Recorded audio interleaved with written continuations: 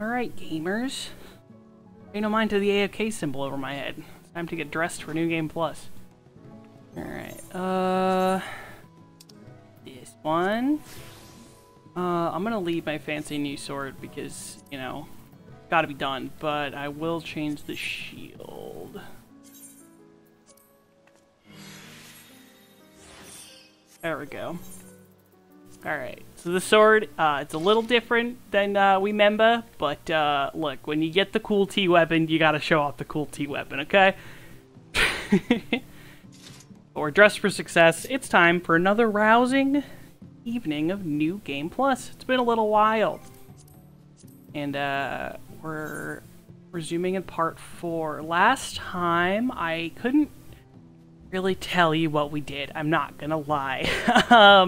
Oh, back in the first, I'm pretty sure we played through Matoya's Relic. So we did the, let's look at the quest names, but I'm pretty sure because we're all back on the source. Alize went and cured Gabu of his tempering, which is pretty damn neat. Quest on the Admiral's Resolve. Okay, so what did we do? What did we do last time? The Admiral. Okay, yeah, we did the... Yep, we went up through Matoya's Relic. So, last time, we helped Matoya gather the materials needed to create a Porksy to create more Porksies, just because imbuing the familiars takes so much ether and energy. They made a familiar to make familiars so that we could try and cure all of the tempered and even the playing field, because it's very similar to how they cured the light poisoned. So let us continue, see where we go from here. The Admiral's Resolve continues here in Idleshire. Near Idleshire, at least.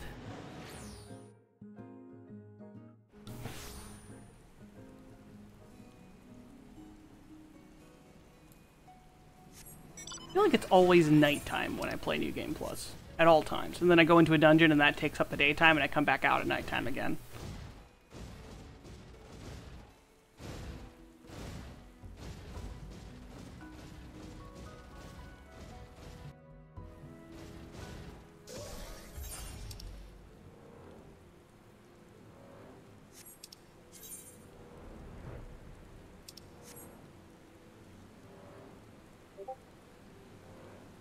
Ignore the ping, just Discord saying, hey yo, I'm streaming. Do be like that most times.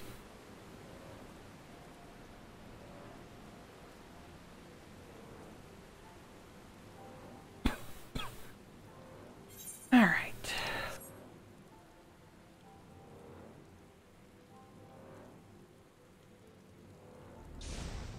So this is where we went into the Relict and made that familiar. Alfino is eager to deliver the good tidings to Limsa Lominsa. Well then, my friends, let us return to Limsa Lominsa and deliver the good news to the Admiral.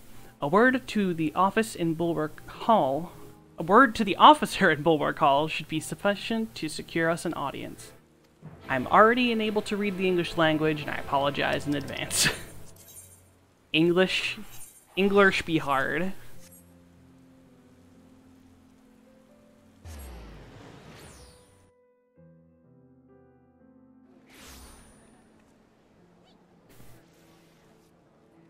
Alright.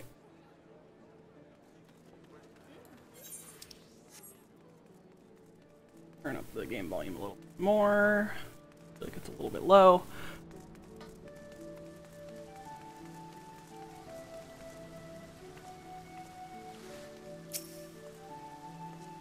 Like Kinliana, ever a welcome sight.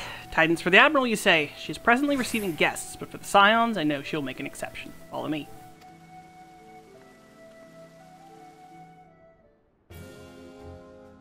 Beast Tribe Chieftains.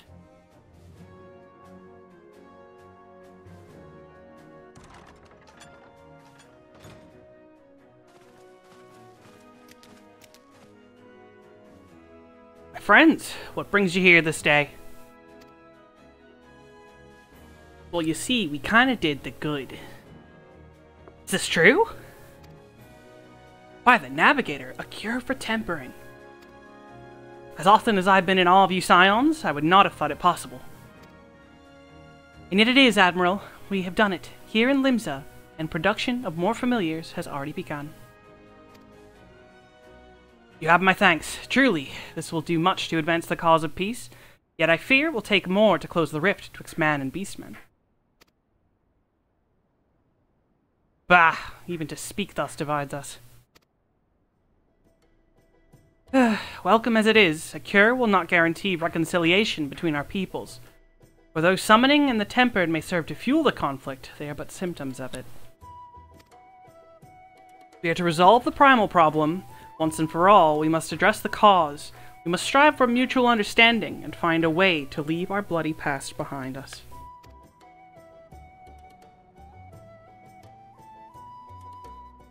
'Twas I who moved that the Alliance renew its push for peace. Since our ancestors came to these shores some 7 centuries past, we Laminsans have been at odds with those who shared our island home. Save for a brief moment of cooperation with the kobolds, our history has been one of nigh constant territorial squabbling. Meanwhile, our struggle with the Sahagin for control over the seas has only grown fiercer, a matter made worse by the thrice-damned calamity driving them to seek new spawning grounds.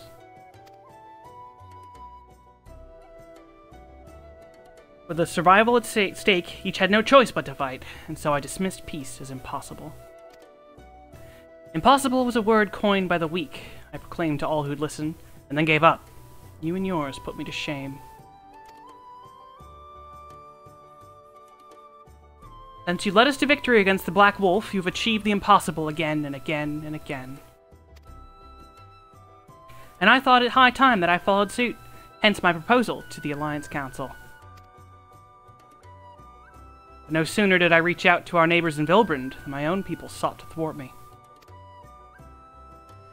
You speak of the pirates who failed to attend the meeting. Aye, by acting though a friendly faction among the kobolds, we'd intended to seek an audience with a prominent patriarch.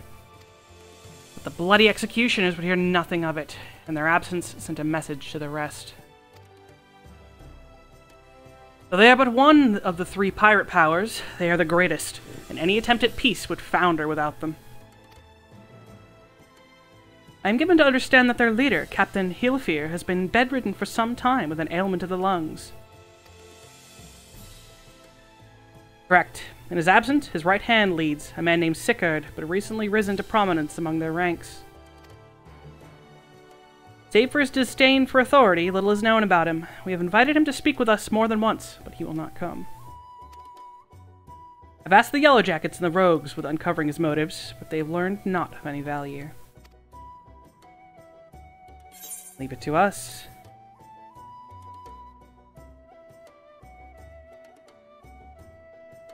We have a nose for the truth. Whatever this Sickard wants, we'll find out. Truly, I would be much obliged. I shall look forward to hearing what you learn then. Good luck.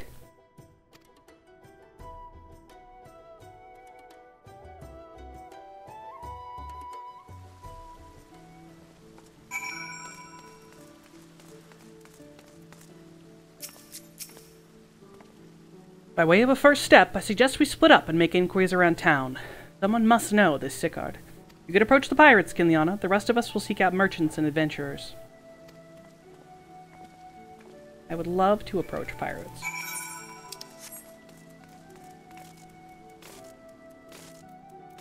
Look at me, I'm just a friendly face. Pirates, speak with me. You're very spooky looking. I want to talk. I want to look at this spooky person. I love it. It's good. What horns are those? That's gotta be Cash Shop. Archdemon's horns. Yeah, I think that's Cash Shop. Sharky! He's spooky!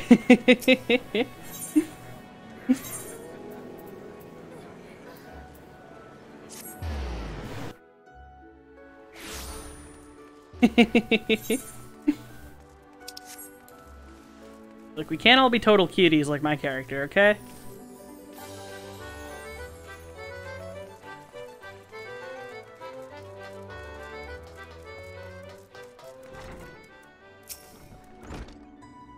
Eh? You wanna know about Sickard? He's a wily bugger. Wily bugger. Willy, wily. He's a wily bugger is what he is. Found some clever way to make coin, they say, and traded it for Monscat's place at Old Hilfer's side.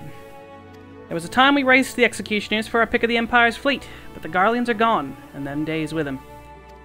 Owing to which, we've all of us had to look for other ways to make ends meet. What the jumped-up Bildrat Sickard landing the juiciest, whatever it may be.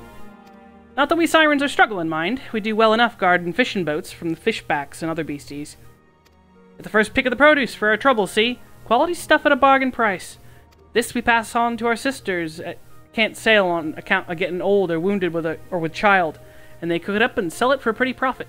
Simple.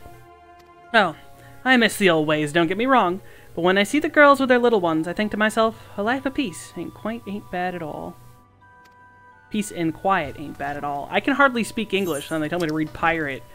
God! Bam, bam, bam, and bam, bam, bam. Oop, out of sync. Yep, thanks, Elgato.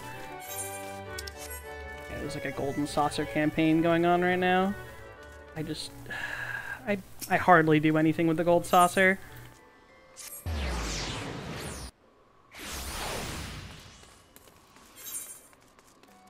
Play a lot of triple triad, that's about it.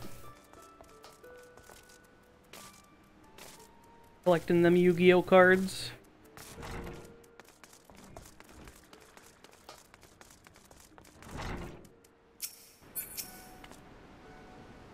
Curious about Sickard, are you? As am I, my friend, as am I.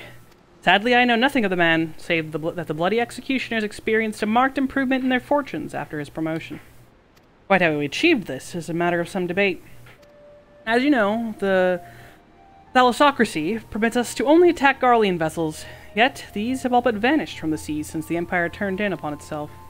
In order to adapt, we Krakens have taken to trading with the East, but the executioners are less forward-looking.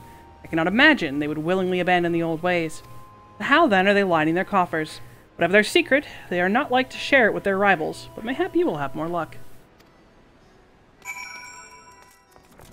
Pirate's gonna pirate. Just take this Aether Crystal.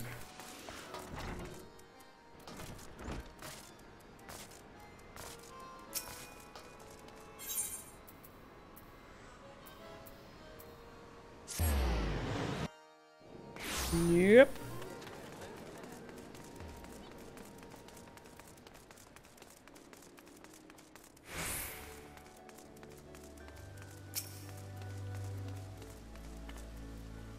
I see everyone has returned. Now, who would like to go first?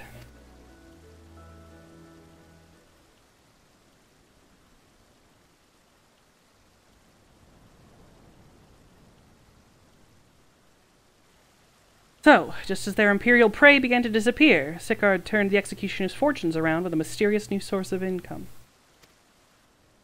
Whatever it is, it's nothing to scoff at. According to a tavern keeper I spoke to, the crew have been indulging themselves as never before. But no amount of drink seems to loosen their tongues as to how they are coming by their coin.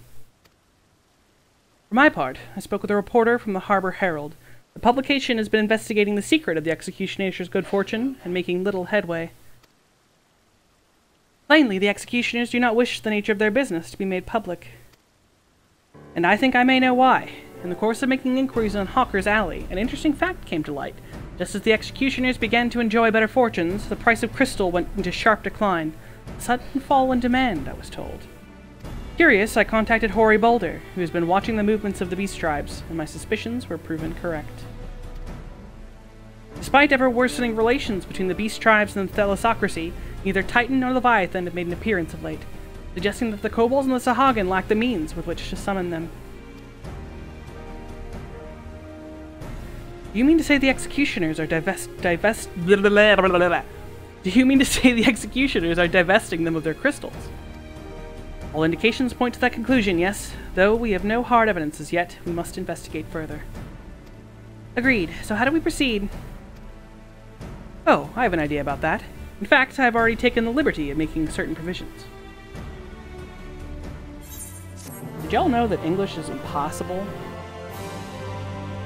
All of these dialogues should be vocalized, so I don't have to vocalize. During my inquiries, a disgruntled merchant informed me that a wholesaler of crystals had recently arrived in Limsa, offering wares at prices far undercutting the competition. After asking around, I was able to gain an introduction, and will shortly pose as a potential buyer in a bid to establish the crystals province. The man is due to be at Auchan's Embrace in Lower Lenosha shortly. I suggest we make our way there at once.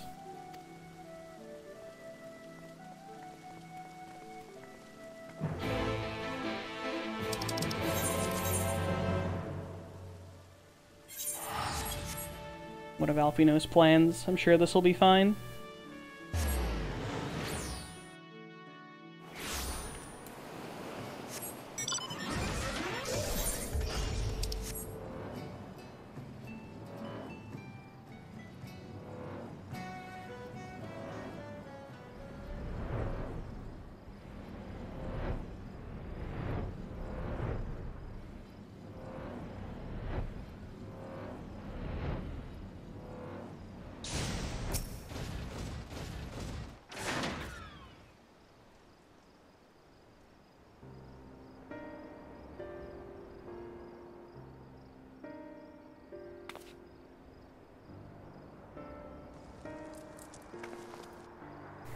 That appears to be our merchant. Wish me luck. Wait, if he truly is in league with the bloody executioners, he will surely be wary of those allied to the Admiral, the Scions not least of all. Compared to yours and Kiliana's, mine is an unfamiliar face. Let me play the role of the buyer. Raha is right, and even if you aren't recognized on sight, you look too genteel to be mixing with society's underbelly. Genteel? But very well, I leave it to you, Graha.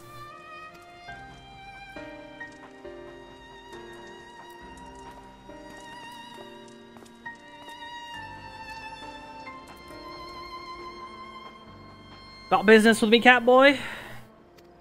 Aye. You're the crystal wholesaler?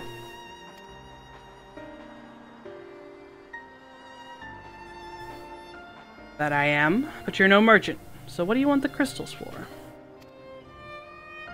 Aye.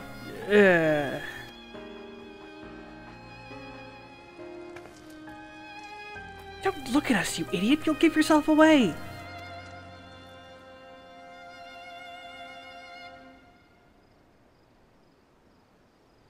Oh, I see. You're a weaponsmith, am I right? And you need crystals to make stabs like that fine specimen you got there. That's right. I am indeed a weaponsmith, and I use naught but the finest materials. I bid you show me your wares. Well, we don't invite just anybody into our storehouses. It takes time to establish trust, you understand. Look, I have a large and urgent commission. If the quality is satisfactory, I will not quibble over the price. Alright. It's plain that's no ordinary crystal adorning your staff, so I'll make an exception. Come with me.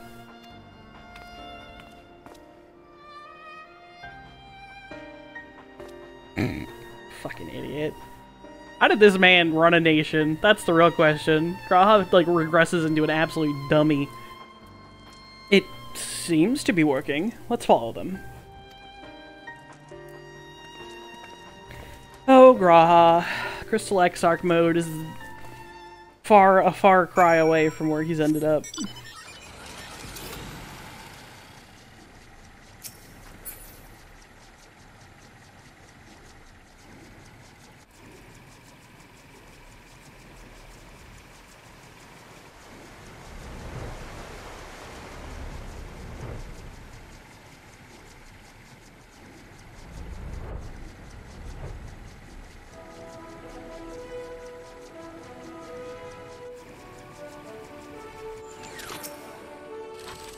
They went into that tunnel, quietly now.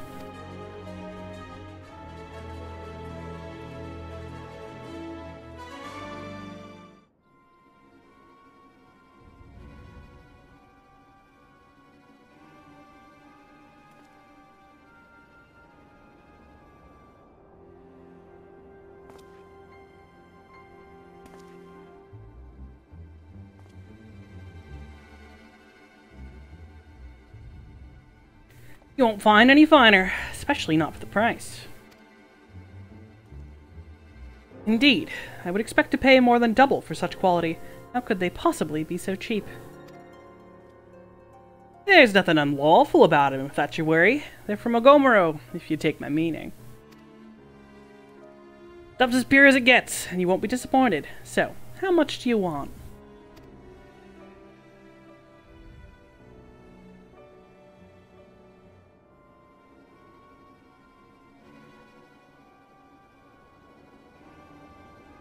Ogomoro, taken from the kobolds just as we suspected.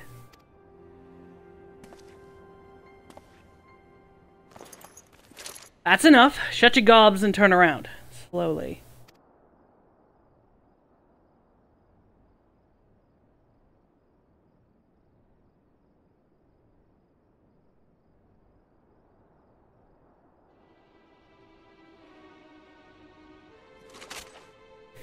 I'm Sickard, acting captain of the Bloody Executioners. No need to introduce yourselves. We know who you are, scions.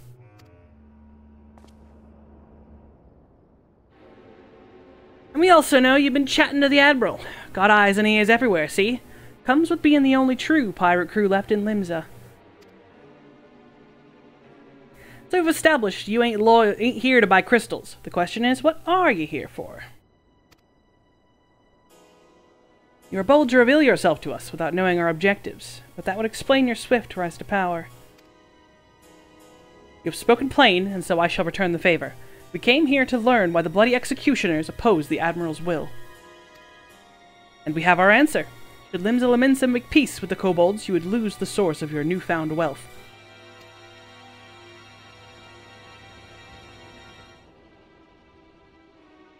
That's right. Just to remind you, though, we ain't breaking any rules here. The law forbids us from attacking any vessel not flying the Imperial flag, but it doesn't say nothing about beastmen. Only reason we keep our operation nice and quiet is because we don't want no one taking our business. Wait, just listen to the end, will you?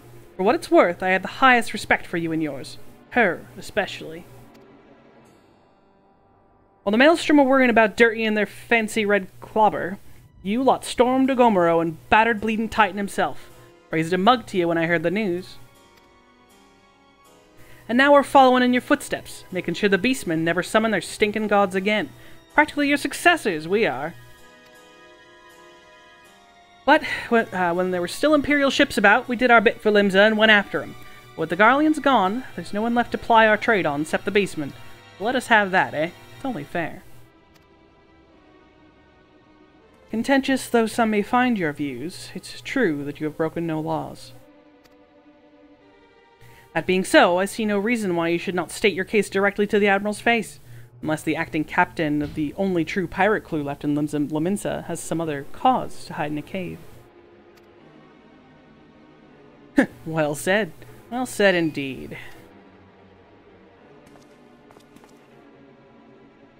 Alright, I'll meet with the Admiral. I'll even provide the venue, the Alistasia. I trust she won't turn down the invitation.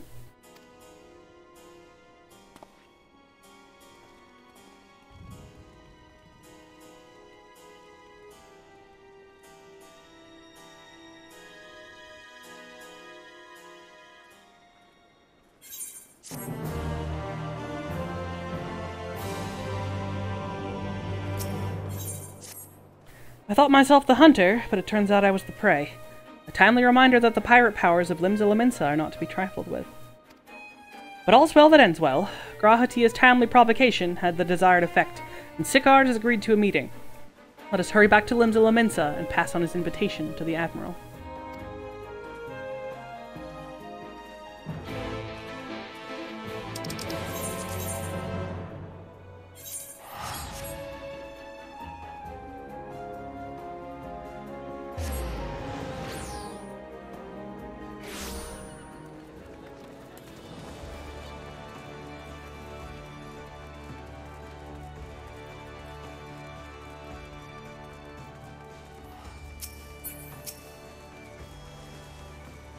Kinliana, your companions have already reported to the command room. Will you be joining them?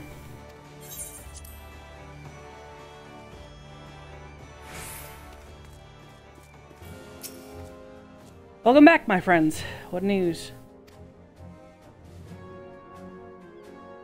It ain't good, Captain. They've been stealing crystals from the kobolds. My thanks for solving the mystery, and securing a meeting besides. Suffice to say, I accept Sigurd's invitation, and I would have you join me as my guests. The future of Limsa hangs upon the outcome of this meeting, and I would have the Scions present to bear witness.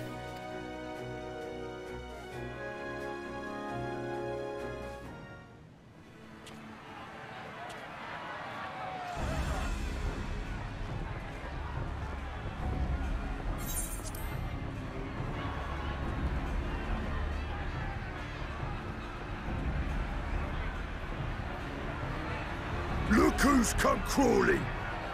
Traitor! You can shove your piece!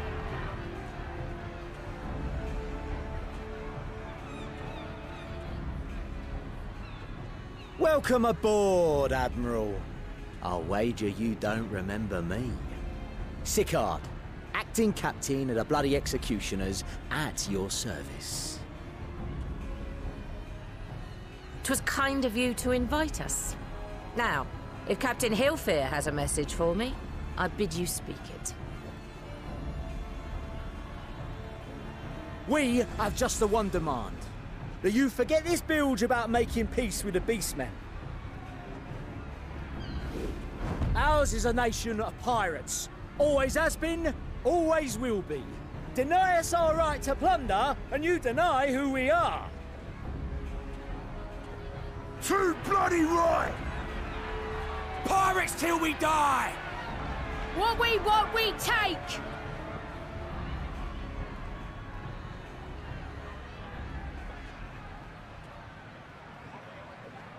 Piracy has no place in our future. What'd she say? Pirates have no place. Our nation has prospered through piracy, 'tis true. Yet it is but one part of our long and storied history.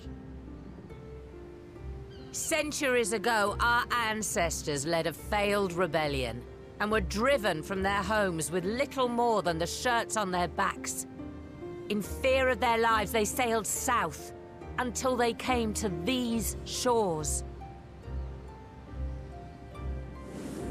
Finding the land occupied by kobolds, however, they were forced to turn to piracy in order to survive. And survive they did. But not so long ago, when the Empire threatened to crush everything we'd built, we set aside piracy and joined hands with our neighbors. This too was in order to survive. And survive we did. Time after time we fought the Empire, and time after time we won. And through trade with our newfound allies, we prospered more than we ever did through pillaging and plundering. The Empire teeters on the brink of collapse. Ere long, provinces like Wurlit and Bosnia and many others will regain their freedom. When they do, our matchless fleet will lead the world in a new golden age of commerce. The tides favor us, and the ocean beckons with her vast bounty. But if we cling to the old ways, this great ship we call Limsa will trade the boundless seas for a lagoon. Shall we scorn the world's wealth for a plundered pittance then? Or shall we embrace change and thrive, like our ancestors before us? The choice is yours. But if we are to prosper in the coming age, the whole of Vilbrand must become our ship, and a kobold and Sahagin our crewmates.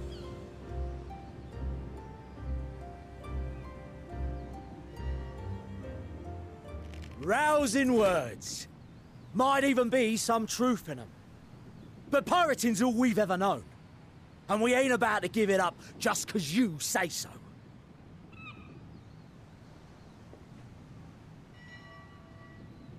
Still, we're all the Mincins here and no one wants a war. So where does that leave us? Long before you became Admiral, I heard you was captain of the League of Lost Bastards. That true? If so, you'd know how we pirates settle our differences.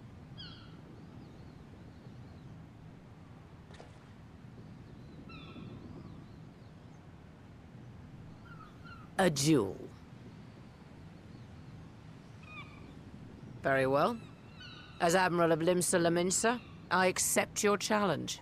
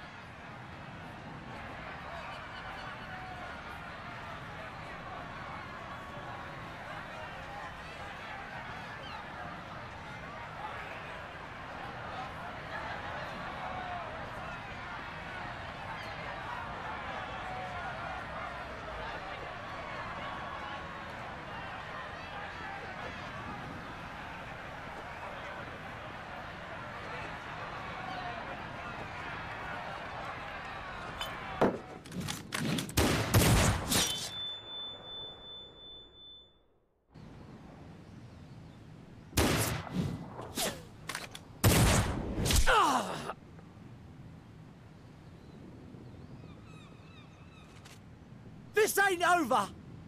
Not till one of us is dead! Finish the job! Or I will!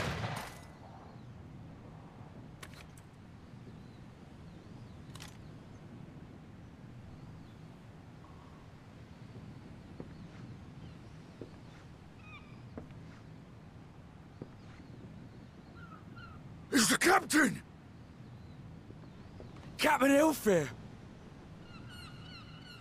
Ye fool! 'Twas over afore it began. Captain! Seems the whelps have been yapping while their master was abed.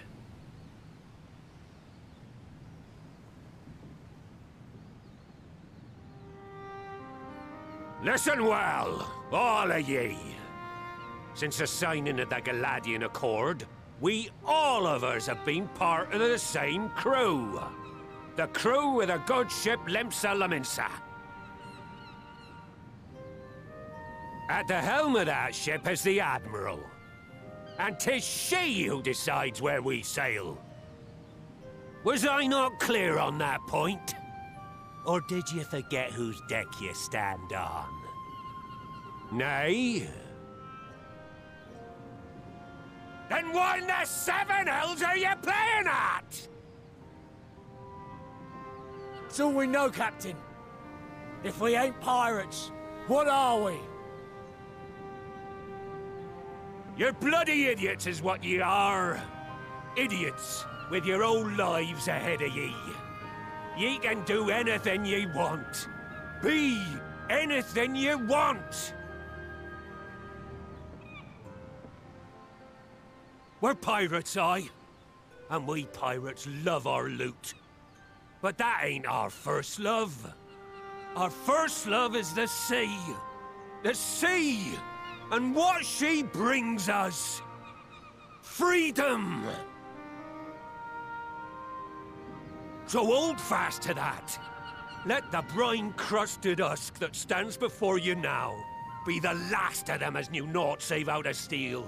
And make of yourselves a new breed of pirate!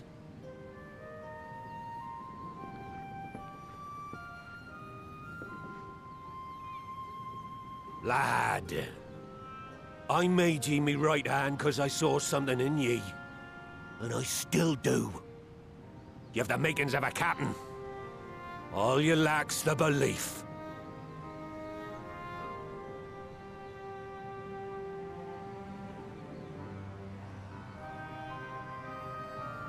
Well now, it seems we're of one mind after all. Apologies for the misunderstanding, Admiral. We're with ye, wherever ye be headed. You have my thanks, Hilfir.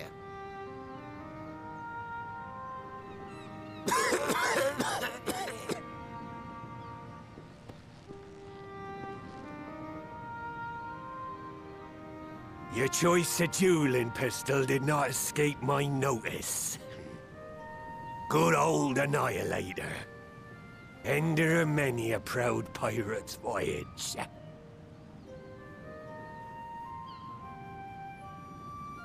Mistbeard's vanished into legend, and it won't be long before I take my rest in the depths. Yet be that as it may, the old ways can only truly die when we've dealt the Empire the telling blow. There'll be stormy seas ahead, no doubt. But I'm trusting ye to steer us through to the other side.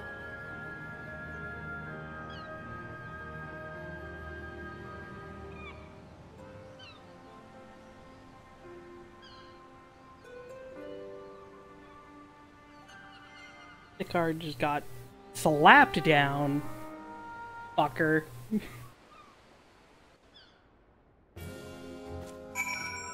And during that whole cutscene, I added some BTTV emotes to the channel that I've been meaning to do.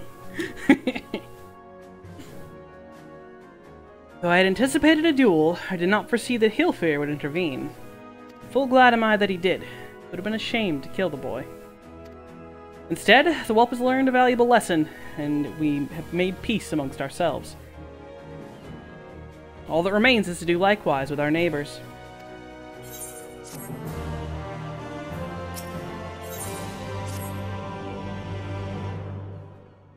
Oleb's kind of a badass. Now, I need hardly tell you, but an attempt to negotiate with the tribes is doomed to fail unless their minds can first be wrested from the grip of their gods. And so in meeting, we seek to arrange with the kobolds. In the meeting, we seek to arrange with the kobolds. I would have you free their leader of Titan's influence. Leave this to us. He will open his ears to reason. You have my thanks. Ere we proceed, there's something you should know. Some 50 years passed, when the Sahagins swarmed at our hulls in even ever greater numbers. Limsa entered into a covenant with the kobolds. To men shall go the bounty of the sea, to kobolds shall go the bounty of the land. An ostensibly equitable arrangement, conspicuously lacking in detail. Aye, inadvertently or not, the wording was ambiguous. We took advantage of it, moving in to claim the northern reaches of Lenotia, which the kobolds believed theirs. Bloodshed followed, then bloodshed to answer with bloodshed, and on it went, till every ilm of Vilbrand bore the stain of our conflict. This is not history, you understand. It's the present, fresh and raw, and with their kindred's blood yet on our hands, we will struggle to regain the kobolds' trust, even should we cure their tempered. Admiral, you speak of obstacles we are like to encounter at the meeting, but as things stand, I see no reason why the kobolds would agree to a meeting in the first place. And so you must provide a reason. I will restore their stolen crystals to them, and personally deliver the cargo along with my apologies. Bait. They would welcome us into their midst not to speak of peace, but to have you at their mercy. Aye, and given the wealth of crystals we will bring, I'll wager they will attempt to summon Titan then and there. Meaning a high priest would need to be present, to whom we could administer the cure. Precisely.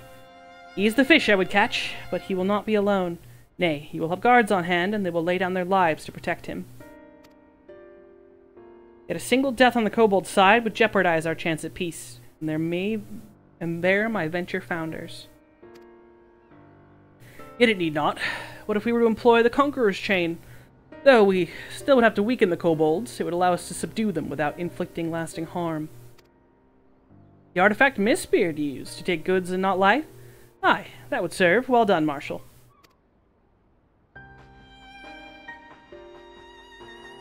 So, friends, what do you think of our strategy?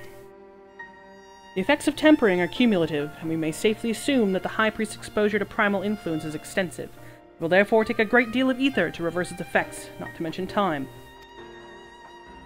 Time during which Alisaie would be defenseless. Even should we all look to her protection, I am not convinced we could keep an entire army of kobolds at bay. Well, I'm happy to take that risk. It's not as if we have any other choice. Besides, it's what Tesleen would do, and had I not followed her example, we wouldn't even have a cure for tempering, much less a chance to bring peace to Vilbrand. So I'm going to cure that priest, or die trying. I believe in you, Alisaie.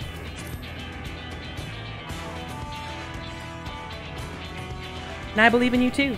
You and everyone. I know you'll keep me safe. It's settled then. See to your preparations and make for Camp Overlook. We will join you there anon.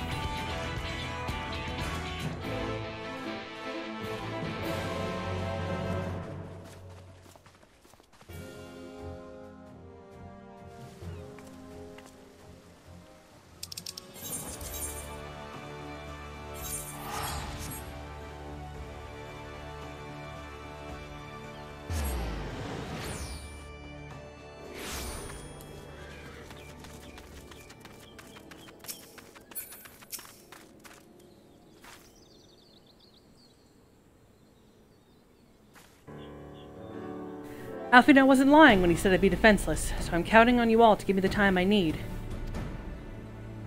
Our sole purpose will be to keep you out of harm's way, so leave that to us and focus on your own task. Indeed, and should you want for ether, you need only say the word. Taboo, did you follow us here? There's something important I want to say to the High Priest. Express, state, say! Please let me come with you, please!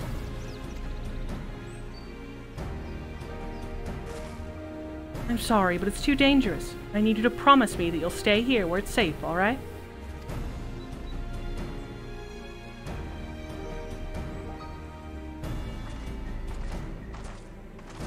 My apologies for the wait. It took time, but we've secured our audience. All unfolded as expected. At the mention of my returning their crystals in person, the kobolds suddenly remembered how keen they were to be reconciled. And so in the glorious spirit of cooperation, we are to be received by Patriarch Zada of the Second Order, who awaits our pleasure in the navel.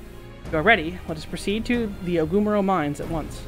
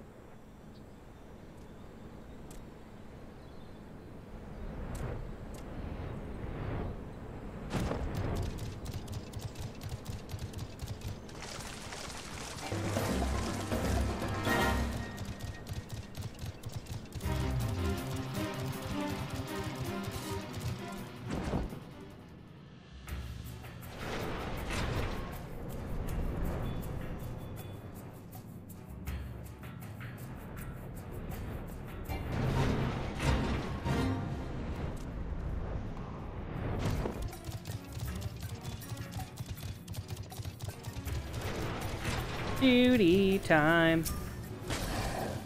Sathrite will bear us to our quarry. Should he make to summon Titan, as I anticipate, we will halt the ceremony and restrain him. At this, all hells will break loose, and we will have an army of kobolds to entertain till Alisaie's work is done. Just remember, none must die. We weaken them, and let Einzar do the rest. It is time. Stay the course, my friends. I spy calmer waters beyond this squall.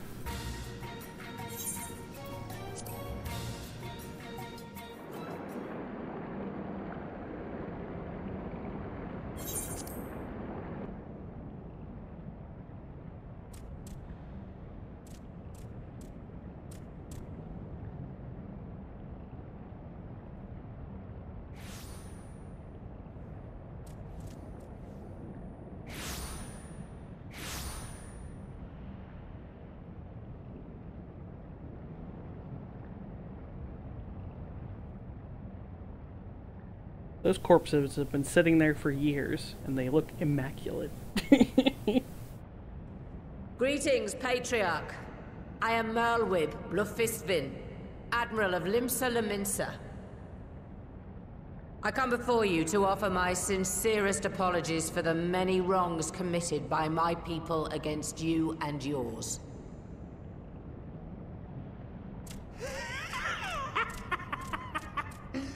You were foolish to come here. Stupid, unwise, foolish. The Great Father shall have your souls for your folly.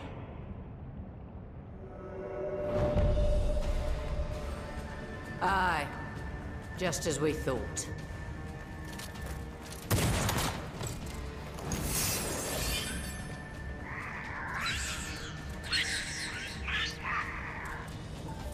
Now, Alize! Quickly! You don't need to tell me! Let none pass. We must grant her as much time as we can.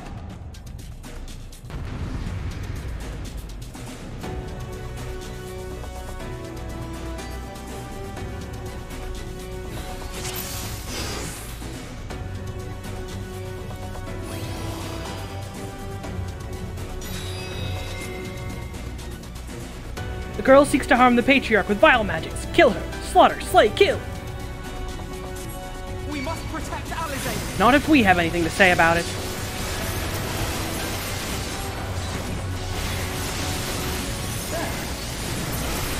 Ileana, draw the golems to me. I shall deal with them all at once. My sights. This is a fun duty.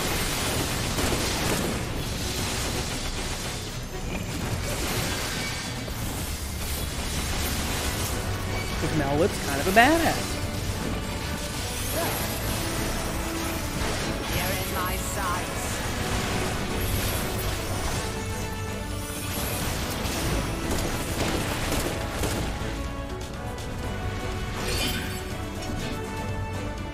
Time for the chain.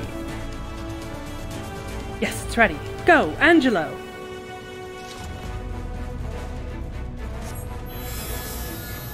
What sorcery is this?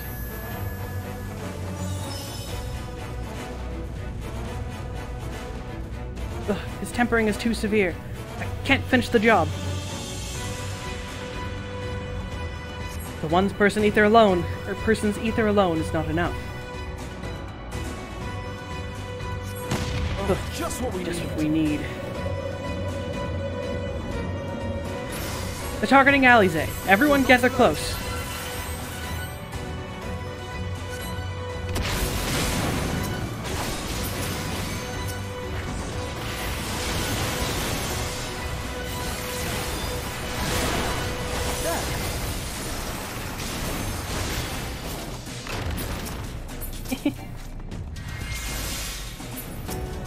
Oh, look at that man doing cover. What a good boy Grahatia is.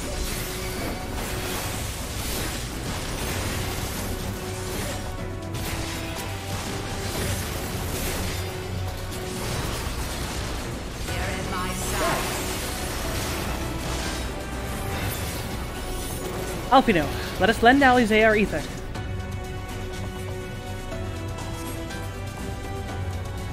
Here you are, Alize.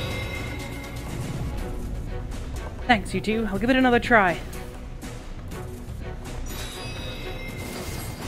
Bombs. We can't let them get near Alize.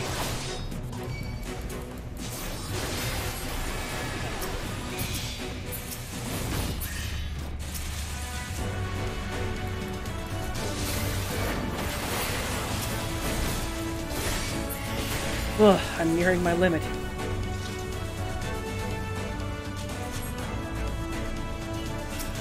Curses, more of them.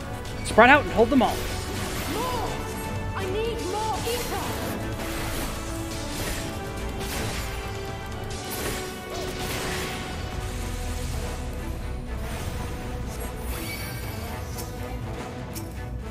Oh, that's not the right menu. I'm trying to shirk someone, that's good.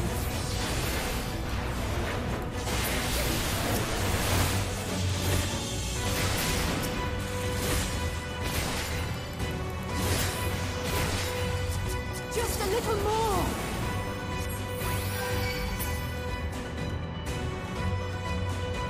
Seven hells, there's too many! Leave this to me. Stand clear, all of you.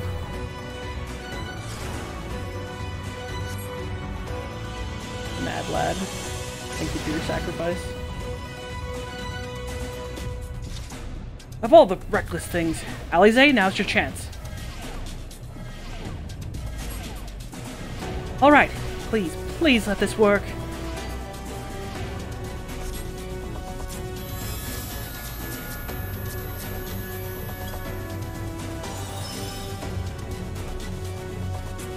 Almost there. Kiliana, please, lend me your ether too.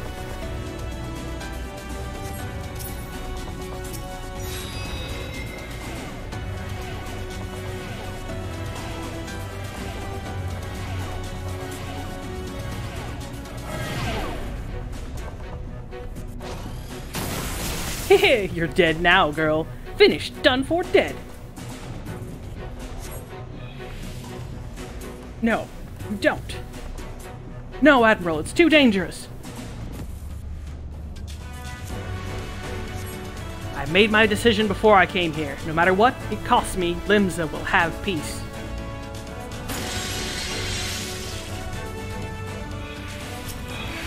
Slay the last one. Exterminate, destroy, slay.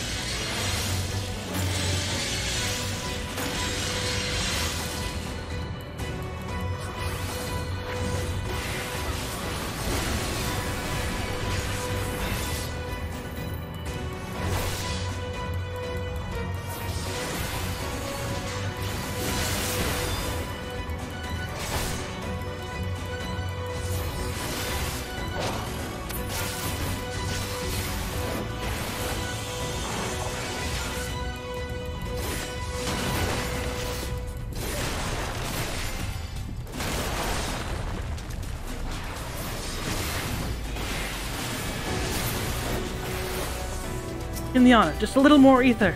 Just a little more, and I can finish this. Thank you. It will work this time, I promise.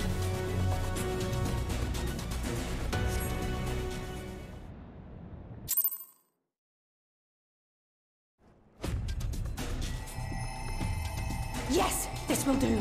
Here I go.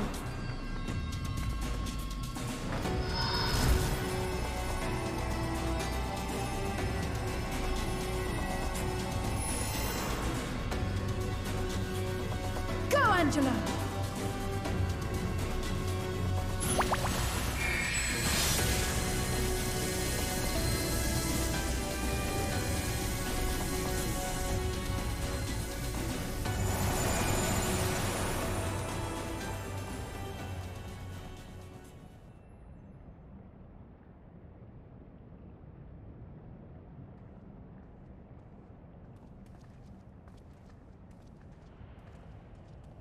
Did it work?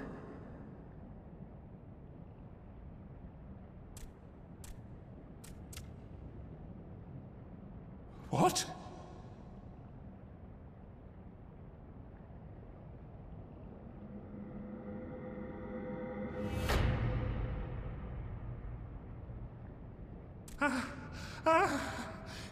What is the meaning of this? I'm sorry, but they died by your hand. You sacrificed them to summon Titan.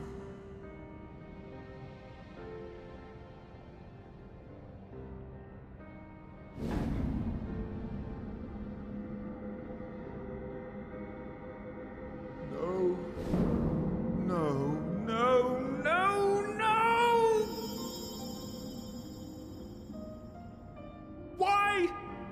Why would I do such a thing?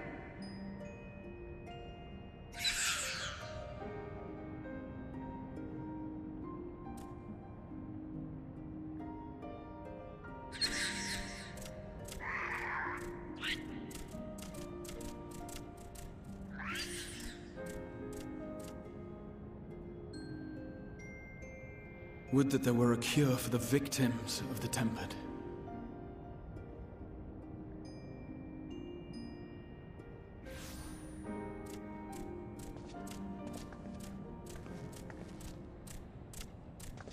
Gabu!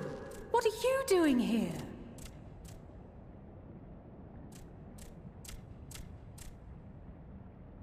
Patriarch, please listen to me. Hear, heed, listen.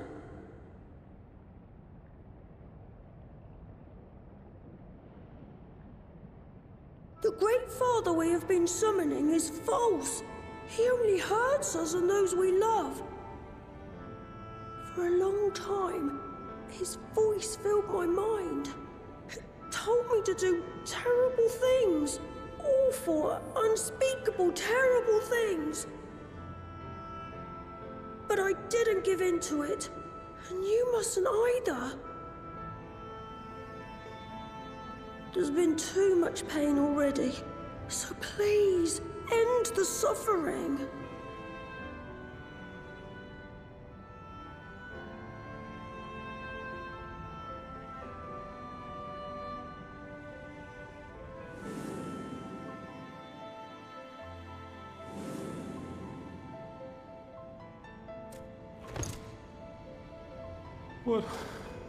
What have I done?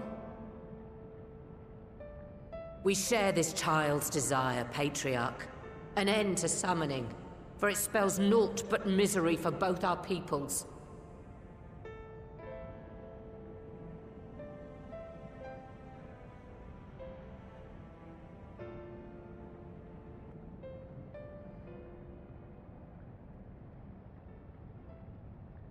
For many long years, man and kobold have feuded over territory, pillaging and perishing for the earth beneath our feet. It may be said that we fought to survive, but what we have sown in blood, we have reaped in suffering, and it cannot go on. I would see us set aside the past and work together for peace.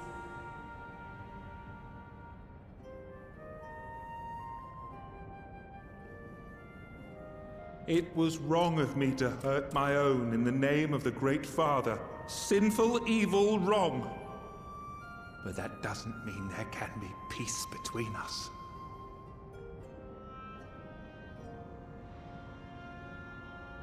Men cannot be trusted. The bounty of the land was to be ours, and yours the bounty of the sea. But you broke the pact. Violated, breached, broke. Unready as we were, what choice had we but to call upon the divine to rid ourselves of your tyranny?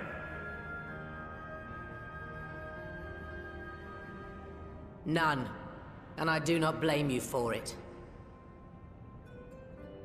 In violation of the spirit, if not the letter, of the pact, we took your lands for our own. The fault lies wholly with us.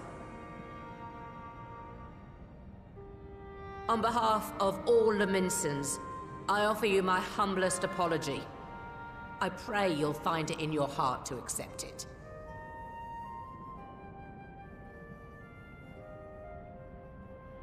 Yet I know an apology alone will not serve to make things right. So, we will revise the pact to leave no room for doubt. And any who violate it shall face justice, swift and certain. No, we won't be fooled. Not again. Please, hear me to the end. Fleeting though it was, there was a time when man and kobold abided together in harmony, in cooperation.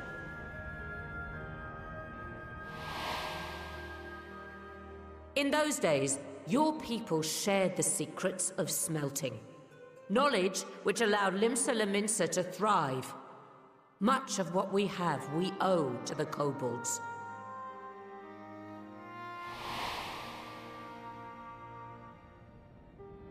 And so, for the good of all who dwell on this isle, I wish to make you an offer.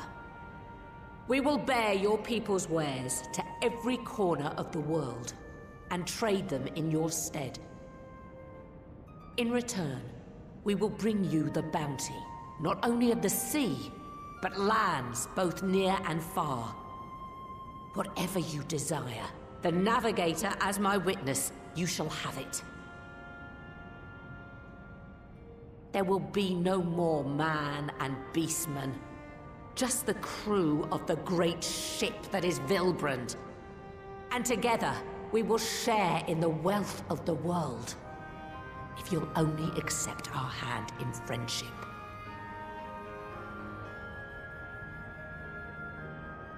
We want to believe you. We truly do. But we believed you before and you betrayed us. Fooled, deceived, betrayed us! There are bad men, it's true. But there are also good ones. And the ones before you are the best of them. They were always kind to me. Caring, nice, kind, and I trust them with my life.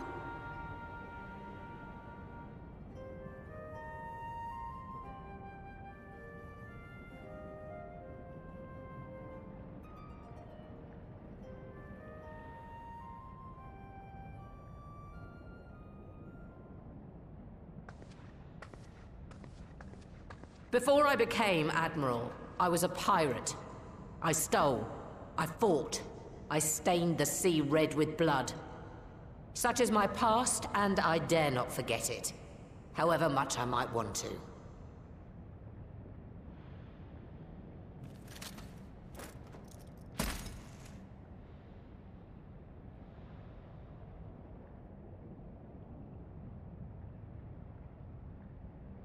That is death penalty. The pistol I used to pass judgment on my own sire when he fell thrall to Leviathan and betrayed his comrades. It's loaded. If you were to point it at my head and pull the trigger, I would most assuredly die.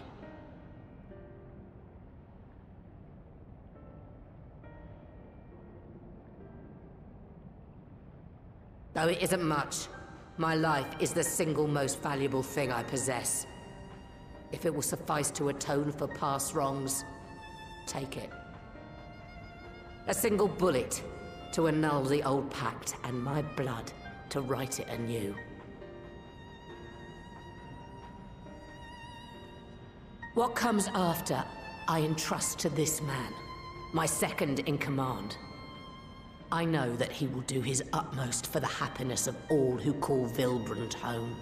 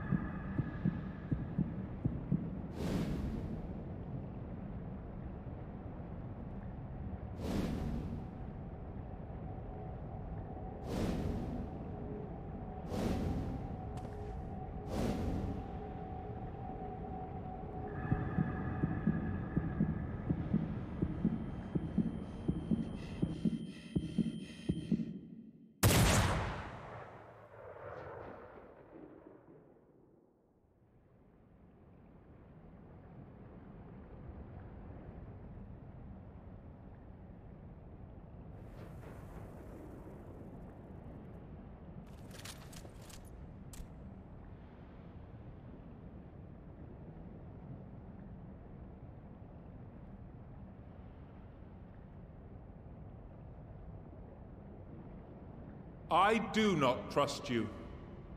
Not yet. But Gabu does. And I will trust him.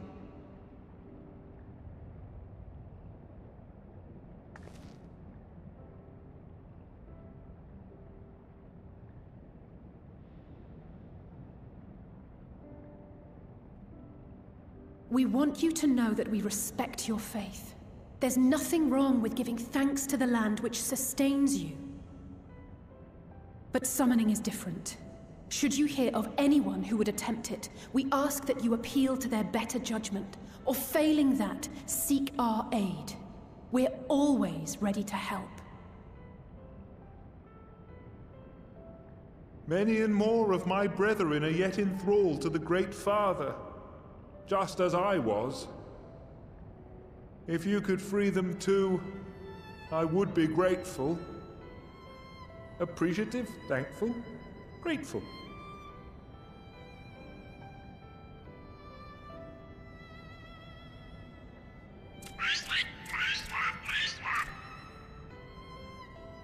Babu is the goodest boy. Goodest boy to ever good. 'Tis we who should be grateful, Patriarch. I thank you for affording us this chance.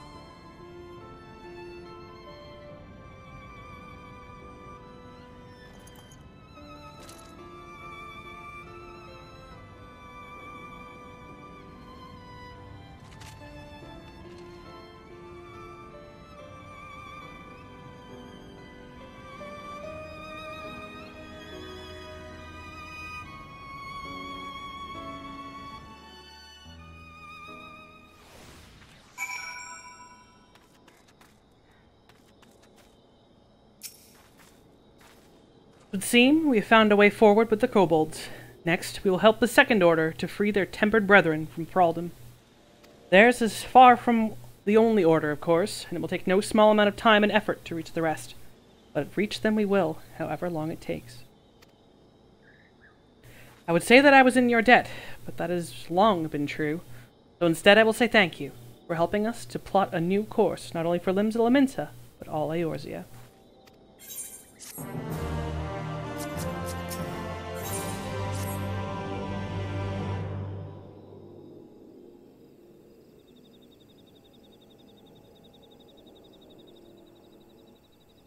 Right. Let's return to the Rising Stones.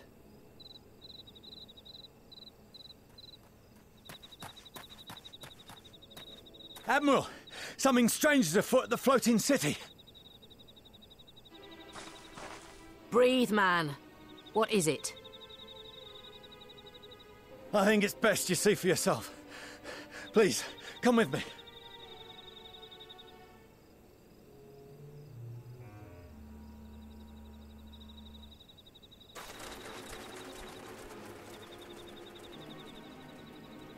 We can never have nice things. If a good thing happens, that means a bad thing's about to happen right after.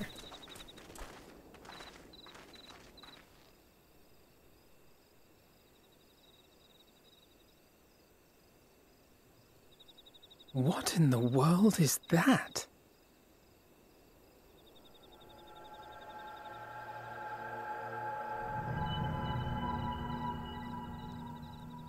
A tower.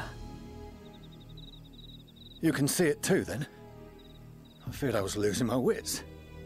One moment I was patrolling as usual, and the next it was just there.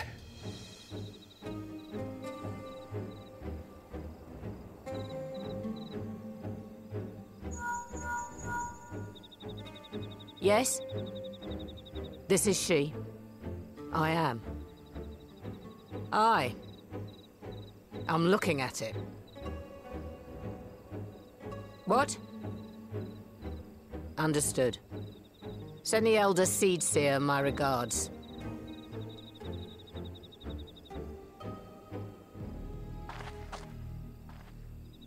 The communications officer. It seems this isn't the only tower. They've sprung up all across Eorzea.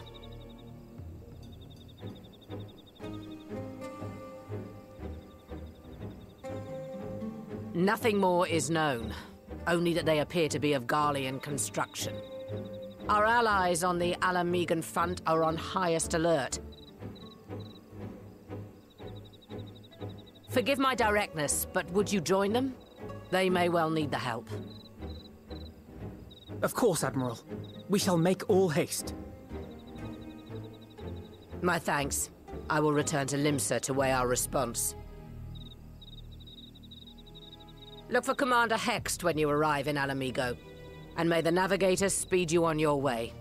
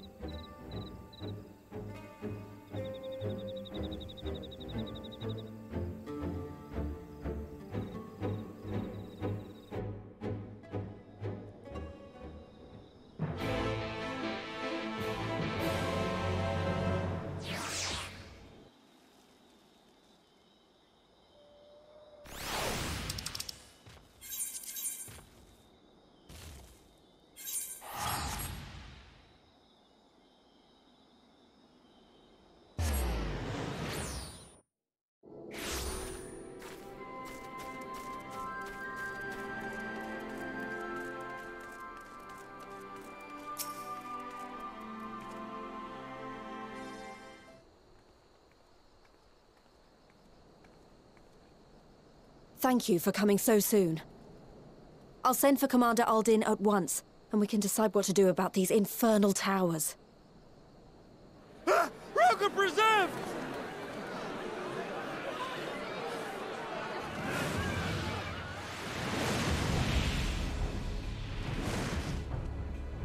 It can't be.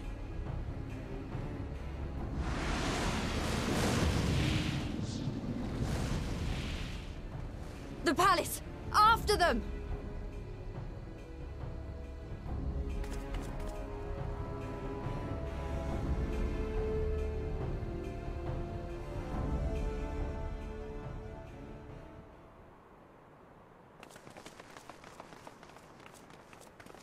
You're here, good.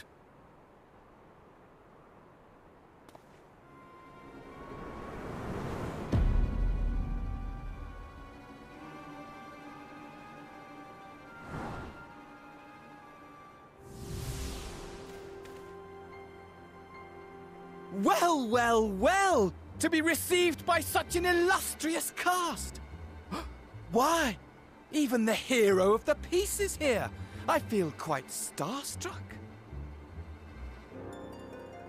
Is that a sigh? His body, more like. You don't fool us. Oh! You saw straight through it. Anyone would think you dealt with Ascians before. Permit me to introduce myself.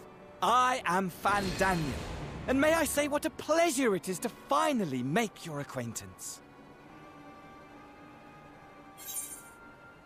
The towers, what are they for?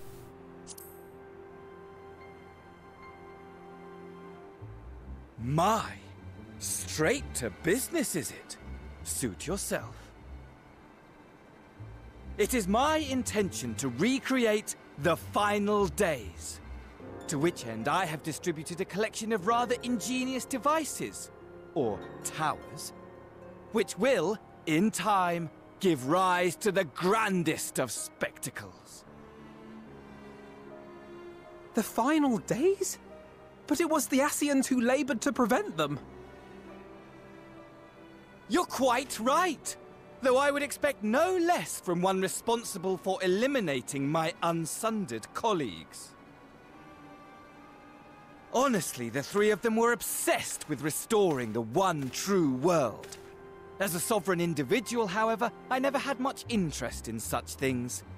I mean, why bother when you're just another sundered minion?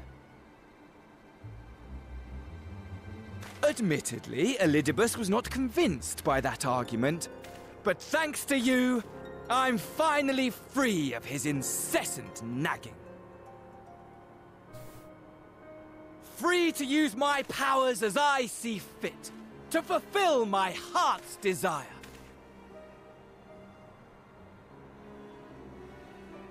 And my heart's desire is to lay this half-broken world to waste, leaving nary a fleck of dust behind! What? Why would you want such a thing? Because I want wretched creatures who ask such meaningless questions to die! You! And you! And you! I want you all to die! And I want to die too! Oh, yes! I want to die and take everyone with me in a paroxysm of pain and suffering! Fucking Fandaniel. I'm different, you see. From the ancients who clung to dear life, and from you. So don't bother trying to reason with me. You will find I have no reason, or creed, or any such tripe. I just want to destroy the world. But please do resist with all your might. It will add to my enjoyment. Now then, ladies and gentlemen, keep your eyes peeled, for the curtains have risen on the spectacle to end all spectacles. We The Telophoroi shall be your performers, and this very star our stage.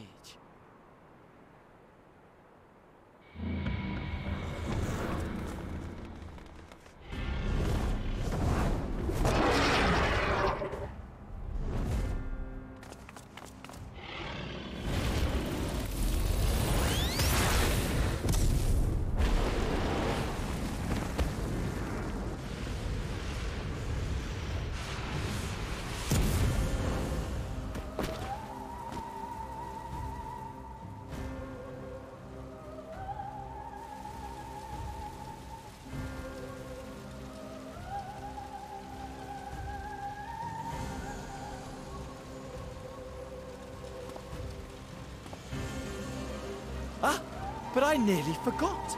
I have a message for you.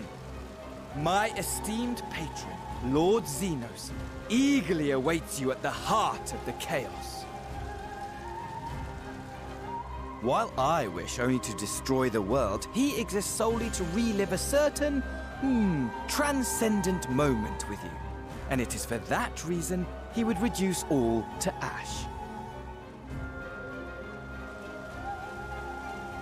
Pray see to it his dreams do not go unfulfilled.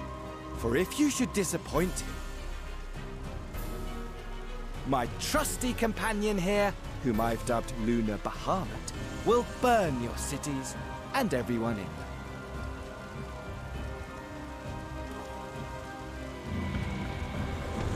them. Xenos has no existence other than to play footsies with you one more time.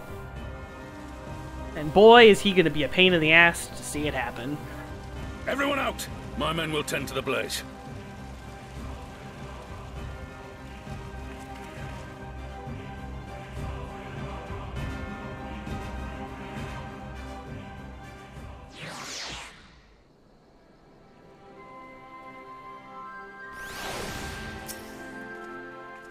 Thank goodness everyone's safe. We managed to put out the fire, though not quickly enough to save the garden.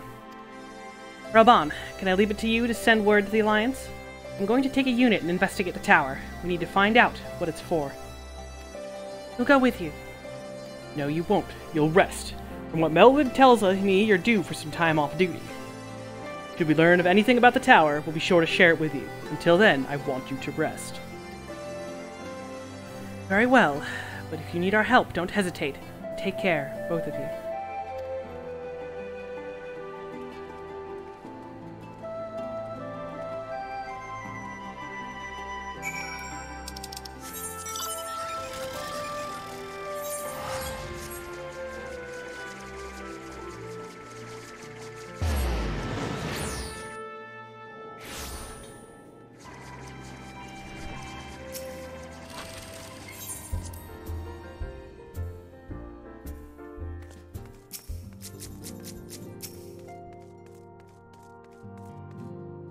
Ah, you're back too. Good. We've received the report from the Alliance.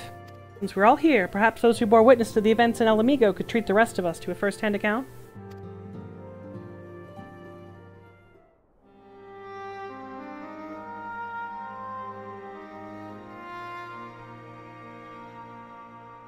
No sooner do we overcome one problem than another appears.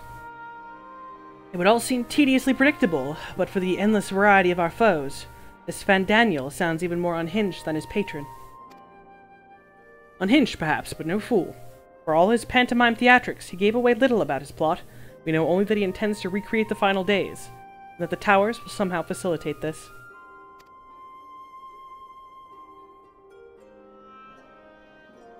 He also called his dragon Lunar Bahamut. Don't forget that little detail. And the creature certainly did resemble the Elder Primal. That may be, but the fact that it answered to Fandaniel would suggest they are not one and the same entity. I think it more probable that it is some manner of simulacrum, but born of Asian magics. Whatever it is, for now we can but work closely with the Alliance and remain vigilant. I believe that concludes our news. What of yours, Y'shtola? I have been to see the Sultana. Knowing how quick the immortal flames are to dispose of their tempered, I judged it best to provide them with the cure first. A As soon as I had sufficiently recovered, I traveled to Ul'dah and delivered the porxies to Her Grace, along with detailed instructions on their use.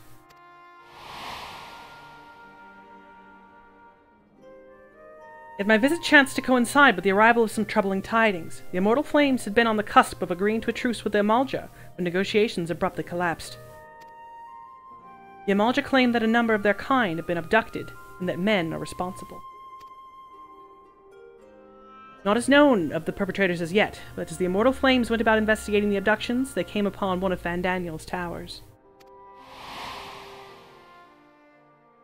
On the subject of the towers, you may be interested to learn that they are not an exclusively Eorzean phenomenon. According to the Alliance, they have been sighted as far afield as Yangsha. It would seem reasonable to assume that they are everywhere. We simply have not found them. Well, as you said yourself, we can do little for now save remain vigilant, and since we are dealing with a dragon, ostensibly at least, I believe it would behoove us to enlist the aid of an authority on such foes. Estinian! Estinian?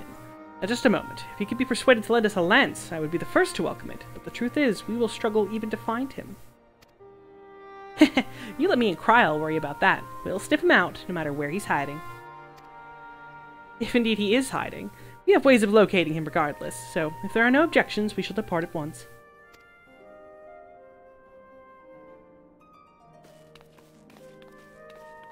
Hey, Treviors. Welcome, welcome. Well, rather than sitting around, I think I might go to each of the city-states and educate them on the use of the porxies. They would doubtless appreciate it, but might you consider taking a moment to rest before leaving? You will be fresher for the tasks at hand.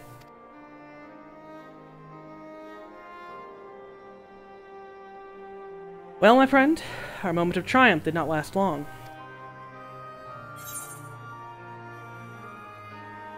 Twas ever the way. The world often needs saving.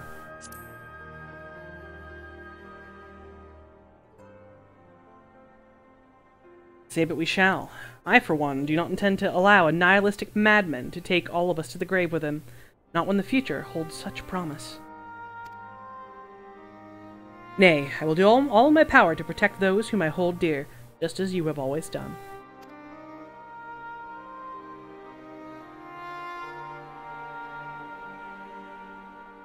Yes, hello, and me, the hero. Alright, and that's the end of patch 5.4. Now we have 5.5, and then 5.55, and then it's Endwalker. Then we walk to the end. But first, meanwhile, in the Fortress of Doom.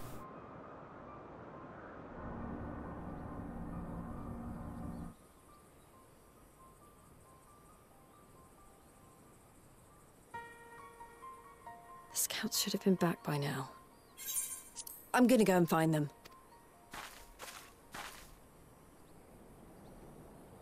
We got a little more riding home. Just a little. Oh, another patch and a half. Thank goodness for that.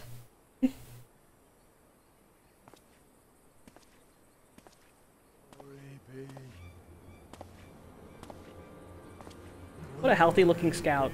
Clearly everything here is fine. Nothing is wrong. Glory be.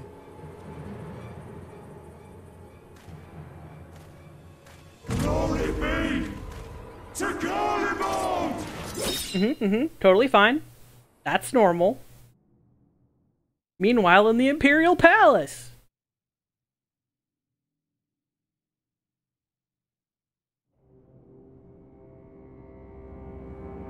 It's the boy, Xenos motherfucking Galvus.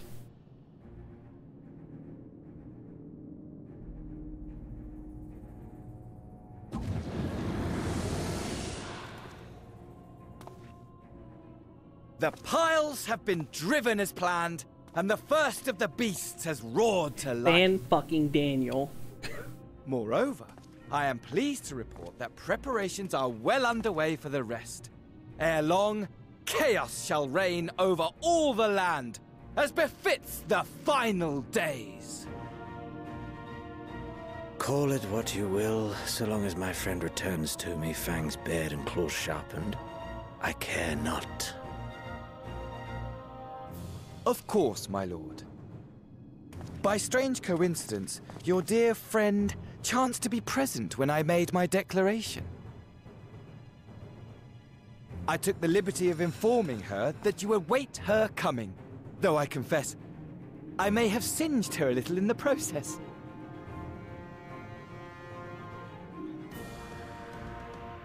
And why do you tell me this? Are you in such a hurry to die? None can kill her but me. Ah, my apologies. I must guard my tongue lest it be the end of me. Though, there is something to be said for such a glorious death.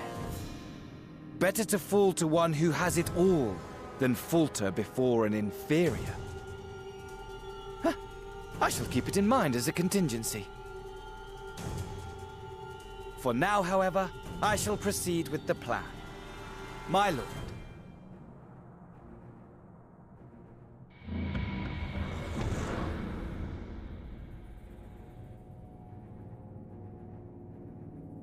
I must find myself a new weapon.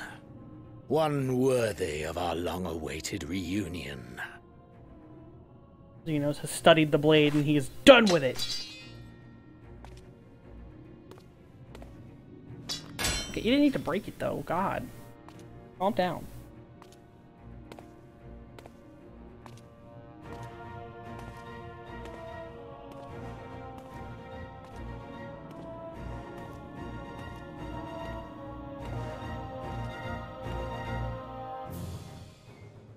Alright, and thus we move on to patch 5.5. Good news, Kinliana. Thancred and Urianger have finished their tour of Garlemald, and they are on their way back here even as we speak. As we still haven't heard anything on the towers from the Alliance, I'm hoping they might have been able to shed some light on things. They're due to arrive at any moment now, so let's see what they have to say, huh?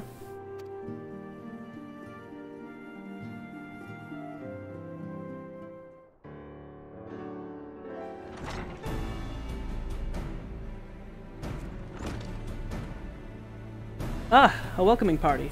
You needn't have gone to the trouble. From what I hear, you've been more busy enough as is.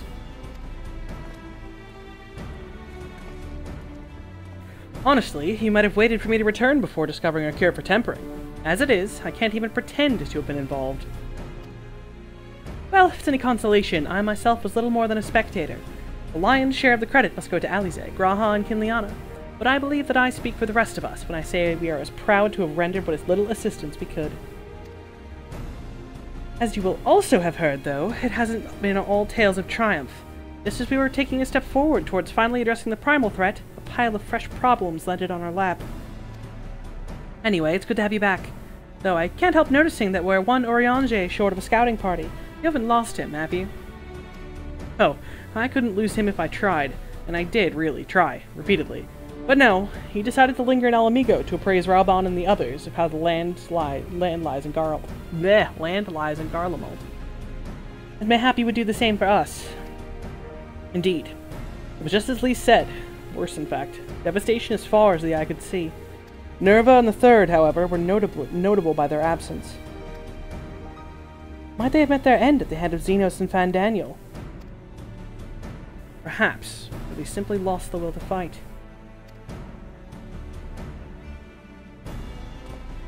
You see, the capital has been plunged into a deathly silence, with one exception, the Imperial Palace. It was a busy place before the war, but it's grown busier still, with throngs of soldiers and civilians working there day and night to rebuild, or rather transform it. Transform it? Into what? That is a difficult question to answer. Construction is vast and unsettling to behold, like something from a nightmare. According to Urianger, certain aspects of its design were clearly devised with the manipulation of ether in mind. Magitech, in other words.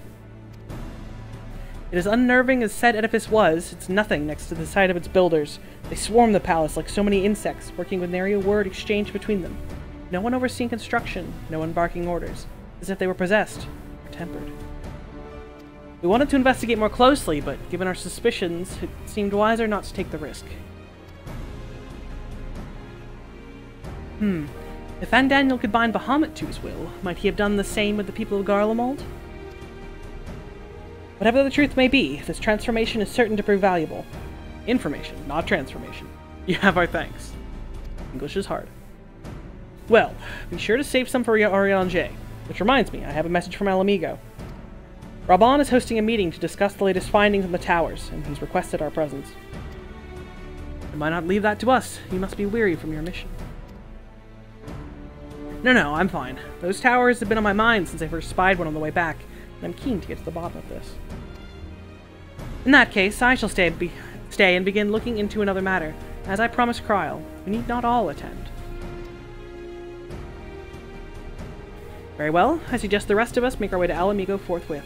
The sooner we leave, the more time we will have to speak with Oriange before the meeting. Anger.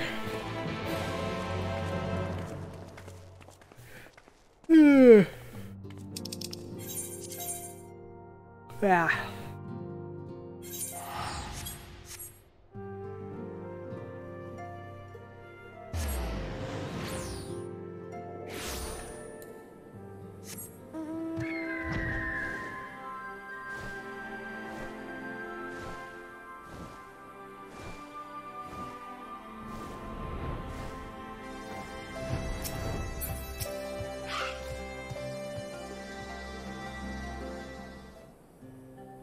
My friends, much and more have I heard of your travails in our absence. Heartened am I to see you all hale and whole. As are we to see you safely returned from your mission, Oriange. I trust Thancred made you feel welcome. Well, if it isn't Elfino and his merry band.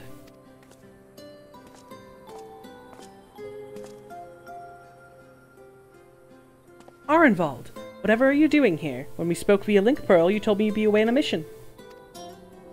And who's to say this isn't part of it? But enough about that. It's good to see you looking so similar. I thought you'd have grown a bit taller after a whole year in another world, but apparently not. Well, I'm sorry to disappoint you. While my soul may be a year older, my body has hardly aged, as you were well aware. And may I remind you that we Elezen are known to be late bloomers, especially in terms of our height. Mark my words, the day will come when even the great Aurochs such as yourself will crane your neck to meet my eye.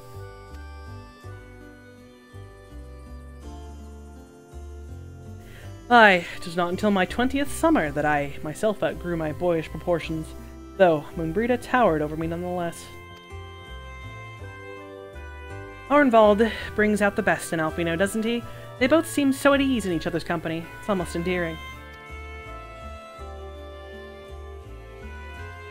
What exactly brings you here? Oh, Fordola mostly. We need to go over a few things before we set out.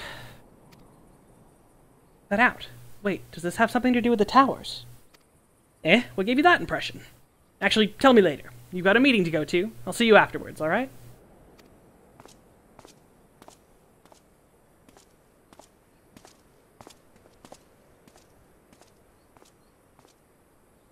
If Fordola's going with him, that must mean... My apologies. As Arenvald rightly pointed out, we have a meeting to attend. Let us be about it.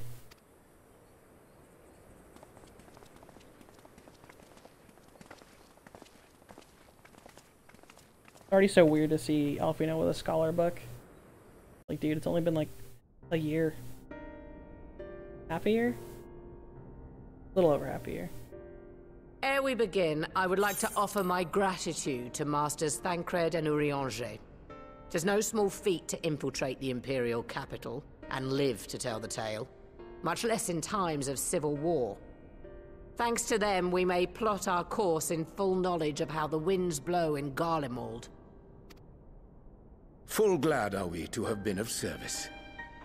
But verily, such dangers as we did encounter pale into insignificance next to those faced by our comrades.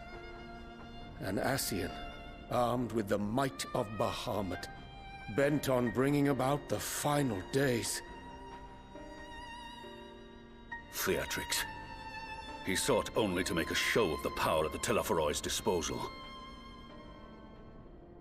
But since then we have seen no sign of this Fandaniel or his worm.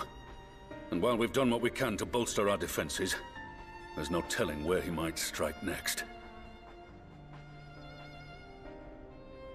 Whenever and wherever it may be, We must use the intervening time to learn more of our enemy.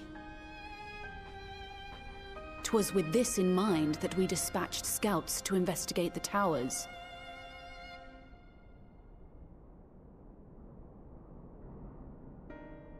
Our advance party took longer than expected to return. And when they did, they tried to kill us. Luckily, I'd seen that sort of thing before, and we were able to restrain them before they did any harm. Then it was just a matter of letting the Porksies do their work. Are you saying they were tempered? Once they'd come back to their senses, they told us everything they could. It seems that just as they were getting close to the tower, they heard an ear-splitting roar, and that was the last thing they remembered. But what worries me most is what they were saying right before they attacked. Glory be to Garlemald.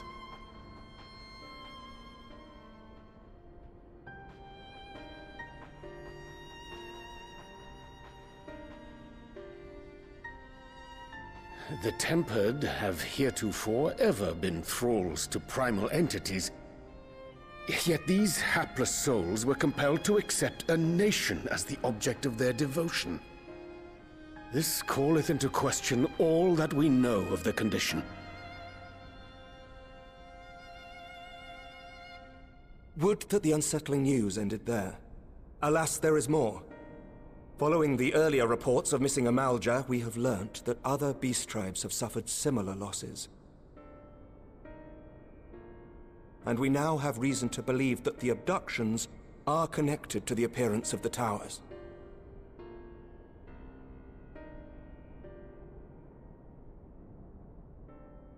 Our scouts sighted black-garbed figures leading shackled Ixal in the direction of the tower in Dravania. The Temple Knights were able to intercept them before they could reach their destination, liberating the Ixal and apprehending their captors, each of whom was found to be equipped with Garlean arms and armor. So the Empire is the common thread. With the support of Xenos, it seems likely that Fandaniel has rallied a faction of the splintered Garlean army to the banner of the Telophoroi. Lord Hien reached the same conclusion when I shared our findings with Doma. The plan had been to march on Garlemald from the east and west in order to force a peace treaty. But the situation has changed. Dealing with the threat of the towers must come first.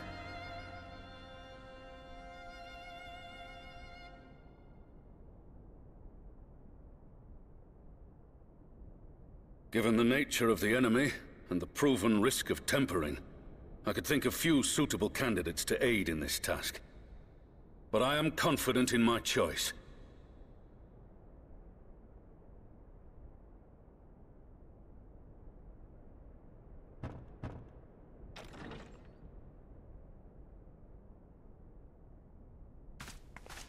What?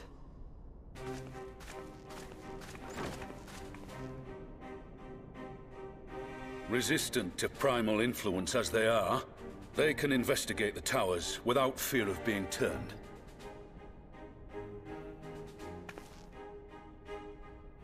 We are glad to put our gifts to use, Commander. Hello, Fordola. Gifted or not, going behind enemy lines remains a perilous undertaking. But we must know more if we're to strike back at our foe. I'm counting on you. If it would give us the upper hand, I'd do it 100 times over. We won't let you down. That concludes the briefing. You two, make ready and join your escort.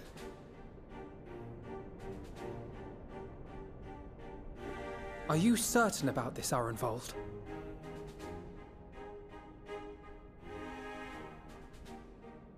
I am. Come on, let's talk outside.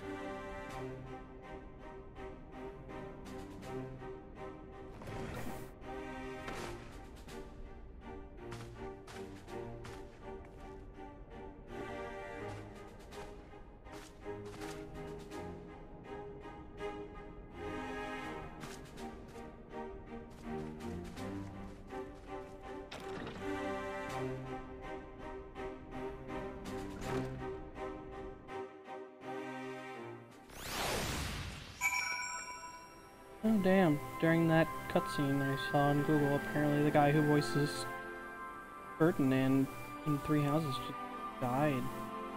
That's easy.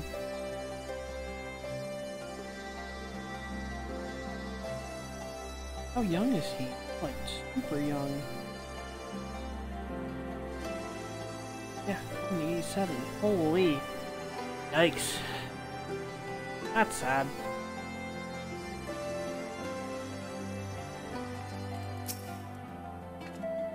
Now that it's out in the open, I don't have to keep it under my proverbial hat anymore.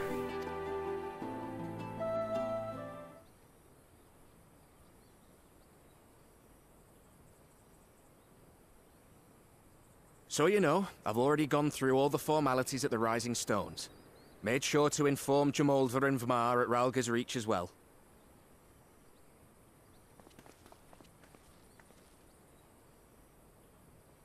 Arenvold, I admire your enthusiasm, but this is far more dangerous than anything you have done before.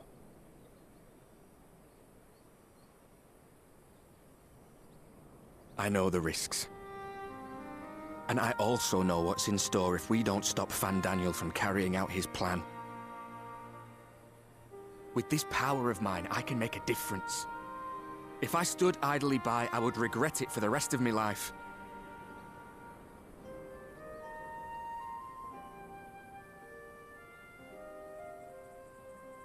And you, Fordola? Is this what you want? What are you asking me for? It's not like I have any say in the matter. Don't pretend. We both know Commander Aldin gave you a chance to refuse. And you didn't.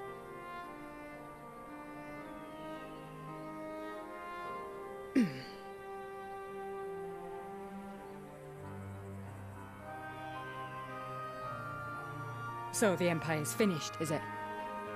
But that's what they're all saying. That the great and glorious Garlemald slit its own throat. And now, from out of its twitching carcass crawls the Telophoroi with bloody Xenos at its head! I fought for Garlemald. Killed for Garlemald. What was I part of? I need to know. Whatever it is, I need to know.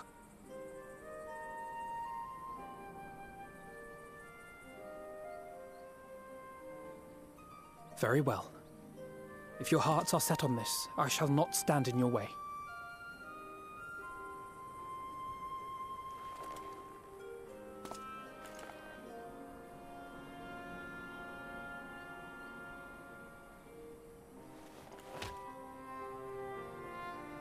Arnvald, you're not the goodest boy, but you're close. Babu gets to stay the goodest boy. If you've finished with your touching display of camaraderie, I have a question. Which tower are you planning to investigate, exactly? Well, the one in Girabani is said to be tightly guarded. It's patrol after patrol out there, apparently. We'd be spotted before we got anywhere near it. Which is why we've set our sights on the one in Pagalthan instead. There shouldn't be anything like as many Imperials to worry about down there. Even so, I doubt the local Amalja will look kindly on it if they catch you sneaking around in their territory. Fordola and I had a chance to learn the lie of the land in our previous forays there. We might still find trouble, but at least we won't lose our way. I'm so far behind on Hildebrand quests. I think I'm still in ARR. Well, we'd best not keep them waiting any longer. Mayhap when all of this is over, we could take another trip to Loxeld. I would have you know I've become a rather capable swimmer since our last visit. Ha! I'll believe that when I see it. Though, to be fair, getting into deep water does seem to be a scion's lot in life. Take care, eh?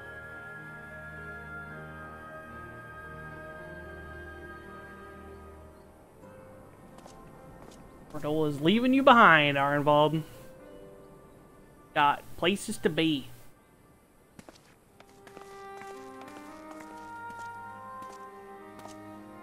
It means a lot, you know. You coming with me. I'll still owe you for saving my skin, don't I? Can't return the favour if I'm not there. I dare say you'll get your chance before long. That Van Daniel sounds like a tricky customer. Too much for the likes of me, anyway.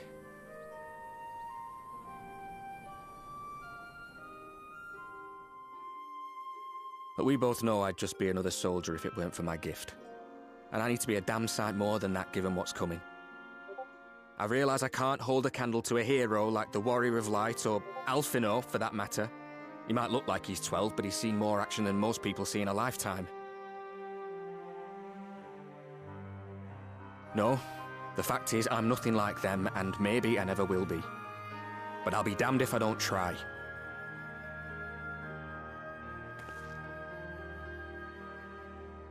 They're counting on me. On us. So let's give it our all.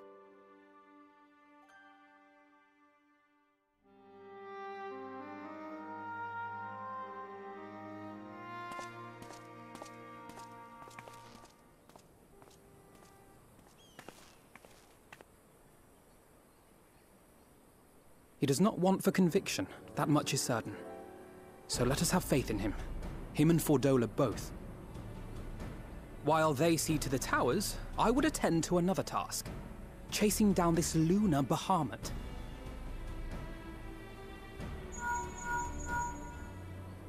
Ah, bloody thing. Can you hear me? It's Tataru. Oh, I'm happy to say we've managed to find Estinian.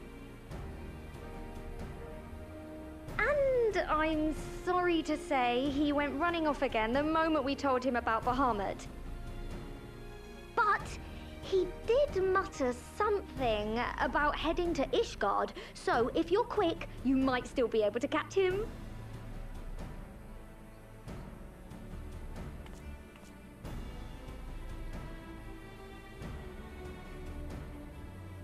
Even if we set out this instant, he may already have left by the time we arrive. Have her send the Bonanza to Ishgard. It may prove useful should we need to give chase.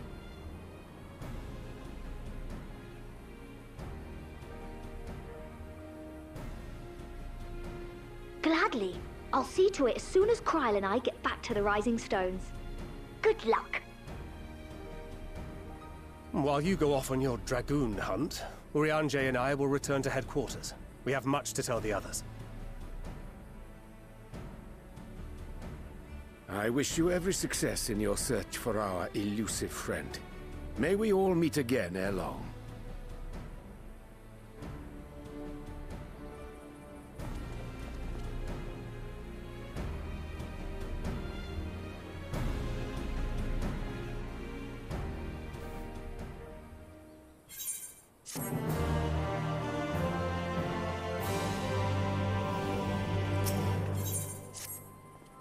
So, Estinian was bound for Ishgard. Whatever it is that brings him home, we must hope it will keep him there, long enough for us to find him. Come, there's no time to lose. Oh, I think this is that cutscene. Oh no.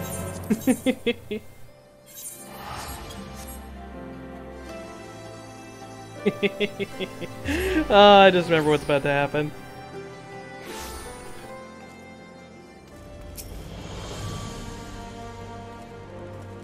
All present? Good. Let us split up and search for Estinian. Since we're relatively new to this place, Graha and I will look around in the open spaces, the squares and markets and whatnot. You and Kinliana can delve into the nooks and crannies. Very well, let us reconvene at the airship landing later, with or without Estinian. Good luck.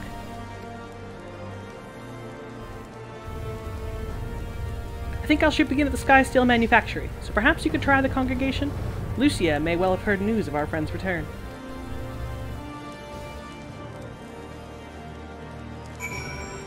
Sorry if you hear the motors of whatever the hell cars are zooming by.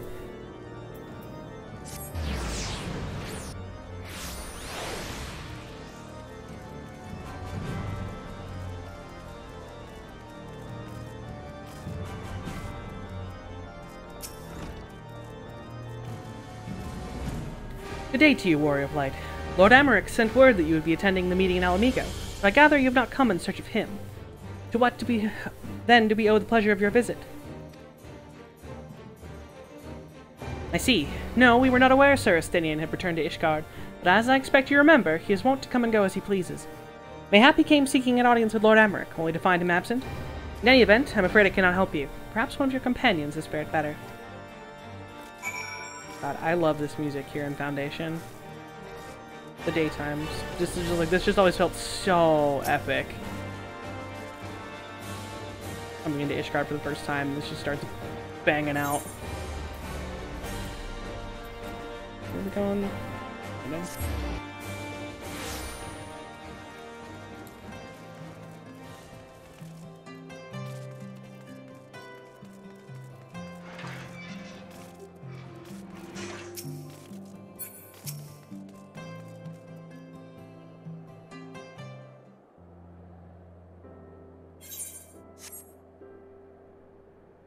Funny haha coming in.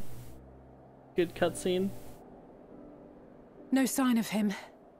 Not that I've ever met him before, but the way Alphino goes on about him, I'm fairly sure I could pick him out in a crowd. Speaking of which, it does seem awfully quiet. If the erstwhile Azure Dragoon had returned to Ishgard, would it not be a source of general excitement?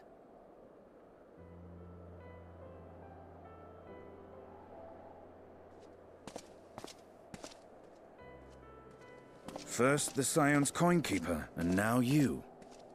I'm beginning to think these meetings are more than mere coincidence.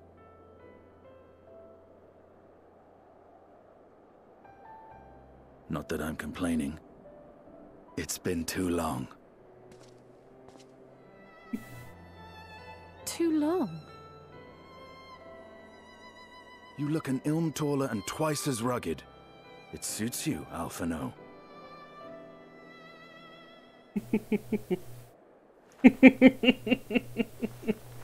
Uh-oh. Quieter, though. Have you been giving him lessons on how to be the strong, silent type?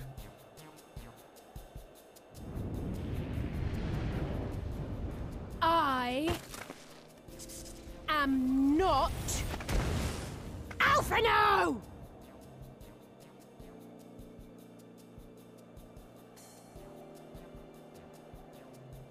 If the two of you are such firm friends, perhaps you should remember what he looks like. And what do you mean, rugged? Ugh! Had my brother mentioned what an oaf you are, I'd never have bothered looking for you in the first place.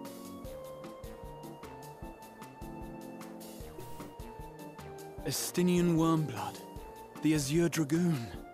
He who fought and felled here the comes dread Graha, the Worm fucking Nidhogg at the warrior fanboy. of light side. To think the day would come when I should see this living legend with my own eyes. Would someone mind explaining what is going on? Is everything all right? I thought I heard Alize shouting.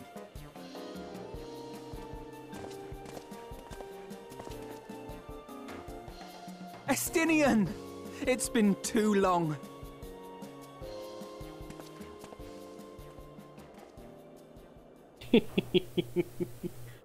Alize's gonna kill a man, and that man's name is Estinian. No, it's quite understandable. That was hardly the first time we've been confused for one another. Nor, I suspect, will it be the last. Well, I, for one, will not be making that mistake again. What I will say, for the second time today, is that you've grown. Inside and out. I can tell. One can't remain a spoiled little lordling forever, you know.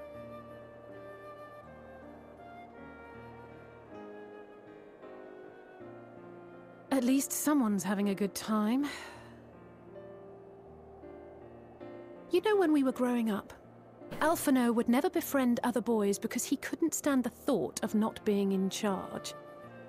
But maybe that's changed. He seems just as happy around Estinian as he does Arenvald.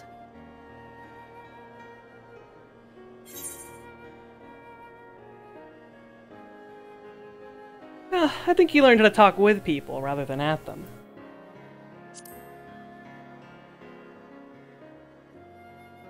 I wouldn't be so sure.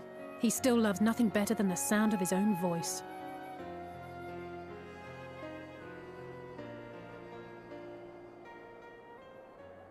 No rest for the righteous, eh? Speaking of which, I was just on my way to borrow an airship to take me to Azisla. Azisla? How could I forget? The dragon with whom Bahamut shared the deepest of bonds. Aye, Tiamat, his mate. Even now she remains imprisoned on Azisla, though her remorse binds her faster than any shackle. I see. As the one who first summoned Bahamut, you believe she may be able to shine some light on his latest incarnation. Might I suggest that we make the journey to Azisla together? I'm not sure if Tataru mentioned this, but we Scions have an airship of our own now. I see no reason why not. Assuming your sister can bear the thought of sharing a deck with me. Be my guest. But confuse me with Alphino again and I'll throw you overboard. It's just red Alphino and blue Alize, you know? I don't know who he thinks he is, but he's nothing like Alphino painted him to be. I will admit, he is not exactly as I imagined him either.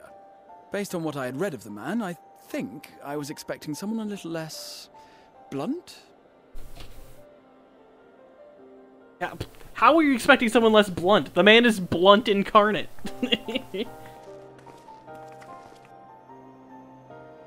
The man does not have, like, a joking bone in his body.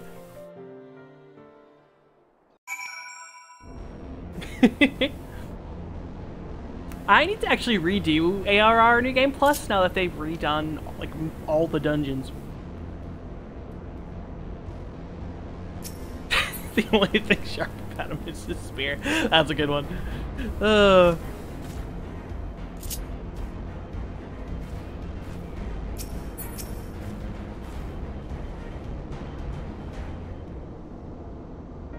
It's been quite some time since last I set foot in Azisla, but I understand the three of you were here most recently. I don't suppose you chanced to meet with Tiamat during your visit. Alas not. We had no cause to set foot here in the Delta Quadrant, but I have studied the relevant record, which is not to say I wouldn't appreciate a first-hand account of your dealings with her. Well then, Kinliana's the person to ask. As far as I know, she's the only one of us to have met Tiamat face-to-face. Let's just say it helped that Midgard Sommer was there to introduce me. Ah yes, you were a friend of her father. I too have met with Tiamat.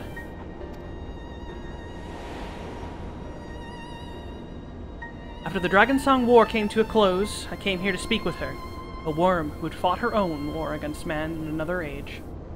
I wished to know if she had harbored thoughts of vengeance, and asked as much. She said no.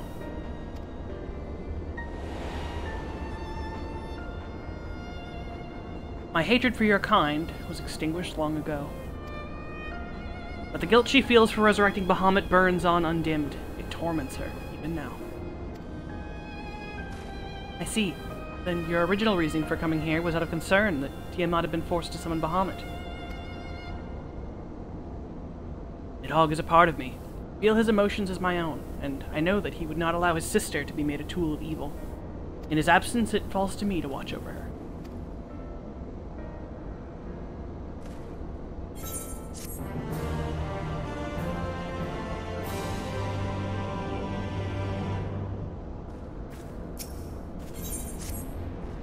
Tiamat awaits.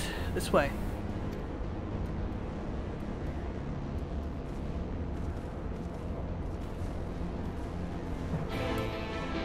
Vroom vroom.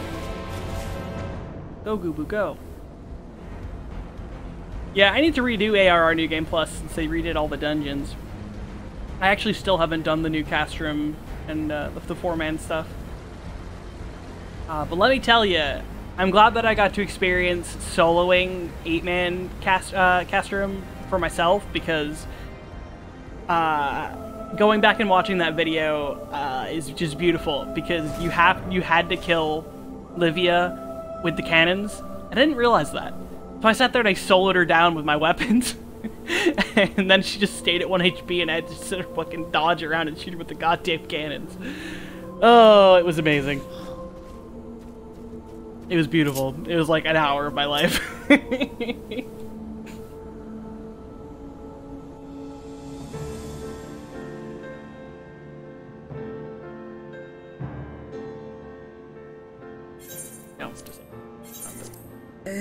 My sire's mortal companion, what bringeth thee back to this forsaken place, child of man? It's plain she knows naught of recent events. Perhaps you should enlighten her. Yo, your husband's back, but not really. Like fake husband, you know?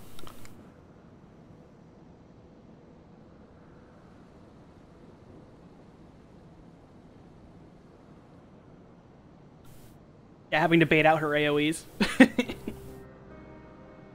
That my sins should be repeated. I sense not the faintest stirring.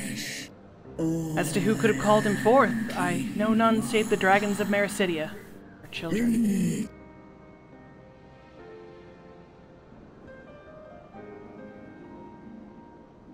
The Icon claimed their souls when first he manifested, and robbed of their will, they became tools for the Allagan's dark designs. I've seen it with my own eyes. Captives of a lost empire, neither alive nor dead, existing only to preserve Bahamut's corporeal form.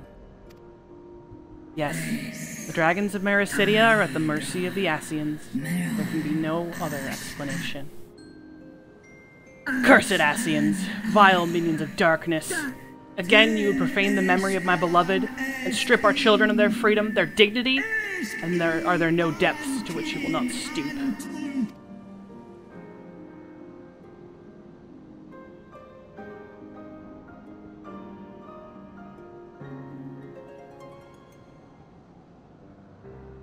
Your children's pain means nothing to them. They laugh at your kind suffering. But tears will not right this wrong, nor will lamentation see the perpetrators punished. What wouldst thou have from me, Slayer of Dragons? Behavior befitting a great worm.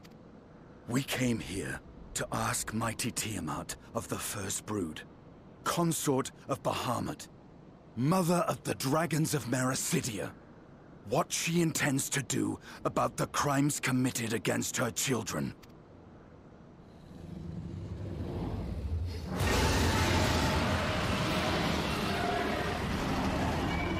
Nidhogg inside Estinian saying, "Bitch, please, quit your whining."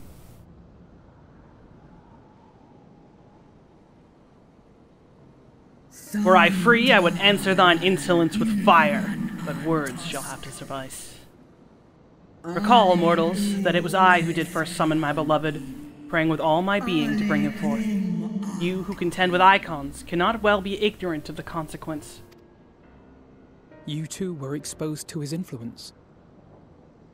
That you are yet in possession of your own will is testament to the indomitable strength of your soul. But were you to meet with Bahamut again, you fear you might succumb. Indeed. Ask the Dragon Slayer, and he will tell thee the power we of the First Brood wield. Were I to lose myself to the Icon's influence, all would pay the price. But it is of little matter. For even had I the strength to resist, I yet lack the strength to break my shackles. This prison shall be my tomb.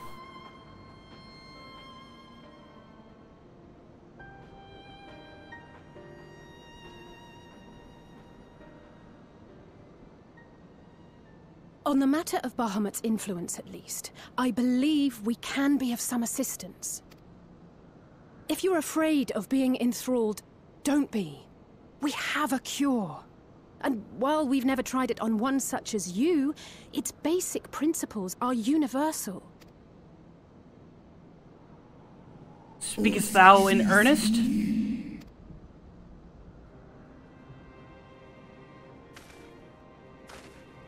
There is no future for those bound to the past. That you committed a terrible sin, I do not dispute. But if you feel remorse, you may yet make amends. We offer you that chance. Take it, or you will forever remain a prisoner, not of these cruel shackles, but of your own guilt. A chance to make amends, to lay Bahamut's memory to rest.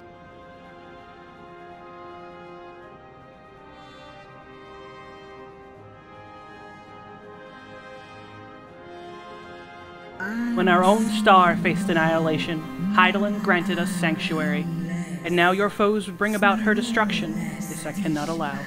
For the debt I owe to Hydaelyn and to all who have suffered for my sins, I shall fight with you, children of man.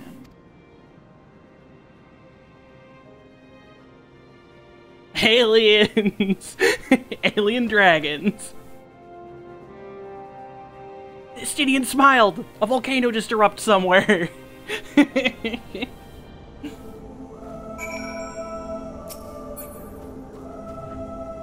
Yeah. After this point, Big Dragon ain't gonna be here no more.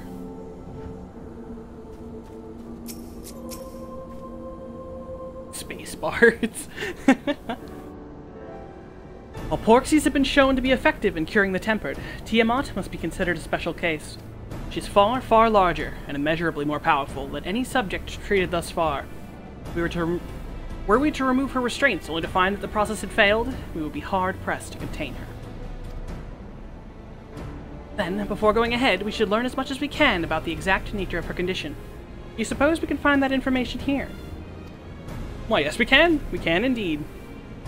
The Alligans kept detailed records on all of their notable captives, and I know exactly where to look. We shall leave that to you, then. In the meantime, the rest of us can turn our thoughts to the removal of those shackles. Enjoy your lurk, Treviors. I know Alfino and Kinliana here well enough, but not you. Are you certain you're ready to see this through? Rest assured, Sir Estinian, that I am both ready and willing to give my all for the sake of this star, though that is not my only reason for wanting to set Tiamat free. While I do not claim to know all of her sorrows, I too once found myself in a prison of despair, and I well understand how hard it can be to dare to dream of escape. It took the encouragement of braver souls than I am to make me take the first steps towards a brighter future. Now I would help Tiamat do the same. Gather you are not as young as you look. Mayhap when our work here is done, we could trade tales over a pot of Tataru's famous tea. And be indebted to her for the leaves and hot water? I think not. I see. Well, returning swiftly to the task at hand, then. I believe the nodes governing Tiamat's restraints are located in the sector known as the Flagship. Ah, yes, we are familiar with it. The Aetherochemical Research Facility, in particular. Oh, you may wish to take this with you. A spirit vessel containing a small amount of my blood.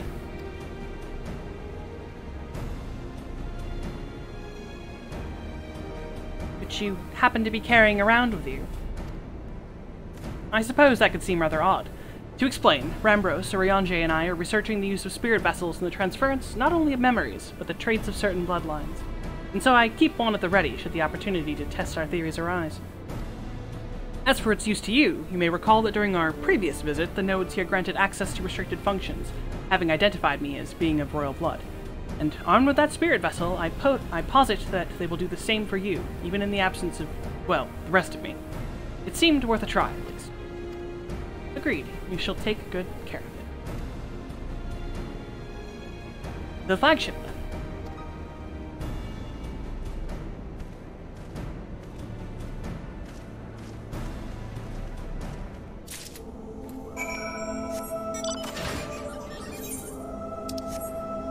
Ooh, the flagship. Auto run away.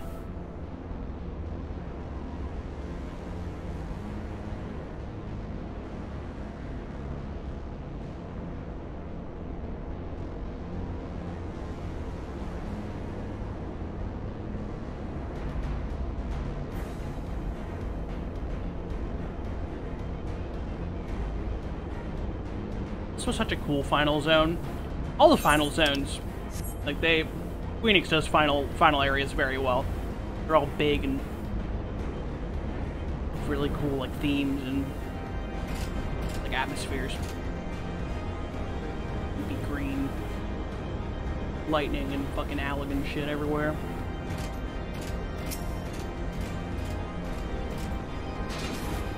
Let us split up and search the flagship for the node that controls Tiamat's restraints. But should you find a likely candidate, do not be tempted to make any adjustments. It would not do to accidentally release some manner of experimental monstrosity, or less Tiamat herself in her current state. Our objective at this stage is simply to identify the relevant node or nodes. Once we have learned what we can, we should reconvene and compare notes prior to proceeding.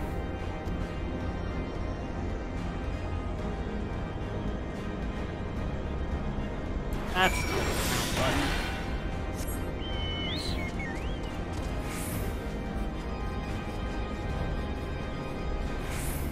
Finding these nodes actually kind of sucks.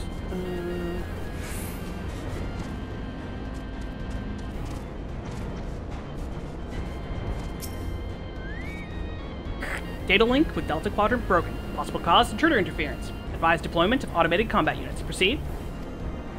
No. No thank you. Don't proceed. Blip bloop. Warning. Scheduled dragon restraint maintenance due in negative 2020 years. Failure to verify system integrity may result in unscheduled specimen release.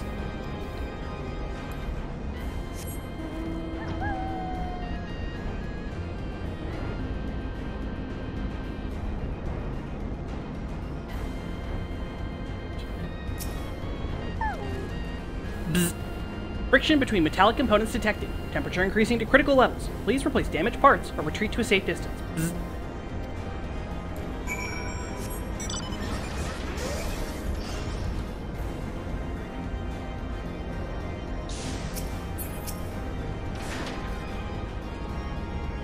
I'm afraid Estenian and I have little to show for our efforts. Did you find anything? Yep.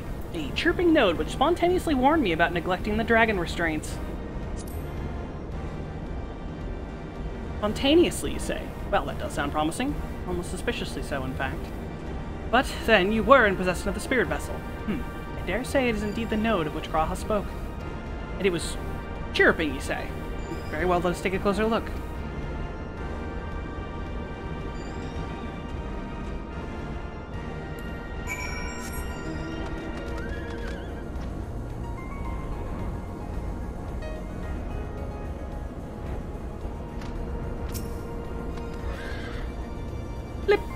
You wish to operate the dragon restraint mechanisms?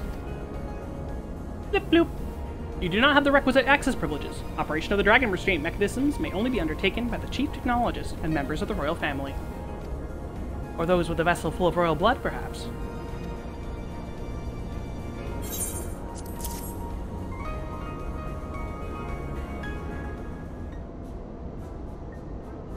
Blip. New user detected. Commencing biometric authentication. Bloop.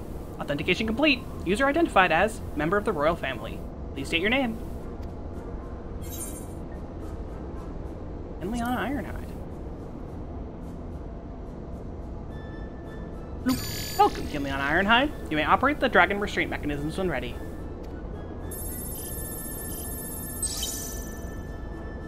Blip bloop. Error. Unable to disengage restraints of the specimen Tiamat. A system update is required. A system update? What do you suppose it is asking of us? I could hazard a guess.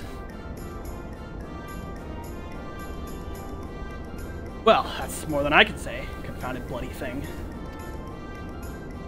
User agitation detected. Initiating guidance program. Bloop. In order to operate the restraint mechanism, I require access to the central control system. However, I am unable to establish a link to said system due to obsolescence of my own software. This issue can be resolved by applying a system update using the corresponding terminal located within the flagship. So can this thing release the restraints or not? It can, but only once it has received the requisite system update, as far as I can tell. Until which time it'll float there spewing nonsense. User dissatisfaction detected. Initiating placation protocols. Bloop. I am here to help. Rest assured that I will be on hand to guide you through every step of the system update process. How gratifying. But I dare say we will fare better with guidance than without it. these technologically inept magic users.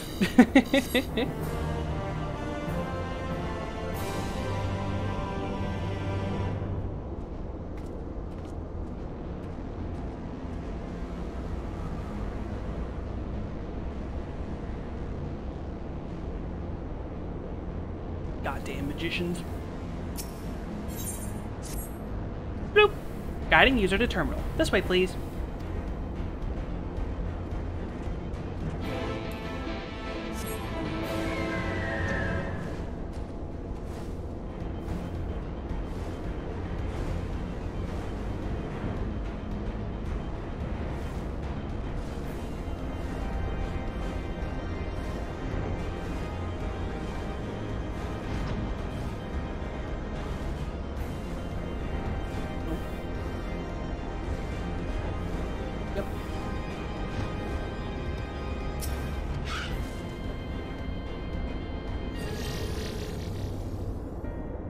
Let's see.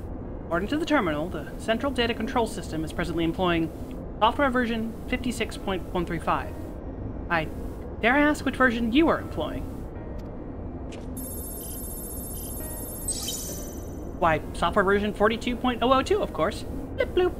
Warning. Errors detected in the data management system. Estimated time required for update, 5 years, 1 day. That is rather longer than we were hoping. Aren't there any other options? For instance, using this terminal to operate Tiamat's restraints instead? Bloop.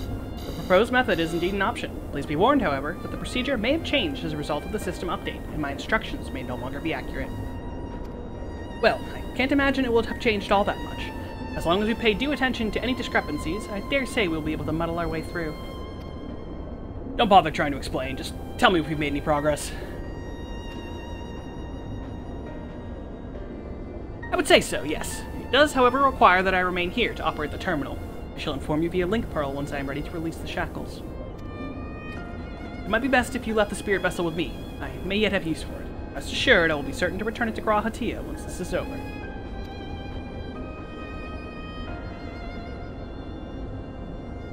Just a little more work. Tiamat will be free. But before we go any further, there's something I would know. When Tiamat and her kin fought against the Allagan Empire, both sides were but dancing to the tune of the Ascians. Then it was the same in Ishgard, where they stoked the fires of conflict between man and dragon from the shadows. All that the Ascians touch turns to ash, and thus have you made it your mission to fight them. There have been times where you tried to reach out to them instead, to find common ground. So I must ask, what do you intend to do with Van Daniel? You try and reach out to him too?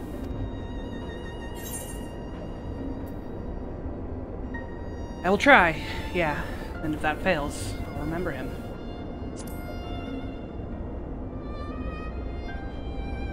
I see little point in reasoning with the wretch, or remembering him for that matter. Perhaps that's the difference between you and me. You see the good in people, even if it's but the faintest glimmer. I only hope you do not come to rue your benevolence. You think it unwise for us viewing the world thus? Far from it. That has ever been your way, as I learned when we journeyed together with Iceheart. But the fact remains that there are some who view compassion as a weakness to be exploited, and there may come a time when you extend the hand of friendship only to wish you had dealt the killing blow. So, save your mercy for those who deserve it. Well, we should be getting back to our task. Alphino has things in hand here. I suggest we rejoin the others.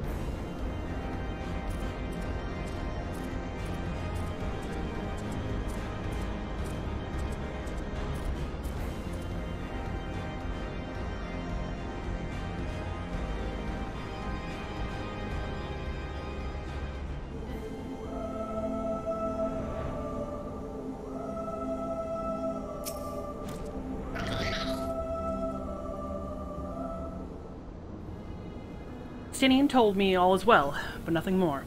Honestly, it's like getting blood out of a stone with him. I take it from Alpino's absence that he's indeed elsewhere.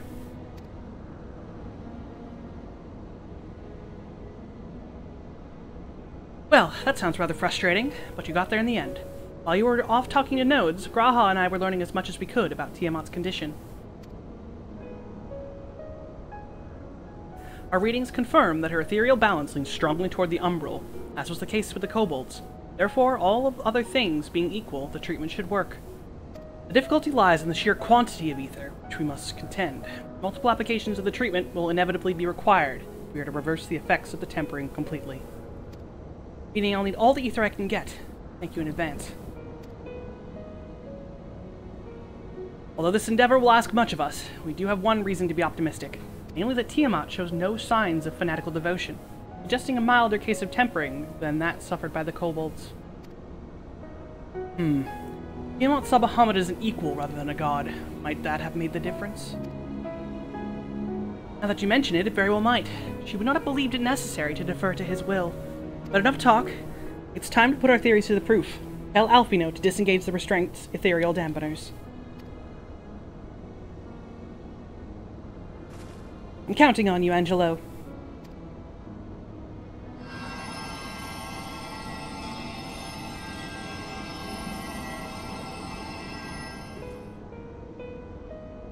Ah, such warmth. The frost that shroudeth my soul doth begin to thaw. But what are these? Visions of days long forgotten, of war with men and of Alleg. Why for do such baleful memories return to me now? Could it be that the process of restoring her soul to its pre-tempered state is awakening ancient memories? Or might the opposite be true? If so, by helping her recall the past, we may be able to speed her recovery. Ileana, she trusts you. Speak to her. Ask her to tell you of times past.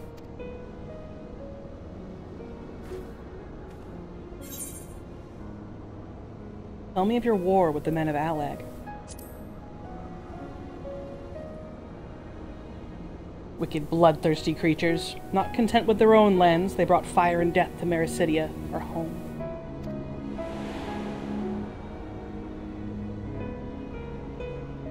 The tale began when Bahamut and I left our father's side. We took wing in search of a place to make our eyrie. Beyond the southern ocean, we discovered a lush and fertile land that would become known as Mericidia by the children of man, though many years were to pass before they crossed the seas. Upon our arrival, we were welcomed by a peaceful people of the forest, into the trees. Surrounded by nature's bounty, Bahamut and I found a place to raise our young.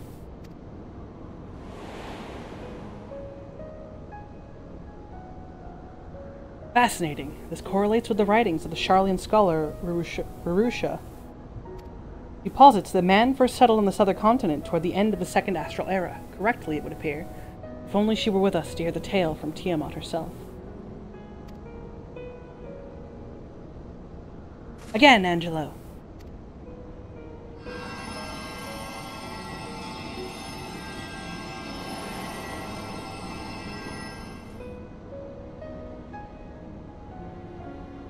When first the children of man arrived on our shores, no foot did they set in those places over which we held dominion. Such was their fear of dragonkind. And as they kept their distance, so did we let them be.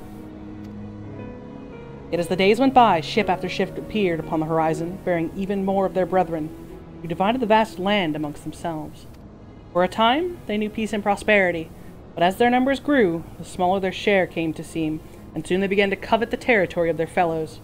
Ere long, man fought with man, blood was answered with blood, and none could see the end to the strife, until one day they came to us. Recognizing our wisdom, they entreated us to intercede in their conflicts. Bahamut agreed, and with him presiding over the affairs of man, the land knew peace once more.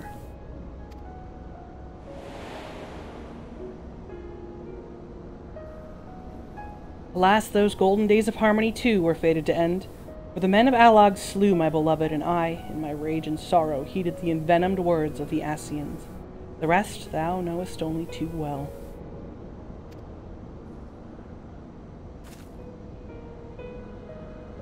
But your tale doesn't have to end there. When you are free, we'll rid the world of the Ascians together, and you and your beloved will have justice. Fine sentiments, but you're almost spent. I'll keep watch from above. If the treatments fail, run.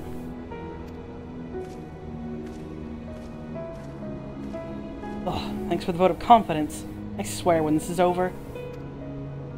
Keep going, Alize. The magic is working.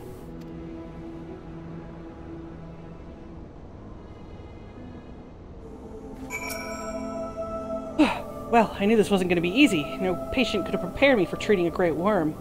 But we're close, I can feel it. And while I've only got a few more drops of ether left in me, with yours and Graha's, this will work. And I believe I speak for both of us when I say that you may take as much as you require. Careful, I might hold you to that. Alright, here I go.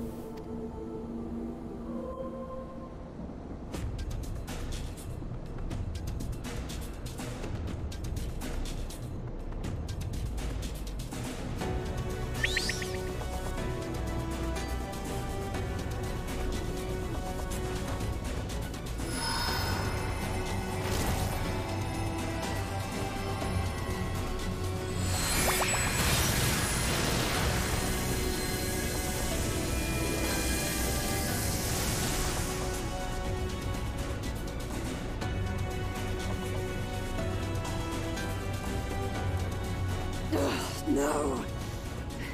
I'm almost there!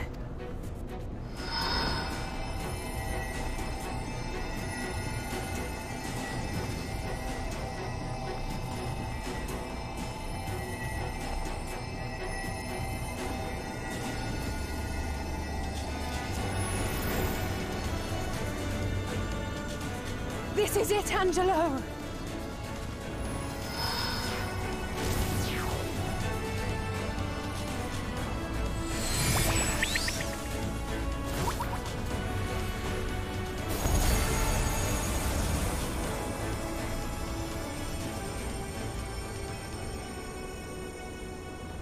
Yes, I feel it. The icon's grip groweth weak. Did it work? We won't know for certain until the shackles are removed.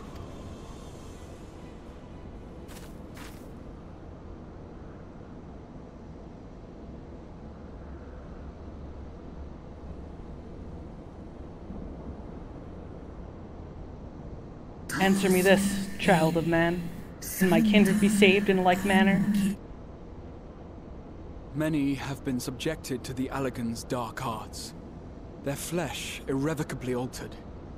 For such tortured souls, I fear there can be no salvation. My children. Should you hearken unto my call, we shall fly together once more. But should you not, I shall grant you peace. Better to die than live as a tool of evil.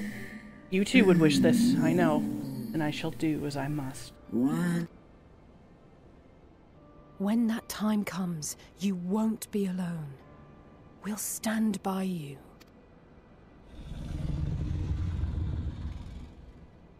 Thou hast my gratitude, little one.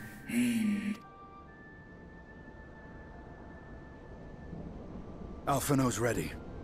It's time.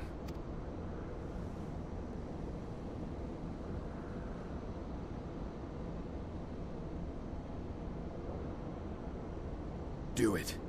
And let's hope the treatment worked as it should.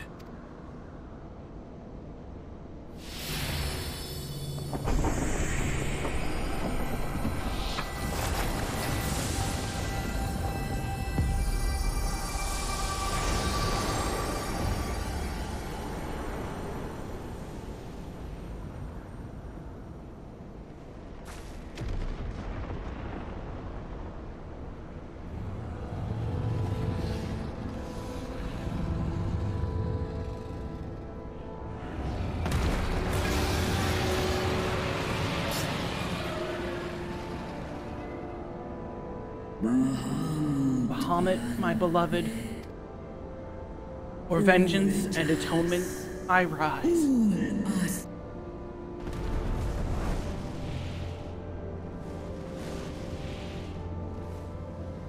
By the gods!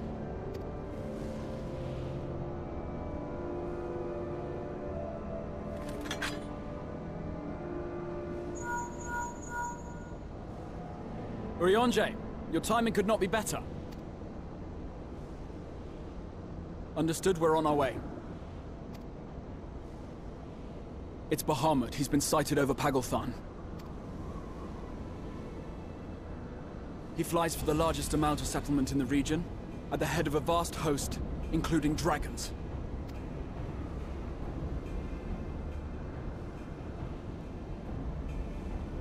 Did you hear all that, Alphino? You'd best rejoin your comrades. I'll make my own way. Our enemy awaits. Shall we?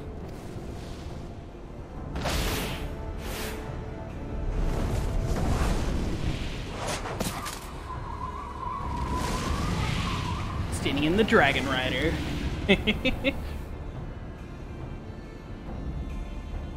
surprised they didn't do anything with Tiamat and Endwalker. Like, they brought her back. I think we'd have like seen her somewhere. Well, I'm sure you're desperate to join Estinian and Tiamat in battle. It'd be wiser to gather the full strength of the Scions first. The foe we face demands no less.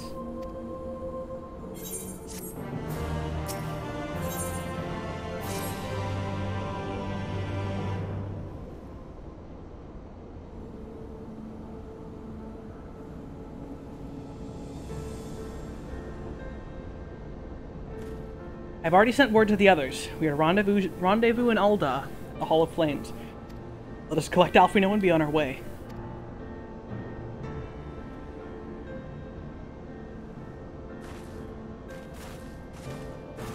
Alright, give me 0.5 seconds to like devour the rest of my soup. I was trying to do it during the voice cutscenes, but Tiamat doesn't speak English.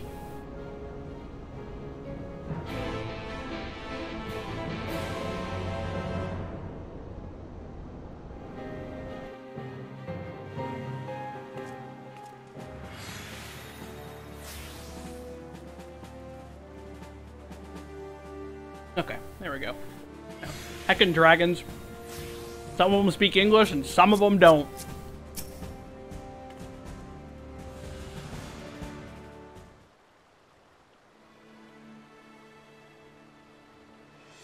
Now I know some of you could do with the rest, but sorry to say the Telothroi have other plans. Pagalthan is already under siege.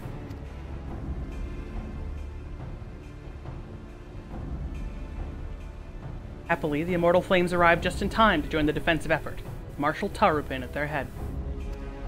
Well now, given the failure of the peace negotiations, I was uncertain how the Sultanate would respond. It's good to hear that Ul'dah has not abandoned the Amalja. Abandoned them? Did we not profess to be their friends?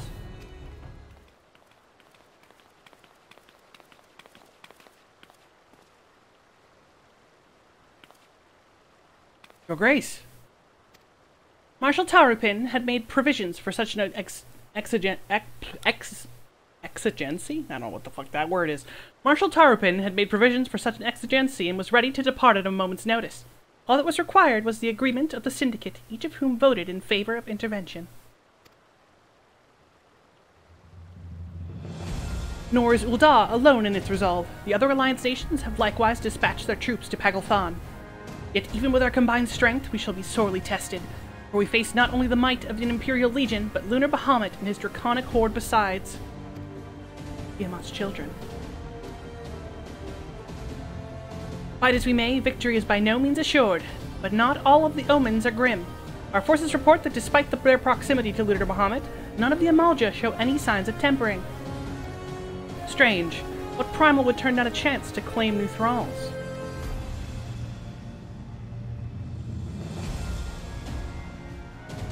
Unless it is incapable of doing so. Primals do not want to serve a master, Ascian or otherwise. It may well be that Lunar Bahamut differs in some fundamental manner from those we have previously encountered. If that were true, anyone could fight him, and Kinliana and the others like her wouldn't have to shoulder the burden alone. Be that as it may, Lunar Bahamut remains an incalculably powerful foe whom our soldiers will struggle to best through mere force of arms. With the aid of the Scions, however, I believe we will fare rather better. Assuming, that is, you're ready to take the field. An airship awaits to bear you to the front. Pray set forth as soon as you're able. I've run this dungeon maybe 3 times, so this will be fun. I've just, like, never gotten it, ever, in roulettes, and I basically stopped playing when this was relevant, I like got up to the dungeon and then just like stopped for months. I, meanwhile, shall continue to coordinate our forces. Next we meet, may the 12 bless and keep you.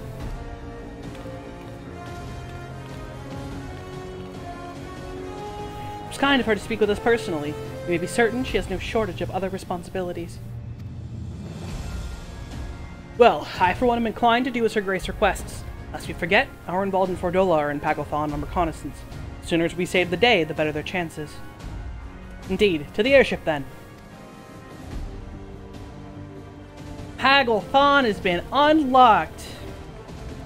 The Duncan I've run 3 times. That's 3 whole times. I will BRB.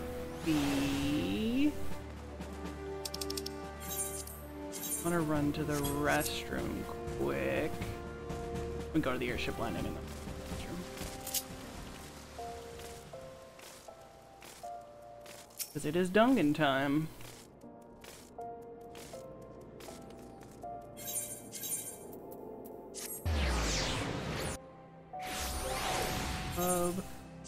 Let's back off. Go. Greetings, we've been expecting you. Say the word, we shall depart for Pagothon at once. BRB, then Duncan time.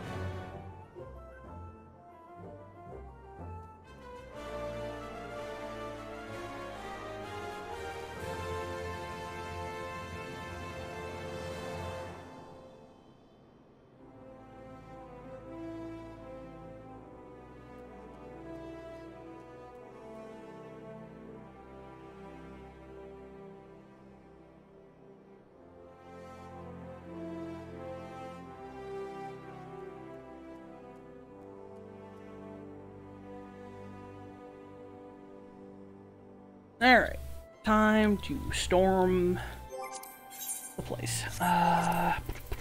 What is it? It's not trust anymore, it's duty support? Which I think I can technically take my trusts in there. Get them some experience. Oh wait, no. No. I think I have to do it this way. I think technically just running it with trusts wouldn't count towards the MSQ. Unsure, but yeah. Yeah. Wins plus Stola, I think. Yeah, maybe... I stand ever ready. We'll let Graha come along. Graha's wanted to go on adventures with me. We'll let him DPS.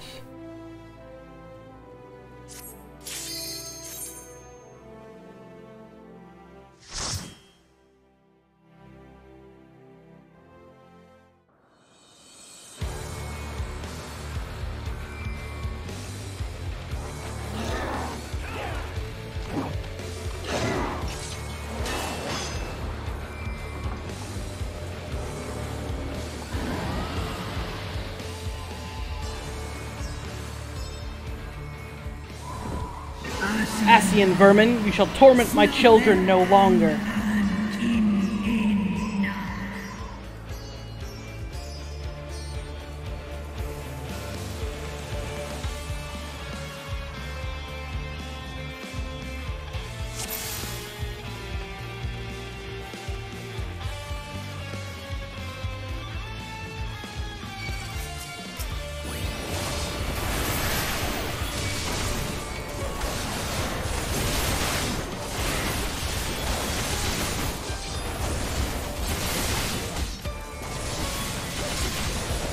A little bit sad that Raha's a black mage and not a bard, like his olden days. Baby Graha was a bard. But the Exarch is a caster. Big spooky caster man.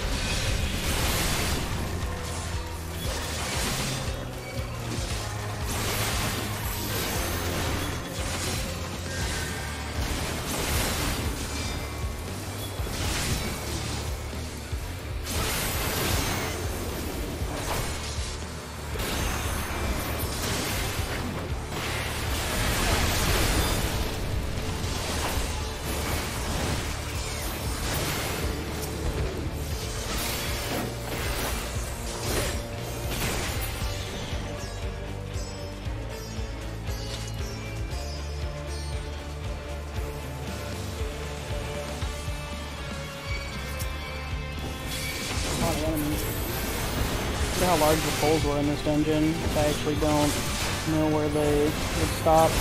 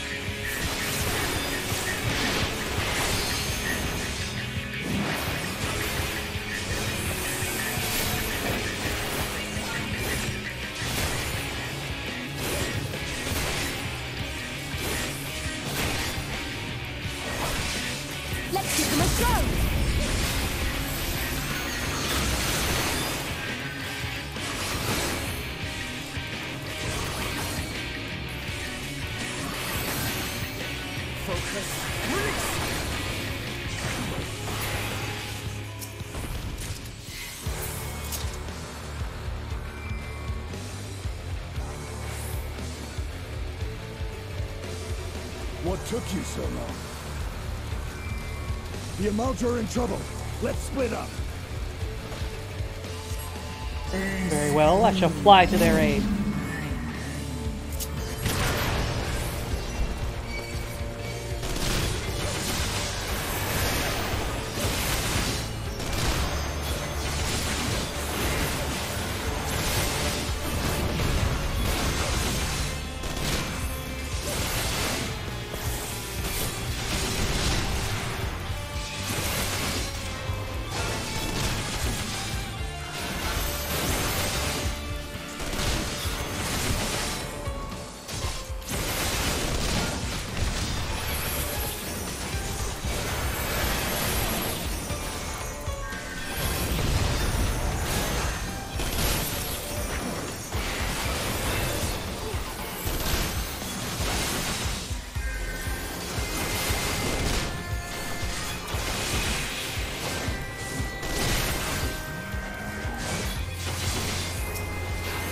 Soup was good, man. Thanks.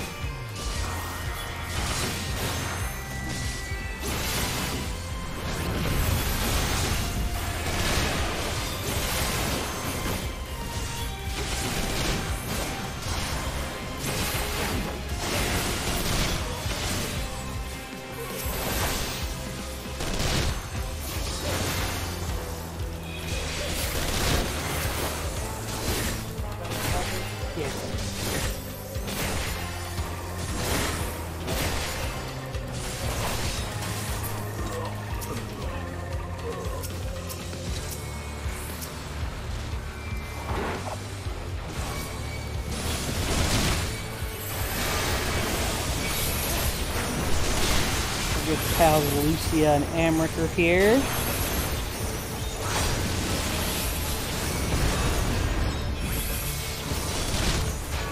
Yeah. Oops. One too many holy spirits.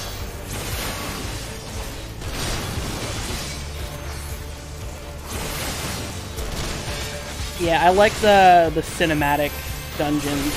Like they really starting with the Gimlet Dark. That was like the first one. Like they really kicked it off with like, and like the Hero's Relic. Like the further you get along, the more storytelling the dungeons become, which I think is very cool. This one's just full of mobs. I did not remember there being this many trash packs in this dungeon. I'm fucking around.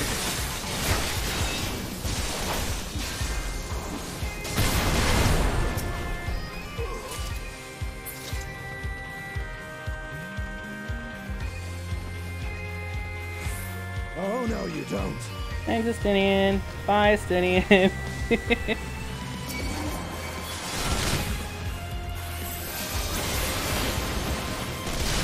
Seems Estinian is good for something after all. As you should well know, or you've been ignoring my tales of his exploits. Fucking Alfredo's an Estinian fanboy! That's his boyfriend, it's okay. Yeah, that's true, Keeper of the Lake.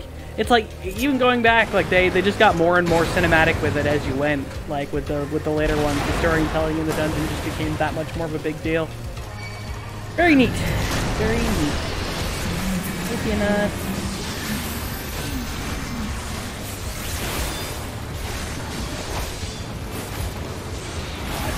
I got that dungeon so often in roulette. Literally, 50-60 roulette was just Keeper of the Lake roulette for me.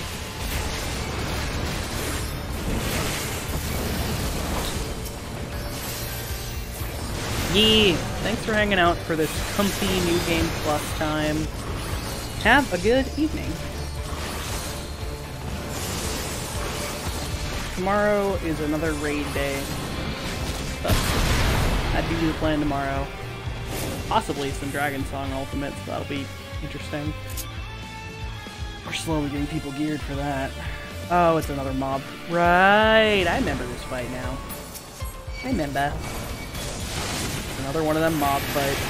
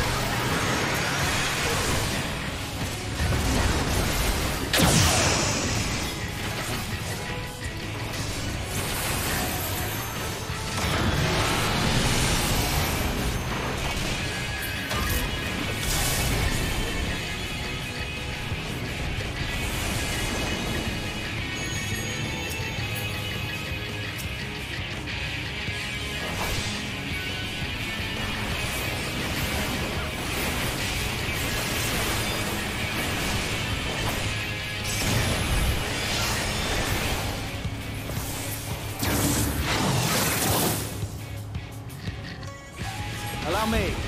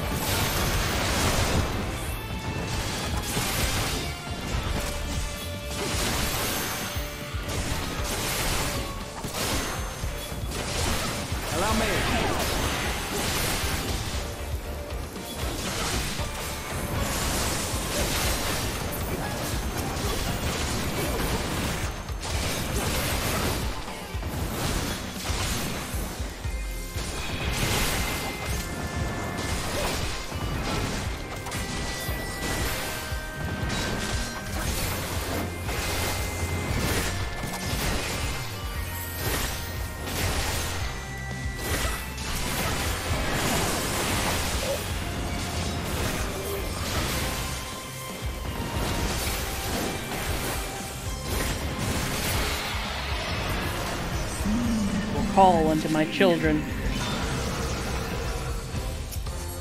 The icon waiteth in the heavens. My children shall bear thee to him.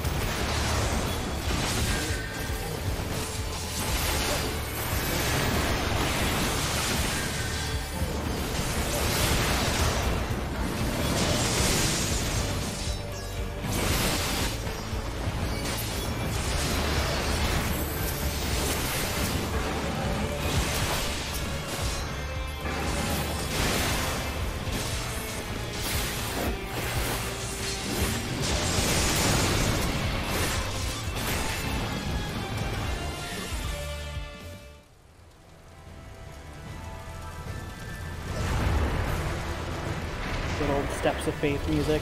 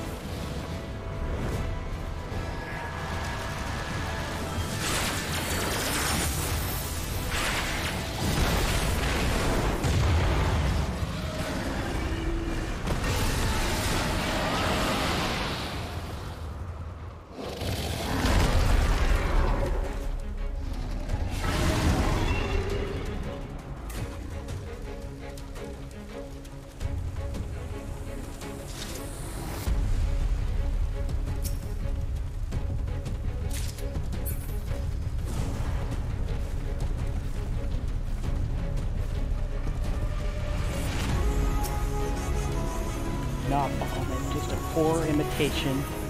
Good words, Alize. You and I were there. We dealt with the real Bahamut.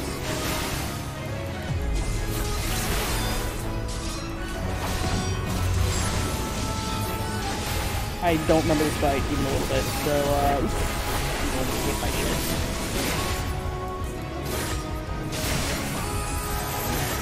Oops, let me get by that because my hand wasn't on the controller. Ew.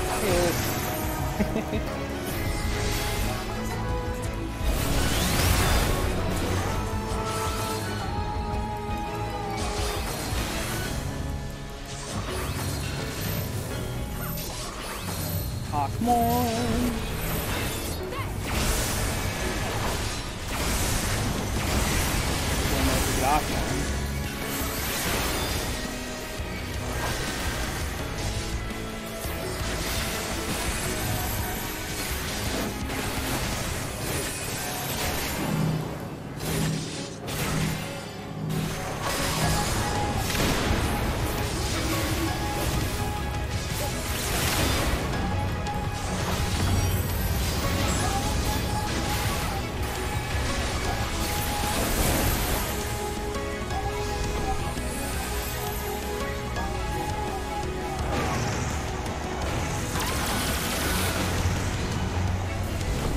Allow me. Right,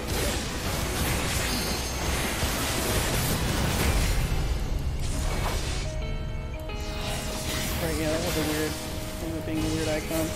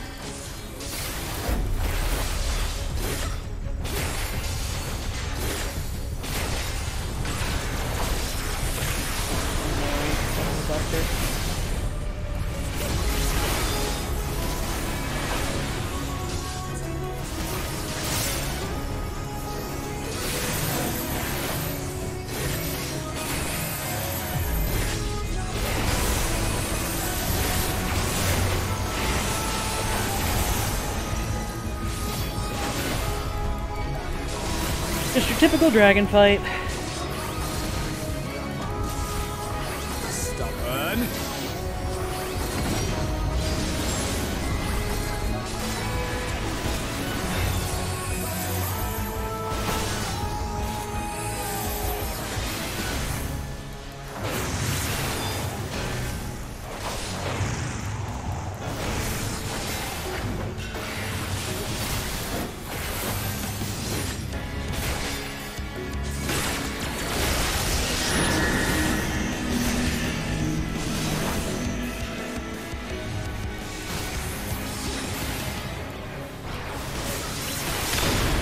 Allow me.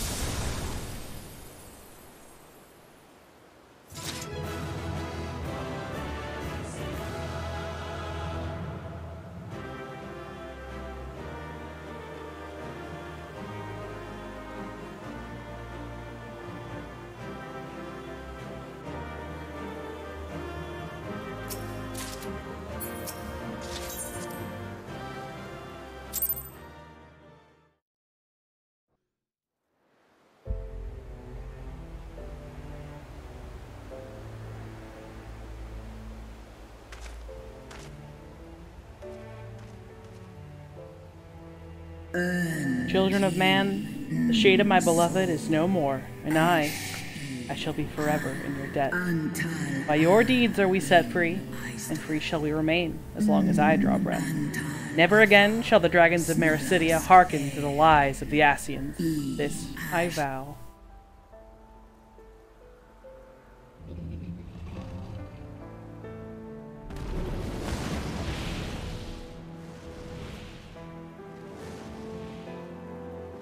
Noble warriors, the dragons chose their friends well.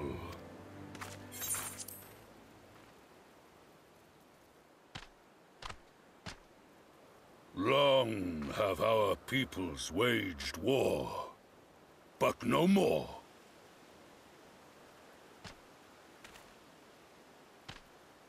Your fallen lie beside our own.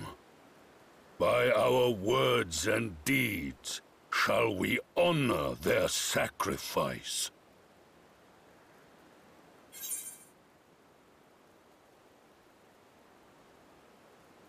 We will be proud to call you our allies.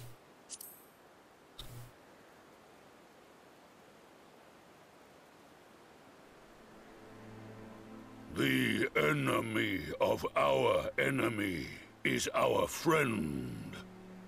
And you have proven yourselves worthy of our trust. It is the Garleans who are deserving of our fury. I shall see that my brethren learn the truth of this day, and rally as many as possible to the cause, till we meet again.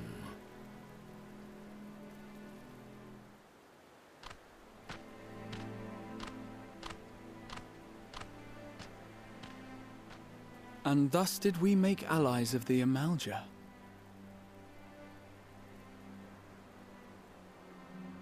It would certainly seem that way. The Sultana will be pleased.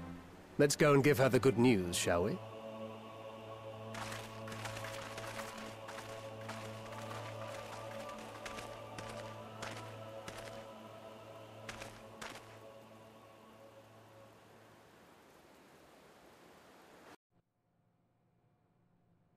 Sometime earlier, inside the Paglethon Tower.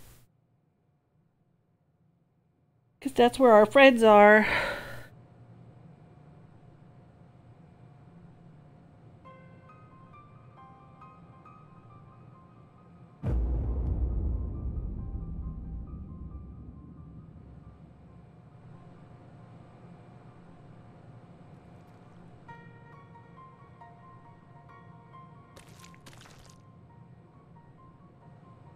What in Ralga's name happened here? The gods only know. But you can bet these poor sods aren't here by choice. Quickly! We've got to get them free!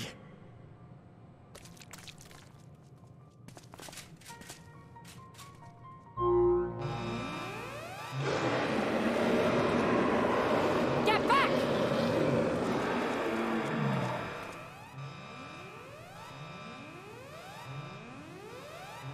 No! What have I done? It's too late for them! We're leaving, now!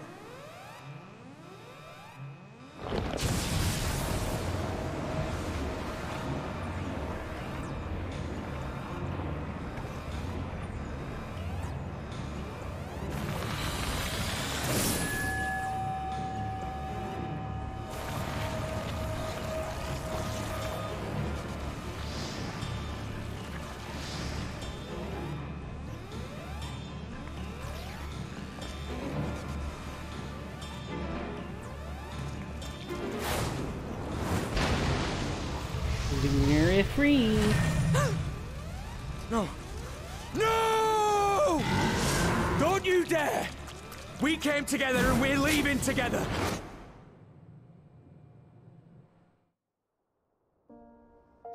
They done just left you off like that.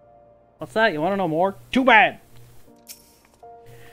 Well, it would be too much to hope that we had seen the last of Fandaniel. We have dealt his schemes a telling blow this day, and that alone is cause to celebrate.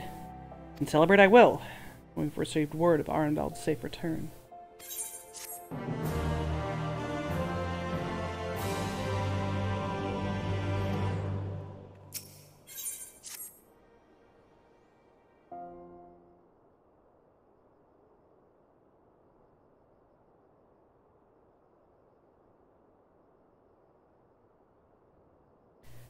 Standing around here worrying is not going to help matters.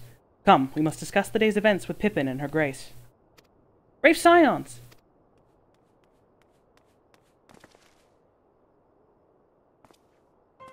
Would that I could treat you a hero's welcome, but I bear urgent news from the Frontistery? What are these words, Nanimo? Would that I could treat you to a hero's welcome, but I bear urgent news from the Frontistery. Your Grace, whatever's the matter? As our troops withdrew from Paglathon, they came upon 2 scouts sent to the nearby tower. I yet to hear a full account, but it seems that one of them, your friend I believe, has been wounded, and was being dragged away by the other. Oh no. I must go. Forgive me, Your Grace. His other boyfriend! Justinian, don't get jealous. Can you tell us aught of Arnvald's condition, Your Grace? The wounded scout. Not save that it is grave. The Chirurgeons tend to him even as we speak.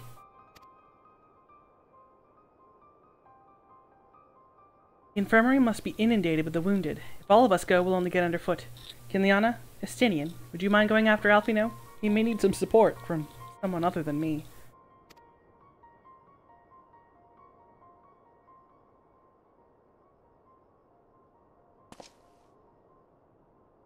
Very well. Thank you. The rest of us will see that the relevant people know what took place at Paglathon.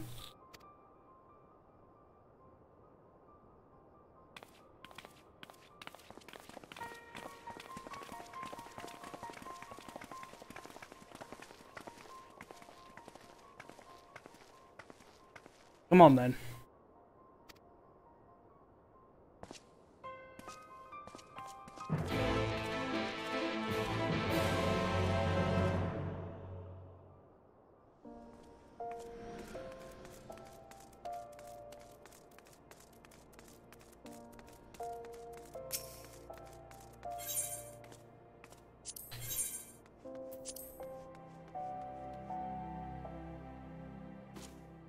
Nope. Went to the wrong. Wait, no. No, I didn't. Okay.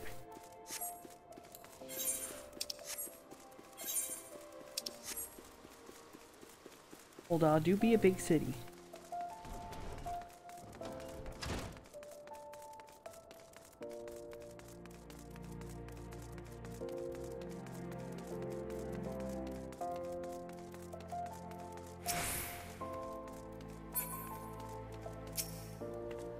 Another one to come to see the lad in silver armor?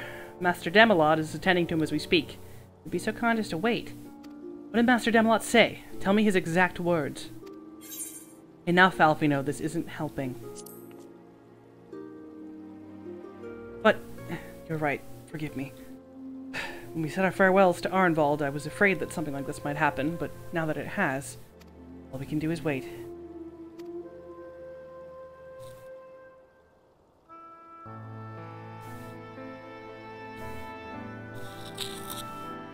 Sorry, wires grinding against my microphone. I'll fix it. With minimal noise. Fordola, have you been waiting here all this time? Fordola's a good noodle. She just acts like she isn't. She's a tsundere.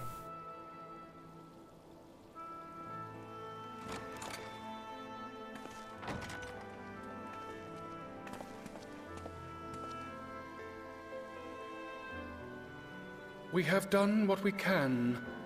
The rest is up to him. May we see him? I do not think that wise. You must let him sleep.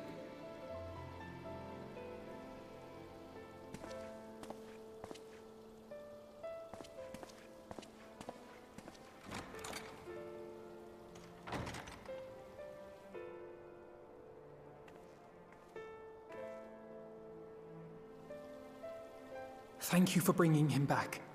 He owes you his life. I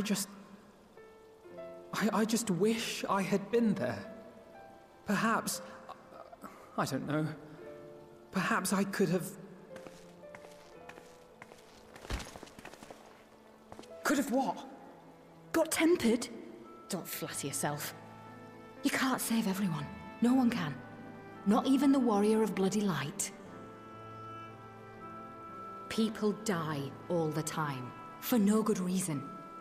And those who take up the sword die quicker than most.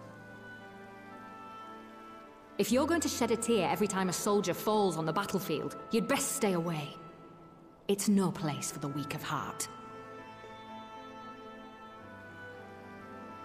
It may be that victory cannot be won without cost. But all life is precious, and I refuse to shrug at its loss.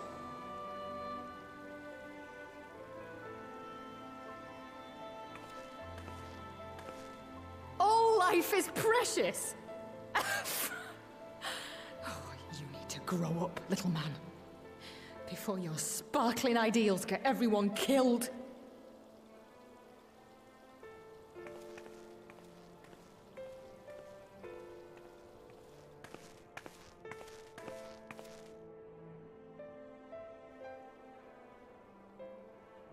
You're right.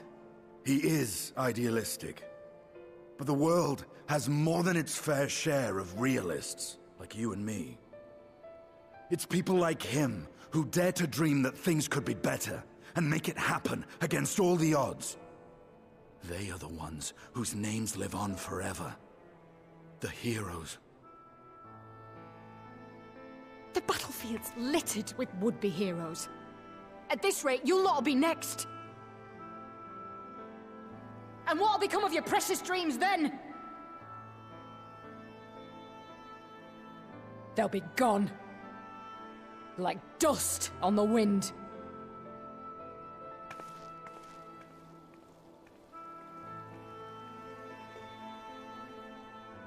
Dreams worth fighting for don't die so easily. Indian has grown. He saw those ideals in Ishgard. Stopped the 1,000-year war.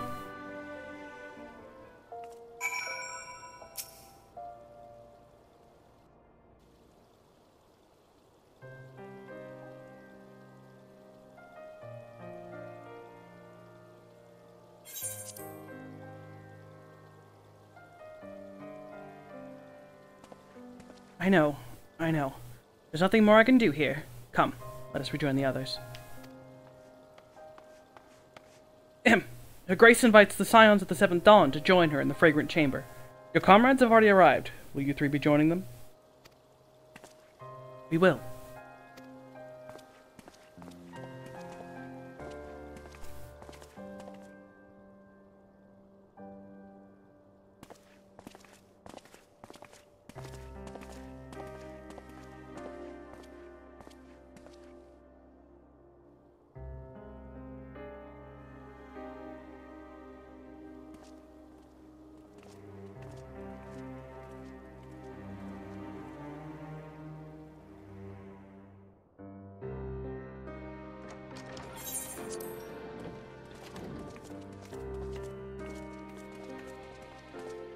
Your Grace, pray forgive us our lateness. Think not of that. I understand a close comrade of yours was wounded in the line of duty. Arenvold. It was at the Alliance's behest that he risked all, and we are grieved to hear of his condition. Rest assured, he will receive the finest care our chirurgeons can provide. On that you have my word. Now, we would share with you the findings of the mission. Pippin, pray relate to our guests the details of Fordola's account.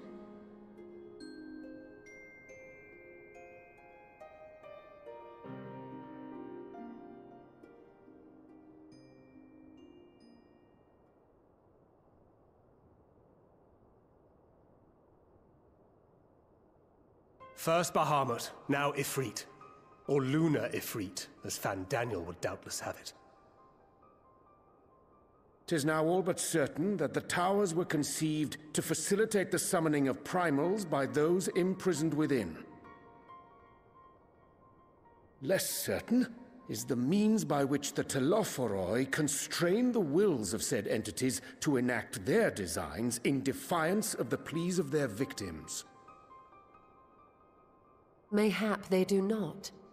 If mere proximity to the towers is enough to make loyal servants of the Empire's mortal enemies, it stands to reason that the same is true for those held captive.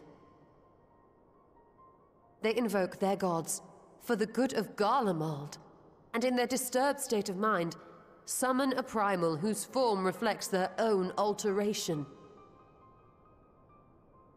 It all begins to make sense. Upon closer inspection, I realized that the towers bear a striking resemblance to a much larger structure which Urianger and I observed from afar during our visit to the Imperial capital. Assuming it too is capable of tempering those in its immediate vicinity, it would go some way to explain the swiftness with which the Telophoroi managed to rally so many Imperials to their cause.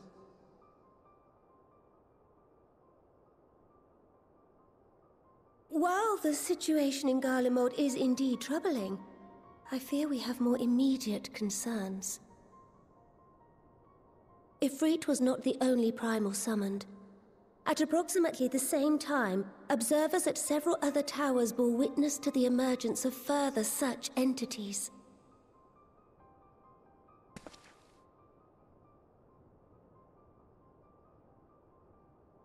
For a blessing, none appear to wield aught approaching the destructive power of Bahamut, and the Grand Companies are moving to deal with the threat even as we speak.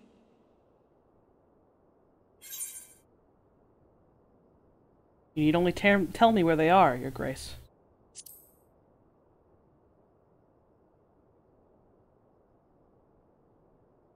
Though we are aware that the task will not be easy, we would call upon the Scions only as a last resort.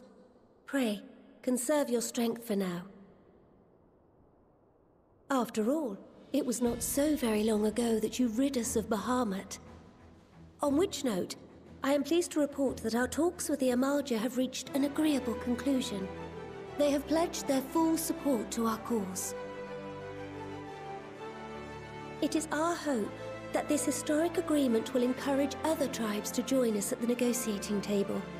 And I know that I speak for all of the Allied leaders when I say that we will welcome them with open arms at such time as they do. Of course, this was only made possible by the feats of heroism performed at Paglfan. Moreover, we shall not allow the sacrifices of those fallen in battle to have been made in vain. As hope leads to victory, shall victory lead to a new dawn for Eorzea. May these words ever be our guide, Your Grace.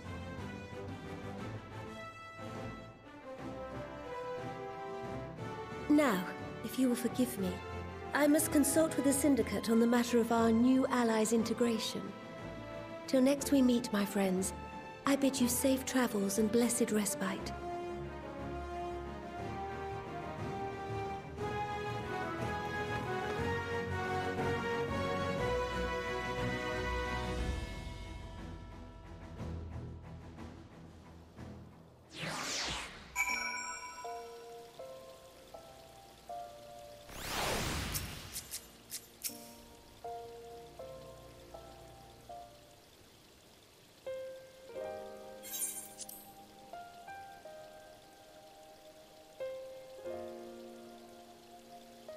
Right then, unless anyone has any objections, I think it's about time we return to the Rising Stones.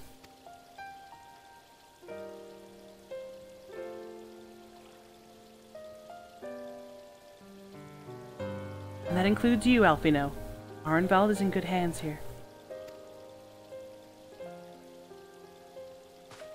Of course, you would doubtless mock me for pacing about the infirmary.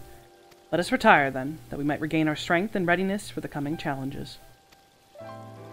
While we're in agreement then, I shall let Kryl know to expect us. A hot bath and a hearty meal shouldn't be beyond arranging with the time available.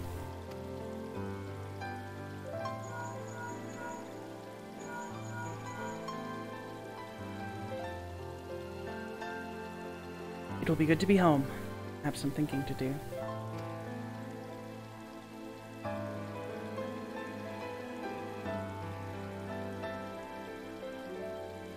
Yes, I'll try asking him. And thank you. I shall look forward to it.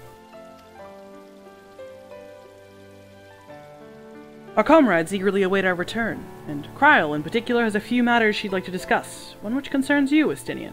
Believe it or not. You will join us, won't you? Fine. Really? I thought you said you were avoiding the Baldesian woman.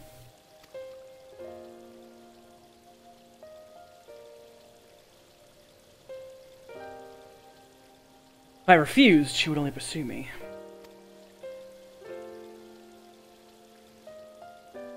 Let's get this over with, shall we?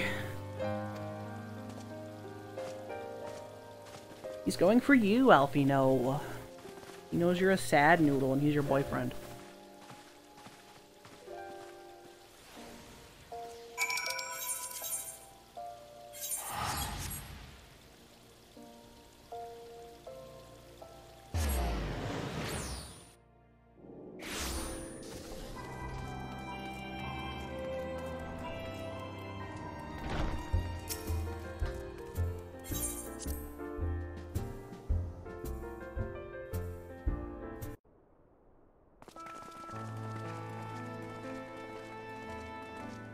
Welcome back. I expect you must all be exhausted. Ere you take your rest, however, I would beg a moment of your time. Thanks to Arenvold's selfless efforts, we may now be confident that we understand the function of the towers. But many questions remain regarding the reason for the summonings, and what lurks behind the looming edifice in Garlemald. Until such questions are answered, we will struggle to devise an effective strategy for thwarting the Telophoroi's stated aim. Nothing less than the destruction of this star. And so, given the gravity of the situation, I move that we petition the aid of Sharlayan.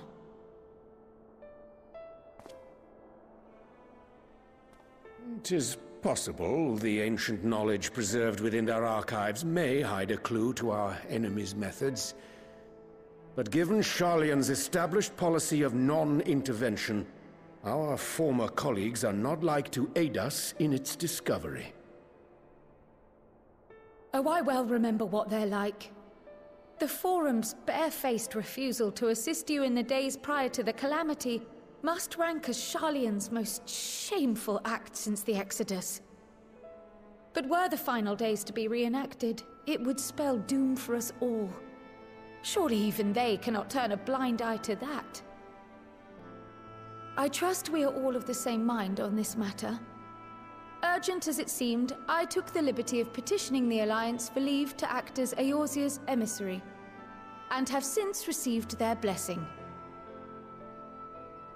I presume your role as a student of Baldesian will carry some weight with the Forum? One can but hope. If truth be told, our organization has been a shadow of its former self ever since the disappearance of the Isle of Val. But the name does still retain some degree of prestige. I only pray it will be enough. If there are no objections, I shall depart for Sharlayan at once. But before I do, I should also mention the other matter to which I would devote some time during my stay. After hearing what transpired in the first, I began to question the true nature of Hydaelyn's blessing. A topic I have discussed at some length with Y'shtola.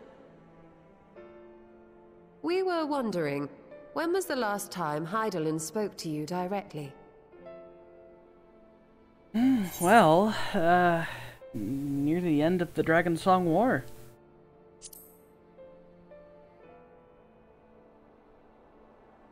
When you regained her blessing, was it not? But never since. Not in all your time in the First, when you faced the Unsundered, the very heart of Zodiark. History shows us that Hydaelyn is able to awaken the echo in her chosen, convey her will directly, and grant the blessing of light. To our knowledge, however, she has not sought to intervene in man's affairs for some considerable time. Might not the explanation for that lie with her choice of champion? Mayhap she is content to trust in her judgment. Mayhap she is.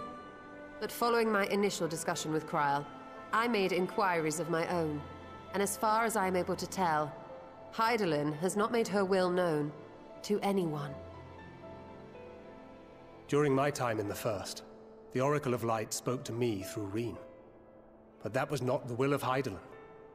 It was Minfilia herself. Indeed. And while she and Hydaelyn were inextricably linked, Minfilia yet acted of her own volition. A messenger, yes, but one who spoke with her own voice. I wonder, could Hydaelyn's silence suggest the presence of some disruptive force, perhaps? Some obstacle to communication? While I share Urianger's high opinion of your conduct, I see no reason why she would deny you her guidance altogether. Then again, who am I to say? The fact is, we simply don't know. But if the explanation is to be found anywhere, I can think of worse places to look than the archives of Sharlayan, and their research on the Ethereal Sea in particular.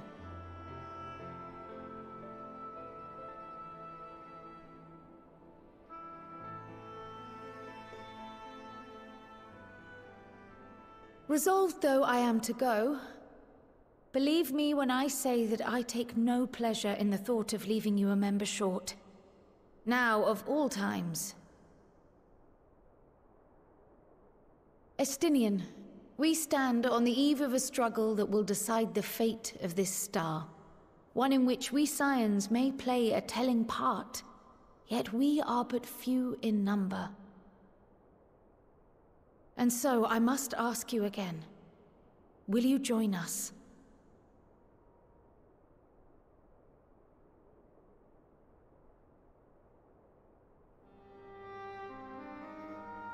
You see the world the way you want it to be.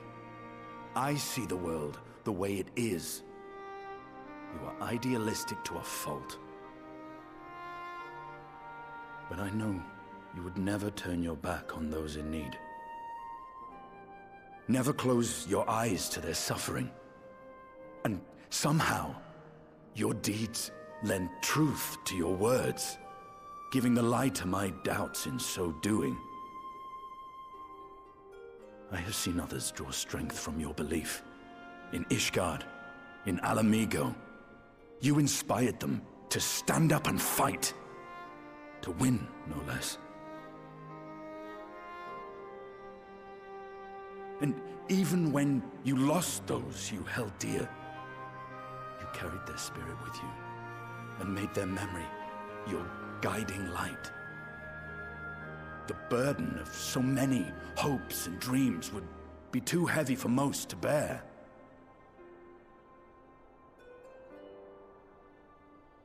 But you bear it willingly, as you have shown me. Some dreams are too important to let go. If you have need of my strength, it's yours. After all you've done, how could I refuse?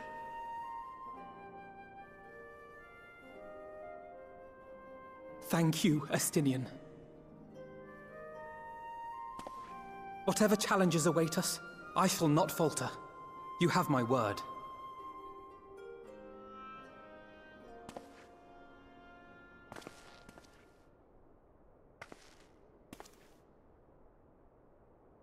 And now, I may bid you farewell.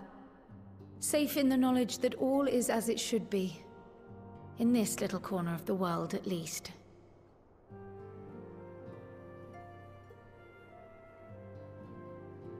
You will be sorely missed. Tread warily in Charlian, and do try not to let the Forum embroil you in their politics. A forlorn hope, I know, given the individuals involved. I shall do my very best. Farewell.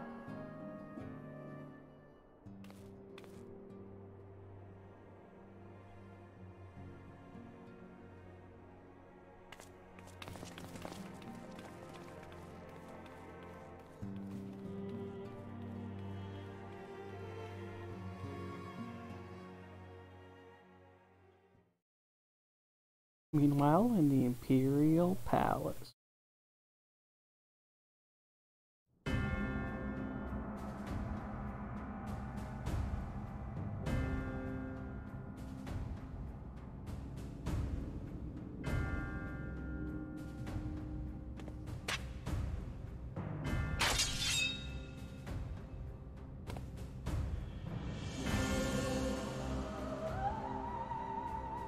Well, does this one meet with your approval? Yeet! Apparently not. Or could it be that you're still upset about the dragons? You are unwise to remind me of so costly a failure.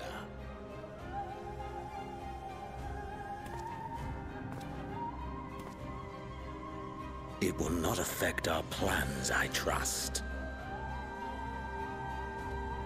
Oh, hardly at all. Though, admittedly, the chances of us being able to procure any more Mericidian dragons are rather slimmer following Tiamat's reappearance.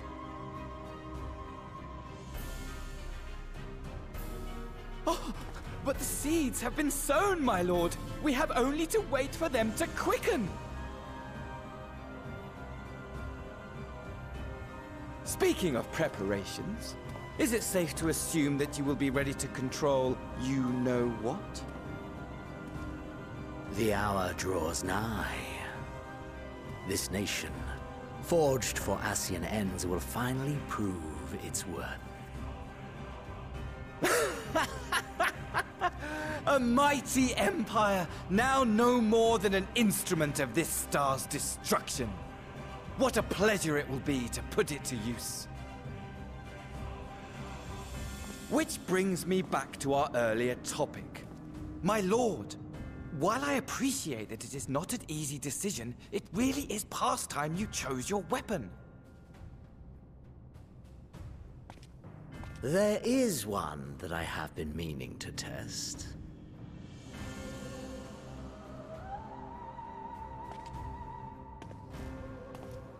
Well, well, not quite what I was expecting, though I will say, it does seem rather apt.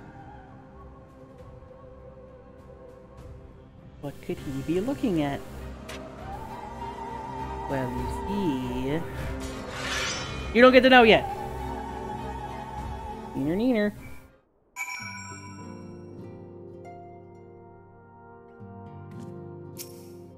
Well, looks like I'm going to have a busy few moons. Not that they ever seem to be anything but. Thancred's got me dispatching troops to every corner of the realm, which is not to say I don't trust the Alliance, because I do, but when it comes to putting down primals, nobody does it better than us. Well, than you lot, more accurately. You won't catch me trading blows with a primal in the near future. But for every fell fiend you vanquish, there's countless meals to arrange, baths to fill, sheets to wash, stores to replenish, and the list goes on. Which is where I come in, and gladly, mind you. It's the least I can do to support the Scions who risk life and limb, like poor Arenval. I wish there was something we could do for him, but we'll just have to settle for saying the odd prayer and keeping a roof over our heads. Wouldn't you have him come back to complete shambles, now would it? That's enough of my rambling. Off you go to get some rest. If there are any developments, I promise you'll be the first to know.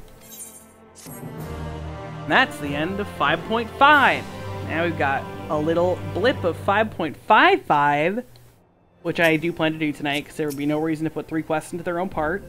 And that's Shadowbringers!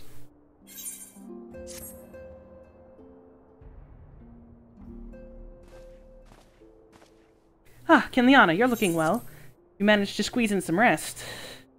I take it you managed to squeeze in some rest. You came hoping to find tidings from Kryl. I'm afraid we're still waiting, but we do have some odd scraps of news to share. Scraps, she says. Lunar Primal has been popping up all over the place, but the Alliance has the situation well in hand, thanks in no small part to Hoary Boulder and the others. Meanwhile, talks with the Beast Tribes are going better than expected. Encouraged by Uldah's progress with the Amalja, Gridania has opened negotiations with the Ixal, believe it or not. All of which is obviously very encouraging, but with the Telophoroi still out there, it's not as if we can afford to lower our guard.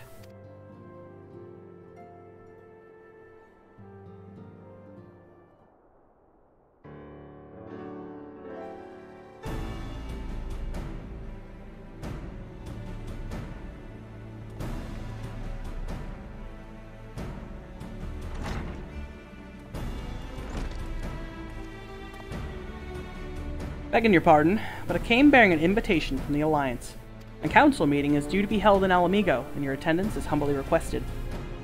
Ah, we were just talking about the Alliance. May I ask what's on the agenda? I believe the intention is to share news of recent developments and discuss what measures might be taken to combat the Telophoroi, in concert with our new allies. The Beast Tribes have also been invited. It is hoped that they will join us in the fight against our common foe. But the Alliance would bring all of the Beast Tribes into the fold at a single stroke.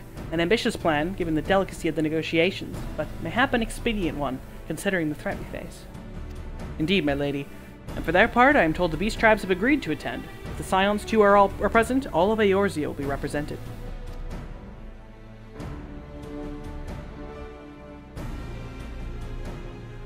To arrange such a meeting must have been quite an undertaking, not only diplomatically, but practically.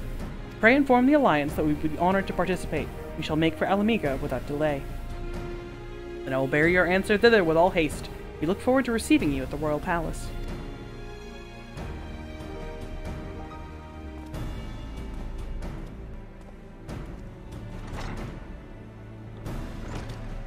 Well, now that we've accepted the invitation, who exactly is going to attend? I move that you and Y'shtola lead our contingent. Given how long you have worked to end summoning, it is only right that you would be present for what promises to be a historic moment. I think we've all played our part in that little endeavor, don't you, Kinliana? All present may rightly claim a seat, I do quite agree, but by your leave I believe I shall remain here, and lend what assistance I can to the coordination of our defensive efforts. I'm not coming either. Amric will be there, and I'd rather not be interrogated. Very well then, those with a mind to hold the fort get on with holding it. I suggest the rest of us make for Alamigo, shall we?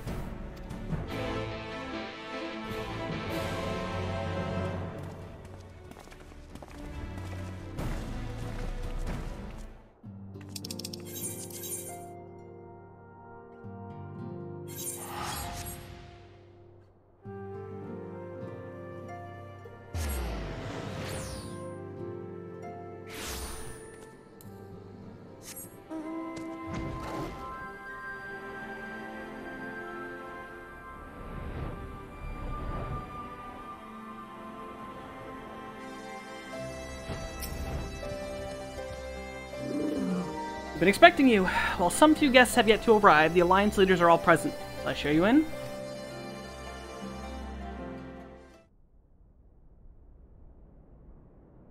I think this is voiced. You do be believing.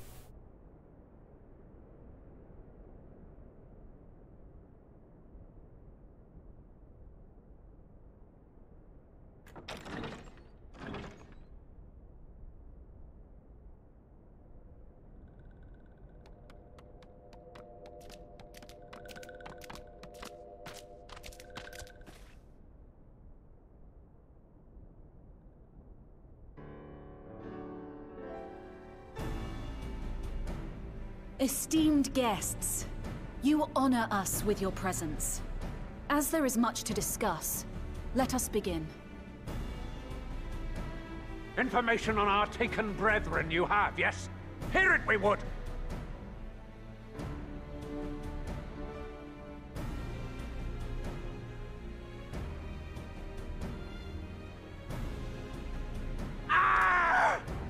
Beyond forgiveness these featherless ones are! With rivers of blood shall they pay! Freed our people must be! We too would see your kin liberated. But ere we attempt their rescue, we must first find a means to negate the risk of tempering. Without that, we will be unable even to approach the towers, let alone contend with their defenders. If all else fails, I've always found cannonballs quite effective. And what of the prisoners? Would you see them slaughtered? Think for a moment. Ponder, consider, think. If Merlwyb truly intended to bombard the towers, she would have done so by now. Remember, we came here to find a solution together, did we not?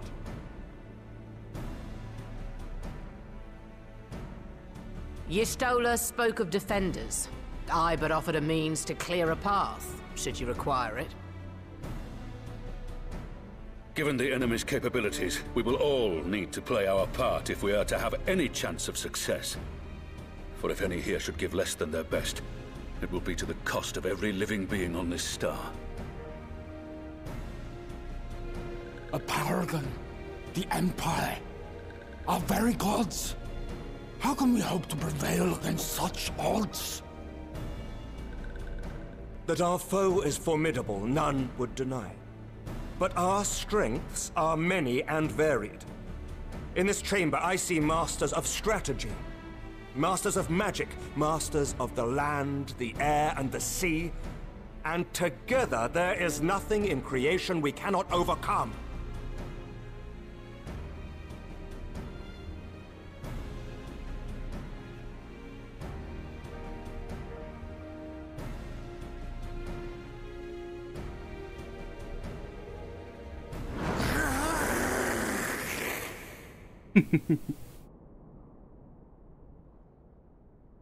I beg your pardon?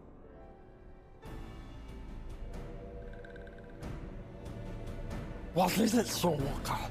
Do not express your passion thus. A little tricky without gills, perhaps? Suffice it to say, I am proud to be counted amongst Eorzea's finest. We, Sahagin, will play our part. We kobolds have not forgotten the crimes the Overdwellers committed against us in the past. But today we look to the future, as allies united in purpose.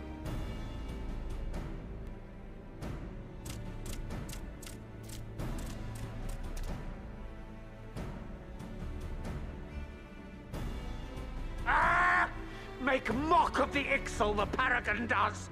Turns kin into puppets! Pits brother against brother! Free them from his grasp, we shall! As Patriarch Zadar will attest, the Scions have granted us a means to free your brethren from their thraldom. This boon we will gladly share, that your people might never be enslaved again. We accept! We accept! Praise me!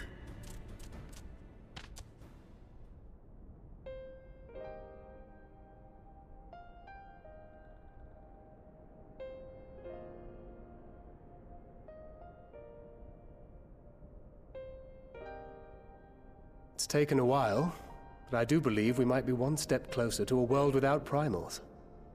Would that Minfilia were here to see it. We still have a long way to go, and we're going to need a lot more Porksies. But we're moving in the right direction.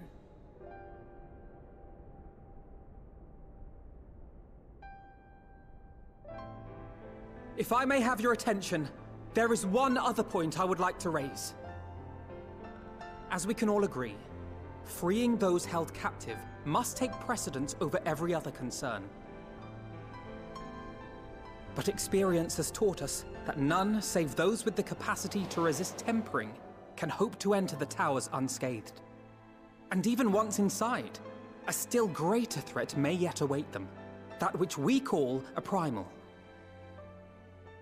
Needless to say, if we are to succeed, engaging with such foes can only ever be considered a last resort.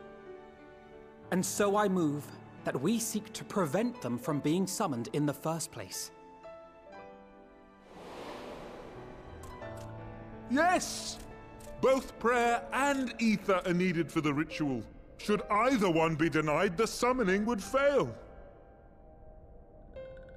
Indeed. And so we must endeavor to discover the source of the ether on which the process depends. Do so, and it may present a way to halt the summonings, or perhaps even neutralize the towers entirely. A promising proposal. While you are conducting your investigations, however, we will need to remain vigilant, lest the Telophoroi commit further abductions and summon primals ere we have the means to prevent them. To stand a better chance of keeping our enemy at bay, we would do well to coordinate our defensive efforts, sending reinforcements to assist our neighbors when needed. We, Amalja, would have been overwhelmed were it not for our newfound allies. But say the word, and we shall come.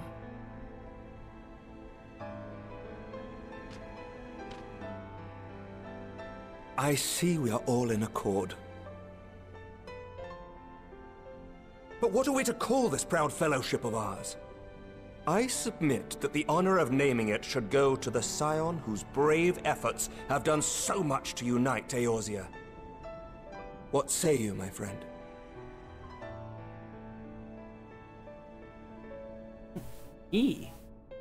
Well, I would call it the Grand Company of Eorzea. Nope, and I dropped my controller and almost skipped a cutscene. Let's go.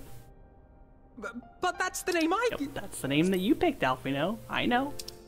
Congratulations, you just named the Grand Company of Eorzea. A fine choice, for there is none here who does not love Eorzea. Aye, in that we shall ever be united.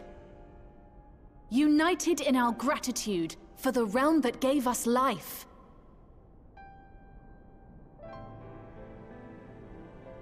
Then let it be recorded that on this day, the Grand Company of Eorzea was born.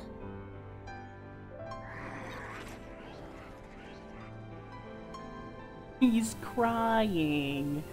Your dream do be real, Alphino. You're a good noodle.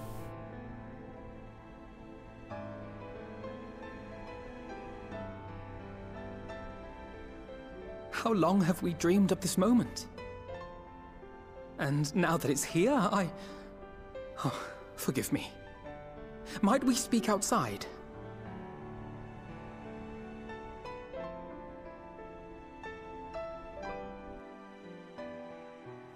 Of course, you good noodle. Don't want to have your emotions in front of the others, that's fair.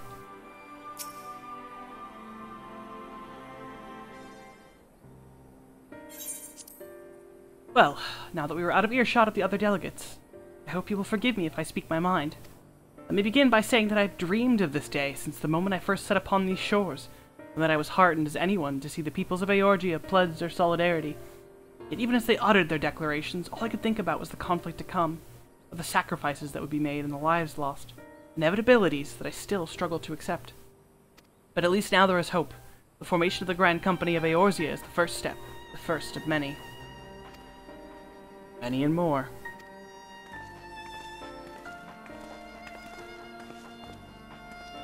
The Elder Seedseer, how might we be of service? I seek Master Alphino's assistance in a matter involving Gridania's neighbors, the Sylphs. I know that you and yours have long kept a weather eye upon the crystal trade, the better to predict the coming of primals, so you'll be familiar with the Sylphs of the Ash Crown Consortium. Through their dealings, they have cultivated relations not only with the city-states, but many other communities besides. Communities such as the Beast Tribes. Just so, it is our hope that we may use these Sylphs to establish lines of communication to coordinate the efforts of our new fellowship. Yet there remain certain practical differences between a trade consortium and a grand company. If the Sylphs are to perform their task effectively, they will require the counsel of one versed in the operational aspects of an armed force. An armed force founded with the self-seeing goal in mind, no less.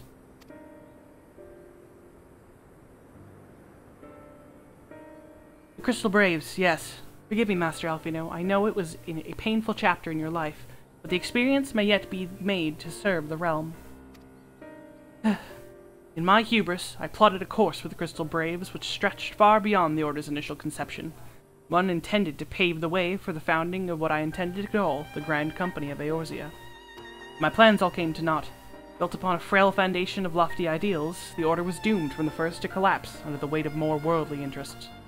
And I have no wish to see this new endeavor suffer the same fate. Mayhap I ask too much of you. Not at all. You may count upon my assistance for what little it's worth.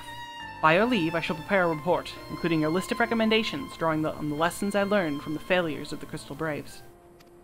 You have my gratitude, Master Alphino, and my trust. When your report is ready, pray share it directly with the Sylphs. With your guidance, and the earnest efforts of every goodly soul gathered here this day, I have no doubt that our fellowship shall emerge from the shadow of the Telophori and flourish. Until next we meet, my friends.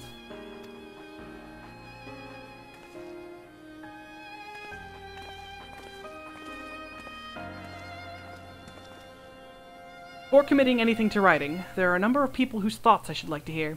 Former Braves, you understand. Might you join me in seeking them out? Can't think of an excuse not to. As if you had to ask.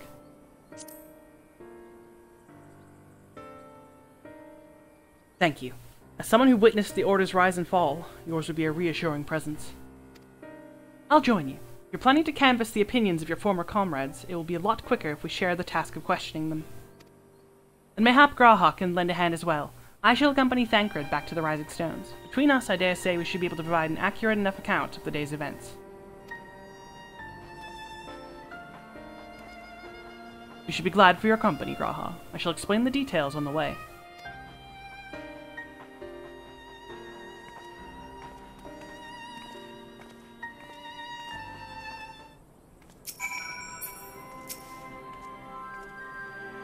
So, what's the plan, brother mine?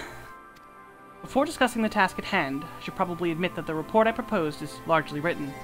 Not long after that fateful day in Ul'dah, I penned a detailed account of the organization's history, from the events that led to its inception to the failings that brought about its demise. Thus, I did primarily as a means of taking some semblance of responsibility. Never did I imagine that it might later be referred to by those seeking to form a similar organization. And while I made every attempt to be objective, the account was mine alone. Its events viewed from my singular perspective. For it to be of use, however, it must be broadened to encompass the viewpoints of all involved.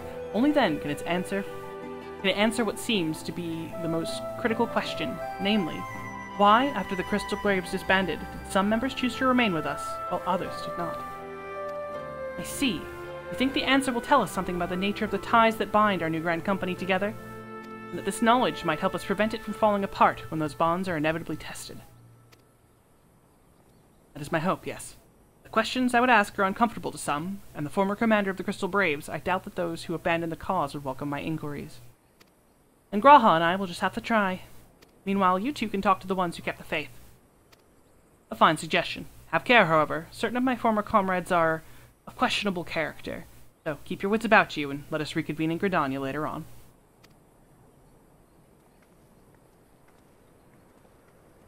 If you have no objections, I have a mind to begin speaking with Ryol and Eileen. If memory serves, the two of them will be attending an intelligence briefing at Castrum Oriens. Let us seek them out there.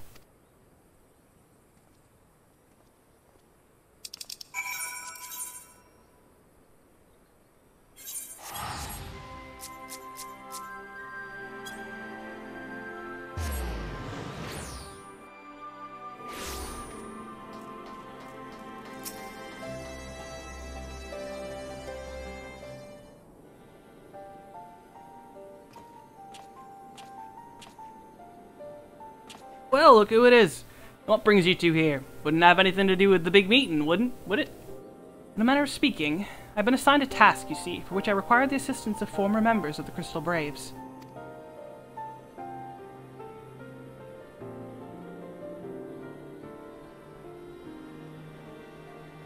So you want to know why we decided to stick with the Scions, eh?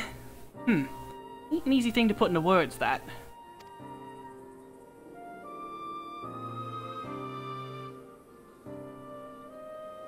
As I once explained to Kinliana, I spent a long time agonizing over my failure to alert you to the traitors in our midst, For my negligence, I was captured along with many others. We were powerless to prevent the tragedies that ensued. Not a day goes by that I don't think back to those fateful events. By joining the Scions, I hope to redeem myself, and I will continue to serve the cause for as long as I am able. That wasn't my only reason. When we were finally reunited at the Rising Stones, you refused to blame anyone but yourself for the fall of the Crystal Braves. In spite of everything that had happened, everything you'd suffered, you took us back without a moment's hesitation. We would not have blamed you had you turned us away, but when you gave us your trust instead, what else could we do but try to repay it? Nothing, that's what. As for my own tale, well, I've always felt the Scions have something in common with my old crew. The duty of the strong is to protect the weak. That was our creed, and I still strive to live to it by this day. But as time goes on, I've learned that strength comes in many shapes and sizes. From Hoary Boulder to Mistress Tataru, we've all got something to offer. And not one of us is doing it for personal gain. We believe there's more important things than that. Things worth protecting, which is what being a Scion's all about. I'm at a loss for words. Thank you, my friends. To hear this from you means more than you know. Forgive me, Kinliana. Could you... Well, why do you think the Crystal Braves ended in failure?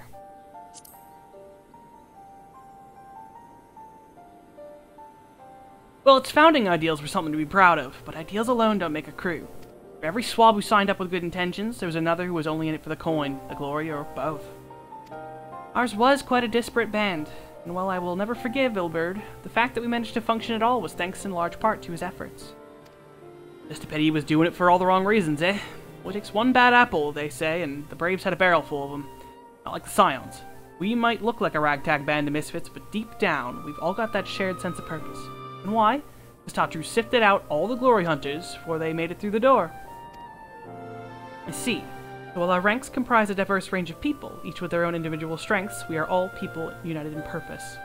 Thank you, my friends. With your permission, I shall make a record of our discussion to refer to it when drafting my recommendations. Until we meet again.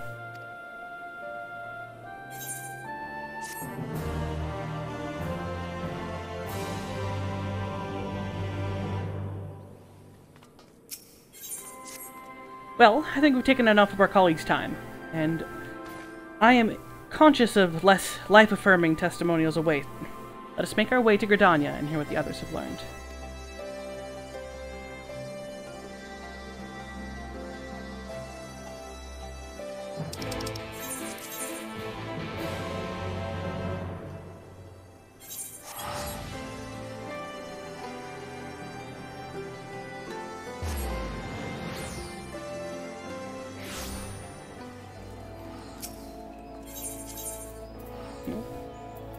Getting up here.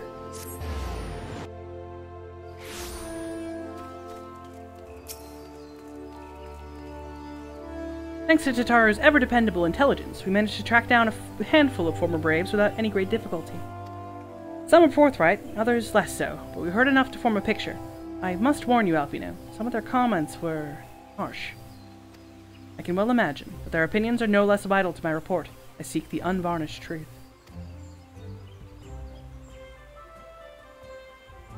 Thank you. I will set about adding your findings to my own at once. In the meantime, pray go ahead to Little Solace and seek out Elder Frixio. I will join you anon.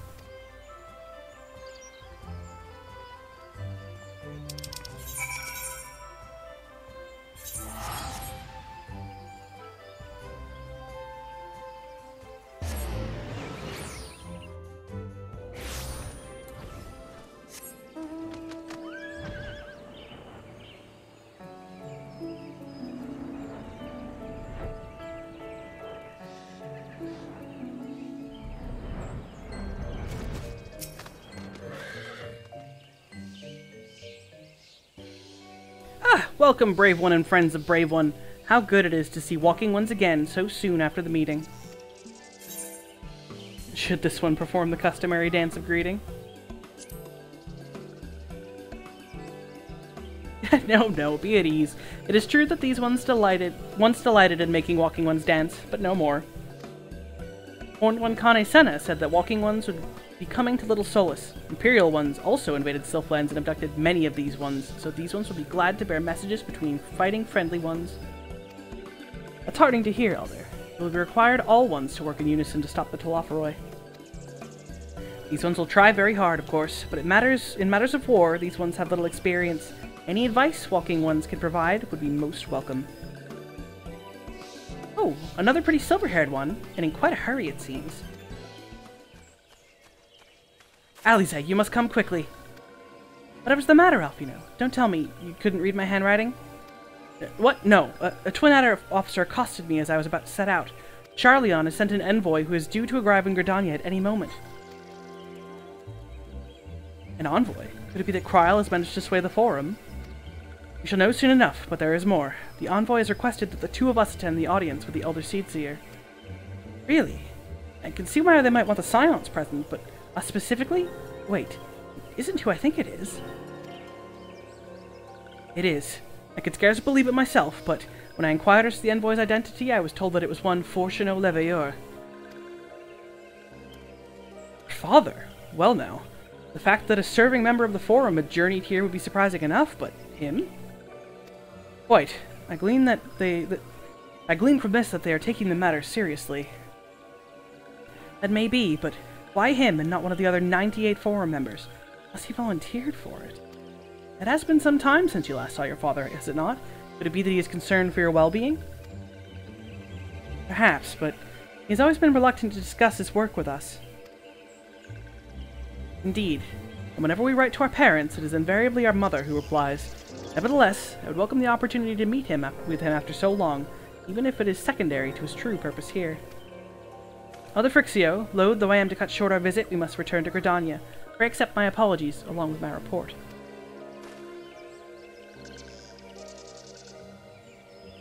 Never mind, there will be time to talk later. This one won't keep walking ones for more urgent matters. Go! The audience will be held at the Lotus Stand, where the Elder Seedseer awaits us even now. Let us be on our way.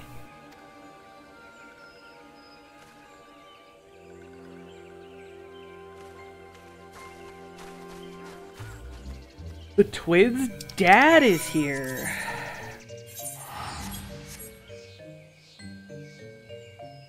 Obviously, he's going to be a delightfully cheery man, and nothing bad's going to happen.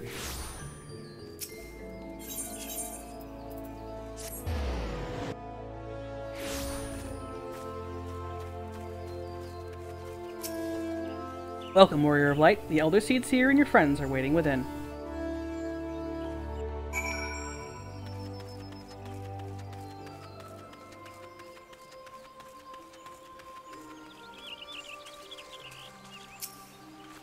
For all this time away, it will be good to see my father, even if it's at an official meeting. 99 may seem like a rather lot of members, but before the Forum was founded, every person of age in Charleon was given equal say in its governance. Many of the institutions that are still active today were established by the people's vote, not least the Studium.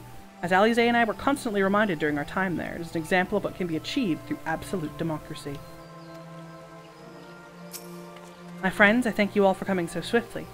Word of Master Fortuno's visit took us by quite by surprise, but the Alliance granted Mistress Kryl permission to request Charleon's aid. We did not anticipate a prompt reply, much less that it would be delivered by a member of the Forum. What the nature of that reply may be, we shall soon discover.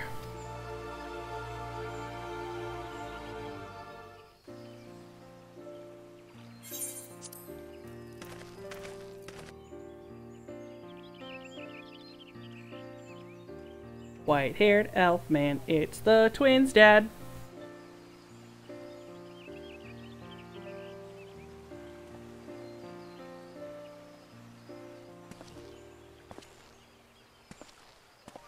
Elder Seedseer, I thank you for granting me this audience. I am Fortuno Leveilleur, here in my capacity as representative of the Forum. It is I who should thank you, Master Fortuno, for journeying so far and so swiftly. Would that our first meeting could have been under happier circumstances.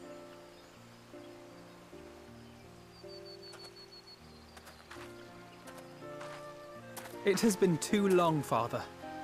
You look well. As do you both. Ameliance will be glad to hear that you are taking care of yourselves. How is Mother? She misses you terribly, of course, but is otherwise a picture of health.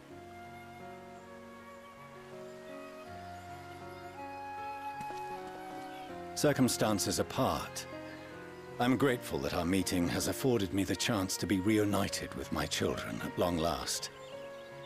And I believe I also owe you thanks for the hospitality you showed my father, Louisoix, during his sojourn in Eorzea.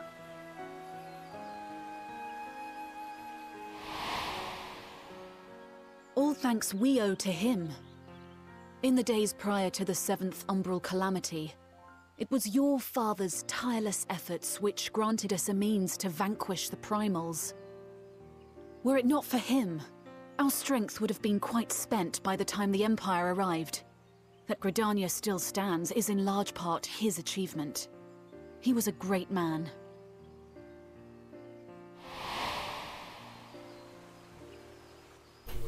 He would doubtless have been moved to hear you say so. I must confess, however, that I opposed his decision to intervene. Who are you talking to? And my position remains unchanged.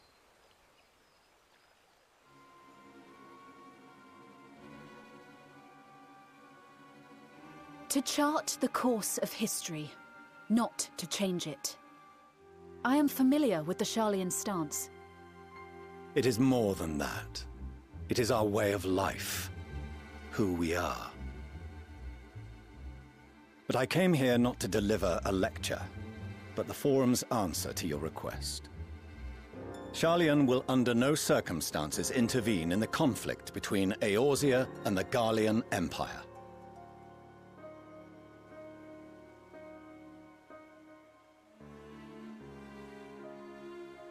May I ask for what reason the Forum has come to this decision?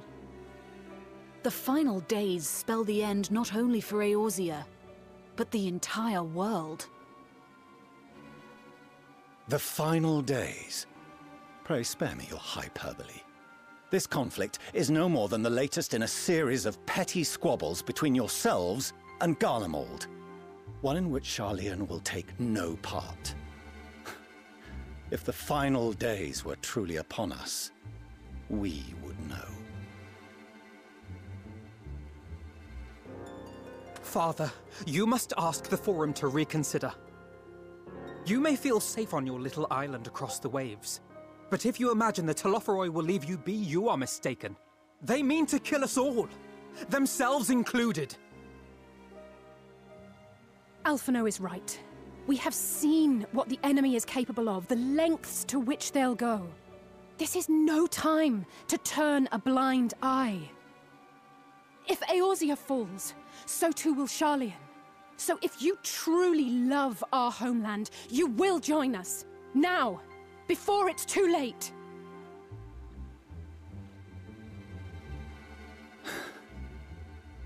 I thought you knew better than to raise your voice to your elders. Queen's dad is a dick. It seems I was wrong.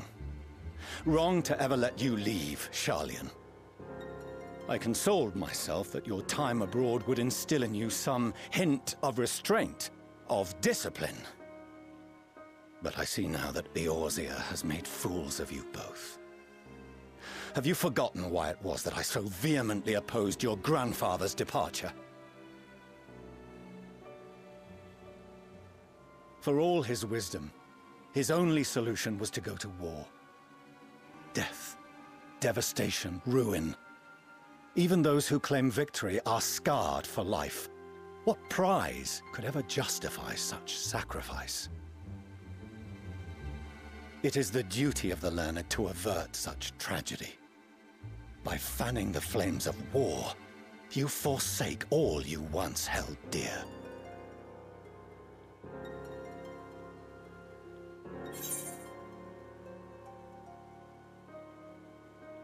To ignore the plight of those one might conceivably save is not wisdom, it is indolence.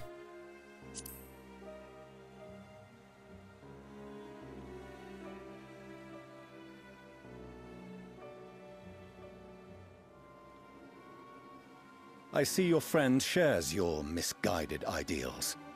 But unlike her, you should know better. By espousing such barbaric notions, You subvert the teachings of Sharlayan and place all we have worked for in jeopardy. Alphino, Alizé, as of this moment, you shall no longer bear the name of Leveilleur. What? Father! How you choose to live your lives is no longer my concern. If you wish to walk the path of ruin, I will not stand in your way.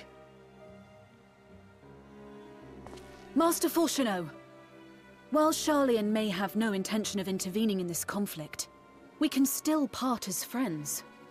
Will you not stay and speak with us, that we might learn of Sharlayan's hopes for the morrow? I have said what I came here to say. Any further discussion would be meaningless.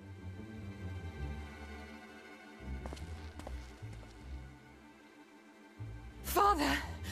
Wait! Don't bother, Alizé! How can you stand there and watch him walk away? How can you let this happen?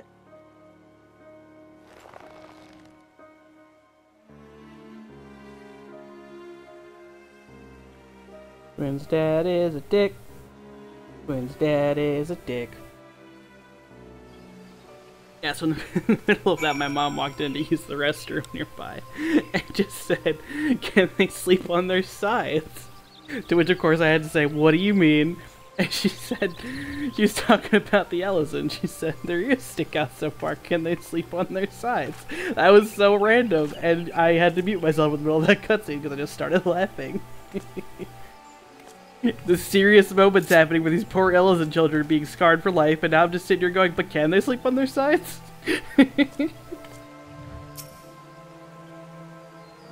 So yeah, twins have been disowned. So that's what he came here to say?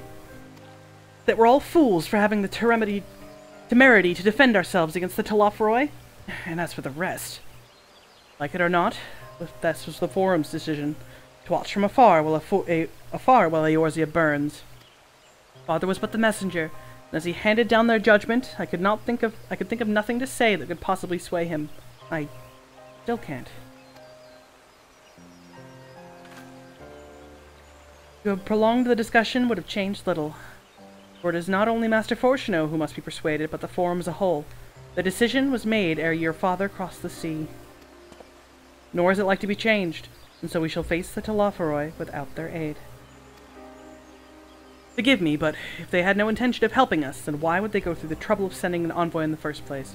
Why did they not simply keep their counsel, as they are wont to do?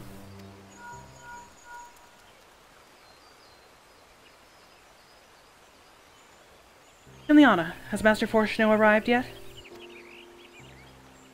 Then it's as I feared. My efforts were in vain. I pleaded our case to as many Forum members as I could, but they flatly refused to discuss the matter. No, that's not exactly true. I should rather say that they ignored every word I said on the subject, without exception. It was almost unnerving. Could it be that they are hiding something from us? That might go some way to explain Master Fourcheneau's performance. When he said that they would know if the final days were truly upon us, I dismissed it as pride. But what if they genuinely believe that they know how the world will end, and simply disagree with us about the circumstances? That I don't know, but something tells me they are not as unconcerned about the Telophoroi as they claim. If the threat weren't real, why else would they be so standoffish and secretive? I would very much like to delve deeper into this, but I'm afraid I've exhausted every avenue of inquiry. Nor have I fared any better with my other mission, researching Hydaelyn and the Ethereal Sea. I tried enlisting the help of experts in the field, but it appears the Forum has forbidden anyone from cooperating with us. Obstructed at every turn. So it would seem, but don't lose heart just yet. With all the knowledge and acquaintances we have between us, we will still find a way forward. To that end, I would like you all to join me here, when the time is right, of course. I'm aware that matters in Eorzea stand on a knife edge, but with your permission, I can at least start making the necessary arrangements. Well, there are one or two things to take care of here first. After which, assisting me will seem a sweet relief, I'm sure. While you attend to matters heroical, I shall see about securing entry for you all, and will let you know when everything is in order. Take care in the meantime, won't you? Your speculations give me cause to hope. Yet if the seeds will bear fruit, I cannot say. While it is possible the Sharlayans hide some secret truth from us, there can be no certainty that its exposure will prompt in them a change of heart. And so for the present, we must needs confront the plight in which we find ourselves. The Forum has refused our request for aid, and it falls on us alone to contend with the Telophoroi. Even with all of Eorzea standing united, there's no guarantee that we'll prevail. What does Sharlayan intend to do if we fail?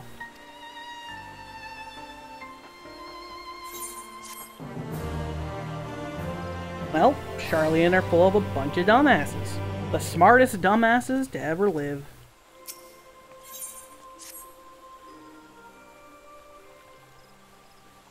While Sharlayan's stance is indeed disappointing, we cannot allow ourselves to be distracted from the challenge before us. There is much and more to be done. I shall begin by sharing the Forum's response with my counterparts in the Alliance. Meanwhile, I would ask that the Scions... Grave tidings, Walking Ones! Grave tidings! Calm yourself, my gentle friend. What has occurred?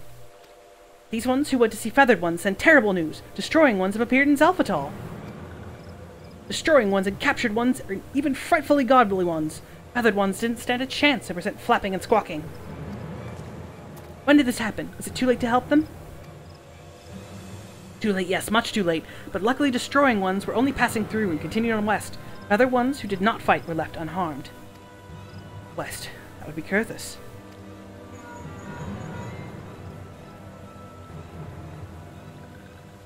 My lady, the Ishgardians report that the Telophoroi have emerged from the eastern highlands of Kurthus and are marching at speed. Though their purpose has yet to be determined, the Cartno Flats would seem their most likely destination. Lord Emmerich has already dispatched his forces and requests our immediate support. Tell him he shall have it. The time has come for the Grand Company of Eorzea to prove its worth. And another really fun duty.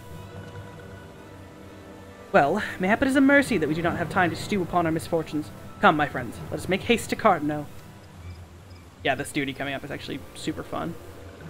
Wait, this one almost forgot. Destroying Ones were said to be led by Cackling Robed One. This one must see that all Walking Ones know. Farewell. That would be fucking Fandaniel. Can't say his name without the word fucking in front of it. Fandaniel? Fucking Fandaniel, Graha. Who else? It was only a matter of time before that grinning maniac showed himself again. I shall have an airship ready to bear you to Cartno. Pray see to your preparations and report to the landing with all haste. At once, my lady. Let us away. Bing, bing.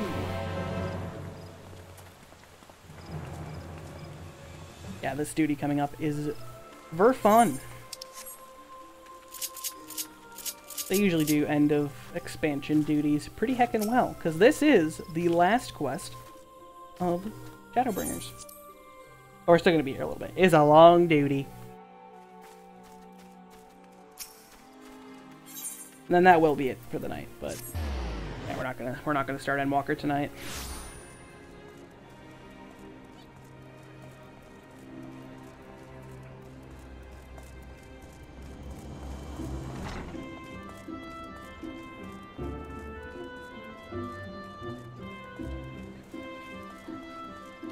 Hey, Fordola. Ileana, it would seem Fordola here has come all the way to Gridania to find us. I've explained the situation, but she insists her business is urgent. Aye, and it'll be over sooner if you shut up and come with me.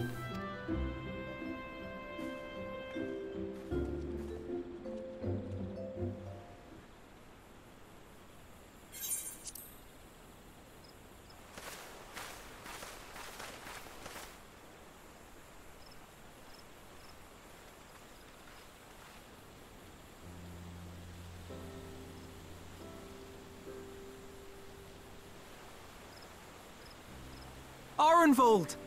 I can't tell you how good it is to see you.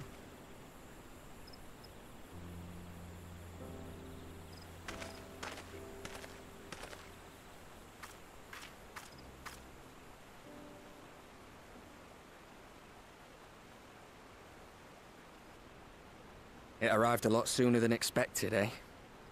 The day I craned my neck up at you.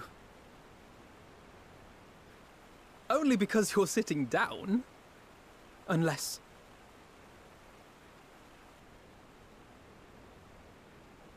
Afraid so. The Chirurgeons say I may never walk again.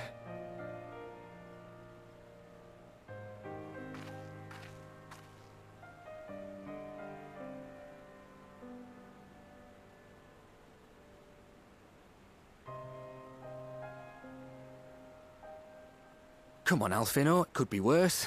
Besides, I didn't come here to dampen the mood. Quite the opposite. All I've ever wanted was to fight for a cause I believe in. But my fighting days are over. So I want you to fight in my stead. Be the hero I can't.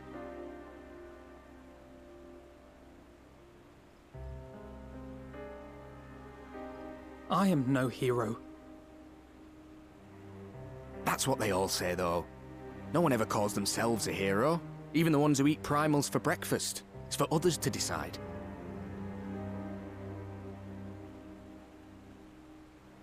Look, Alfino. You already are a hero.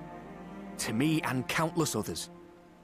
We see you doing your damnedest to protect us all. And you're not alone, are you? There are people who believe in you, just as you believe in them.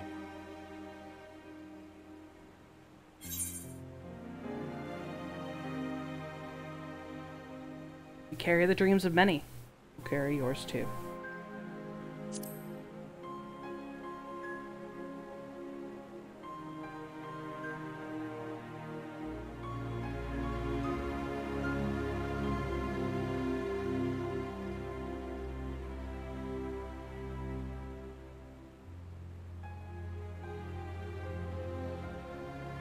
I know what's at stake, and how many people are depending on you.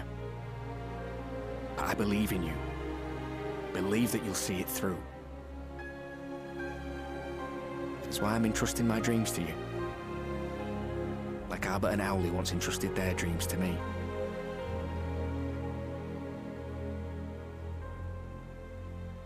There was a time when I would have borne the weight of such expectations without a second thought. But now, I know just how heavy that burden can be. To tell the truth, I'm beginning to wonder if I chose the right path. Sacrifices will inevitably be made for the sake of the ideals I uphold. Maybe I am not the person I thought I was. The person you think I am. I wouldn't presume to tell you. But I will say this. In spite of everything, you've come this far. The road ahead might not always be clear, but you've never been one to give up or take the easy way out.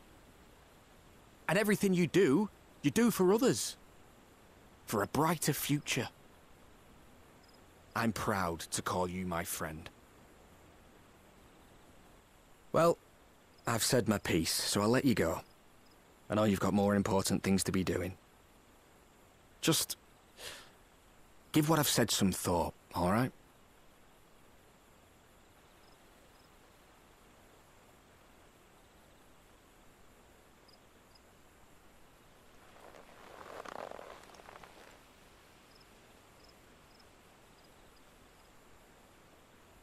I shall, my friend.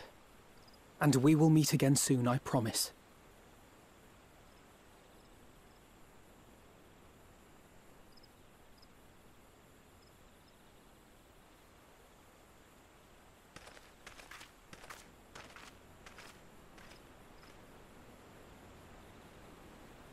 Nothing left for me to do but wave and smile.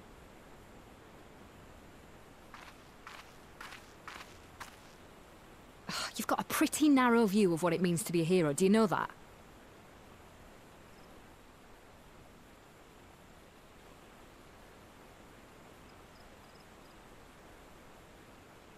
You think they're all forged in the fires of battle? That it's all about being brave and killing villains? Alphino and the others will carry on their fight. But theirs isn't the only one. There are other ways you can make a difference. If you stop feeling sorry for yourself and put your bloody mind to it. We're all out here spitting facts. There's not much chance of me living the quiet life with you around, is there? If you're content to twiddle your thumbs thinking of what might have been, that's your lookout. But I reckon you've got some fight left in you. And I reckon you might be right. If there's a way I can still help my friends, I'll bloody well find it.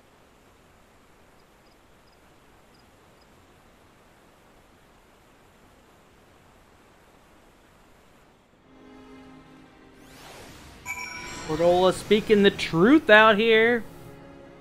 Time for the fun duty. You can tell me later what that was all about, but judging by the set of Alfino's jaw, it appears to have done him some good. Tancred and the others have already left the Rising Stones, and according to the communications officer, the Amalja and Kobold forces are also bound for Cartano as we speak. They mean to keep the promise they made in El Amigo, and we must do the same by saving as many of their tempered kin as possible. Anyway, the airship is ready to depart. We should get going. On starting the battle, a lot of shit's gonna go down. A lot of shit's gonna go down. We're gonna be here a while. This is how you end an expac.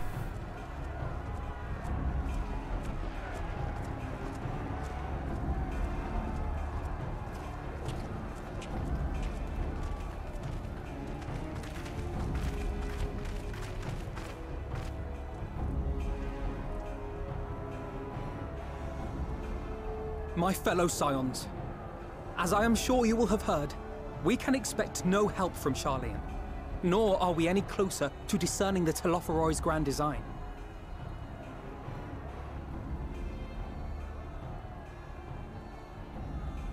And now, our adversary moves against us in unprecedented numbers, compelling us to answer in kind. The outlook, in short, is bleak. Yet though our foes are many, and we but few, we may still tip the balance in Eorzea's favor. Of course. We will do what we always do. Deal with the ones our allies can't. A less than daunting prospect, judging by your expression. Could it be that you've dispelled your lingering doubts, Alfino?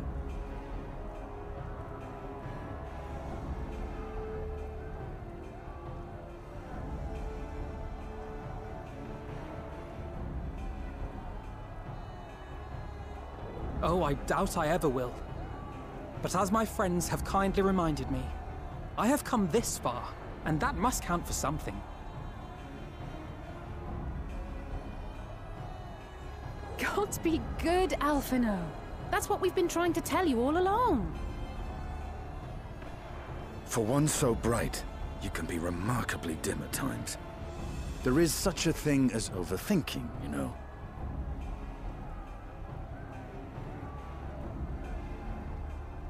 Might I suggest that we continue this conversation after the battle? It would appear that Telophoroi have already arrived. I'll do what I can to cure the Tempered, but they'll have to be incapacitated first. Have care, my friends, for none can say wherefore our foe did choose this fateful field to be our battleground.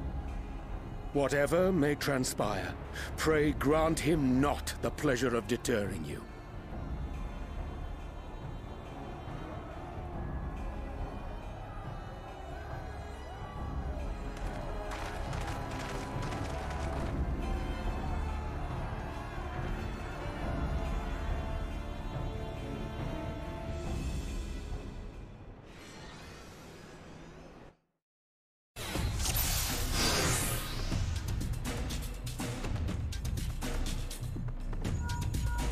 Listen well, friends. The Telophoroi are sweeping across Cartano. As for the Ascian, he was briefly sighted above the battlefield, but has since vanished. He likely intends to watch events unfold from afar. Thus far, the movements of the Lunar Primal have proven difficult to predict. Even when poised to ambush our troops, they instead withdraw for some unknown targets. Reason: whatever the Telophoroi's plan may be, the Primals are our primary targets. Understood. They will not elude the Scions for long.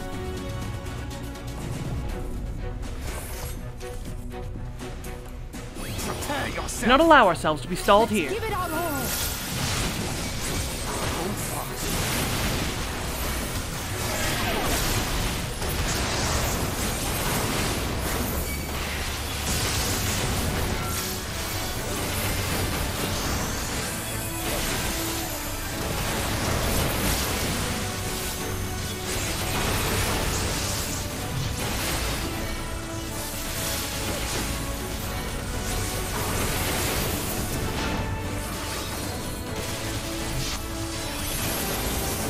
They would overwhelm us with sheer numbers.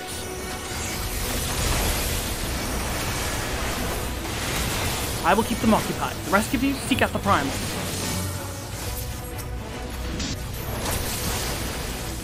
Let's divide our forces that we may locate the primals more swiftly.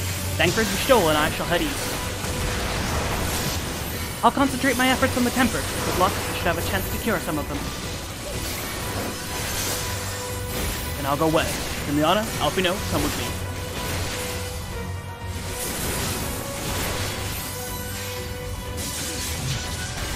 That's not west, that's east. I thought you said east.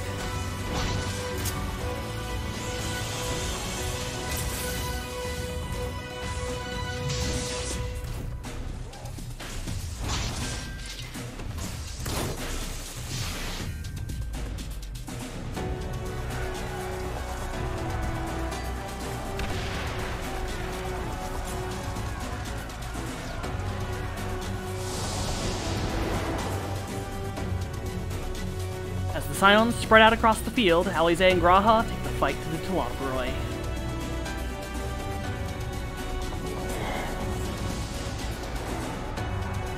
I like this duty a lot. I get to play as all my friends.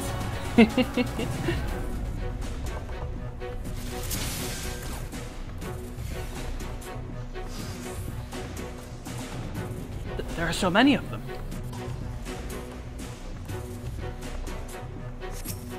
I won't be curing anyone at this rate. We'll have to incapacitate them first.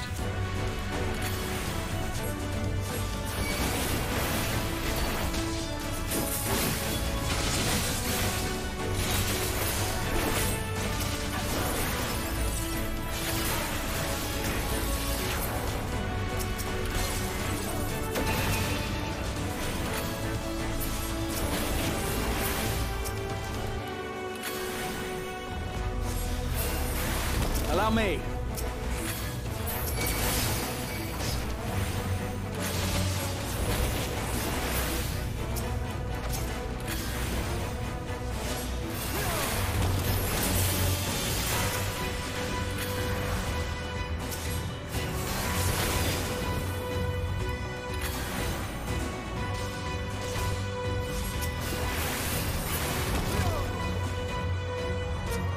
The tempering has gone too far to treat them here on the battlefield. This degree of physical altercation, I fear they are beyond help. Imperials or no, I hate to see them in such pain. We must see that their suffering is not prolonged. I've gotten my combo off track. I want dual casting to be on goddamn... There we go. like for flare combos, just sitting there like casting the hard shit.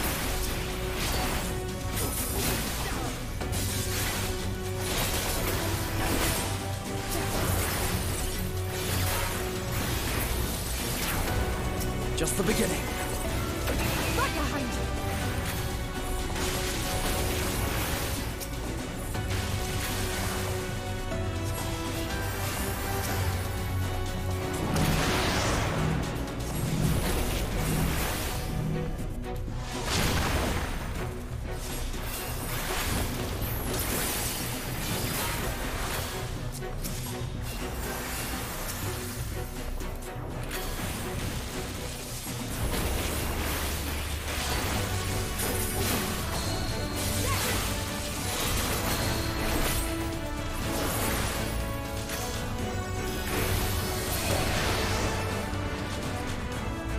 Team, we've earned a moment of respite.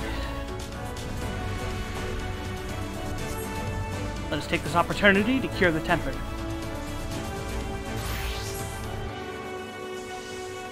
Fucker just job changed. Good for him.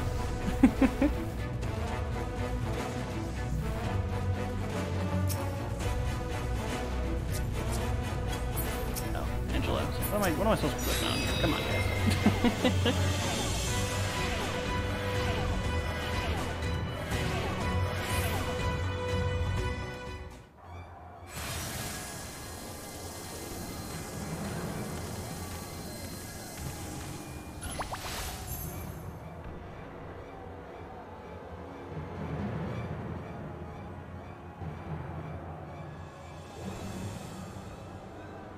Fucking Fandaniel.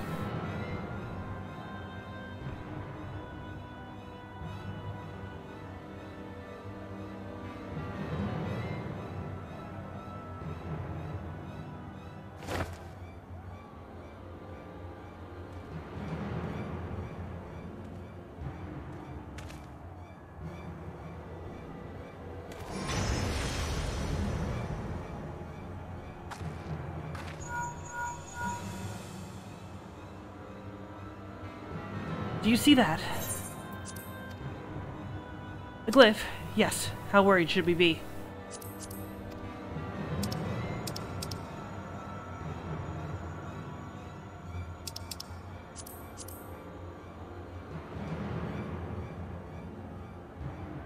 Listen well, and judge for yourself. Though I can see ethereal currents, I had not thoroughly examined those that flow through the heart of Cartano.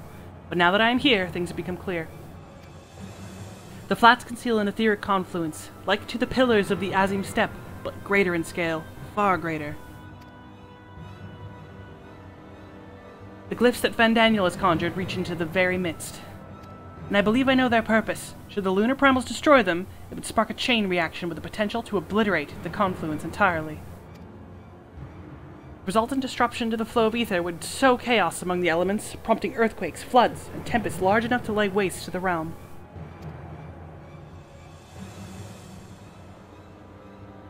That he would go so far cometh as little surprise. We must needs protect the confluence at all costs.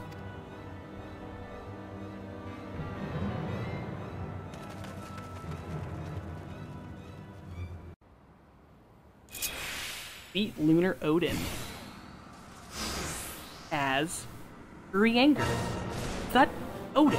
The time has come to pit my blade against his. Follow my lead.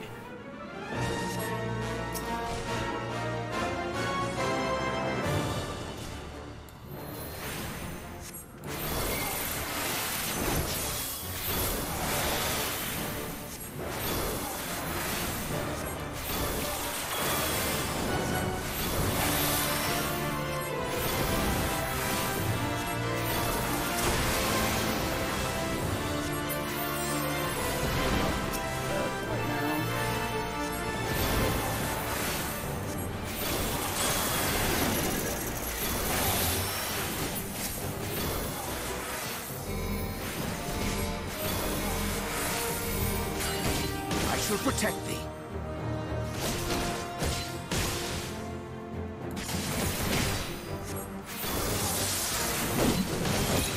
Woo! Fun, fun. That's a lot of damage.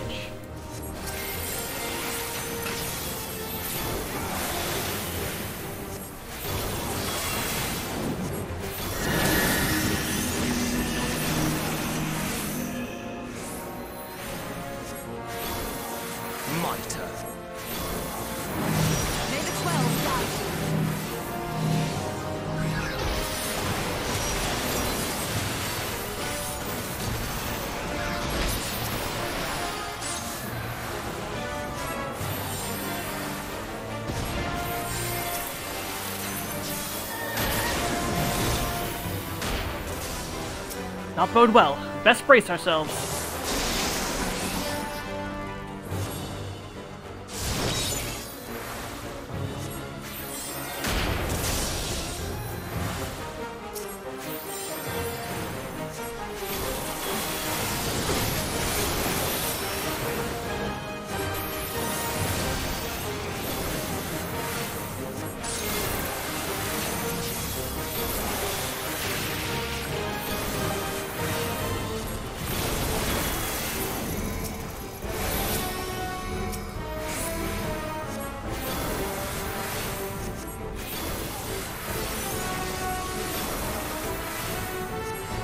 Away with you!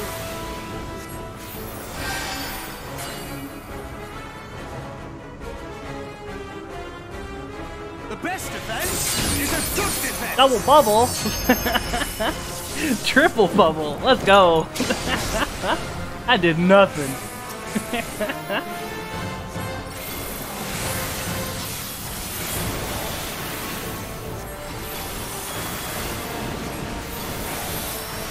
yet stands. A glutton for punishment, it would seem, in which case I'd be glad to oblige him.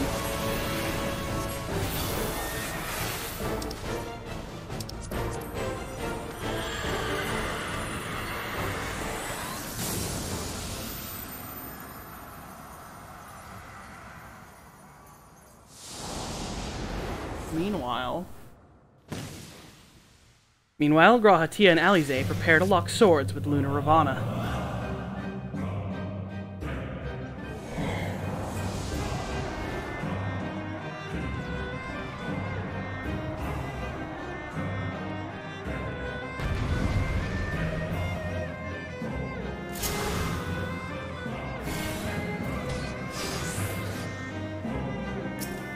That must be Ravana, a formidable opponent by all accounts, but so are we. Fuck do you play fake black mage? Blizzard does. Blizzard just, oh yeah, that just restores MP.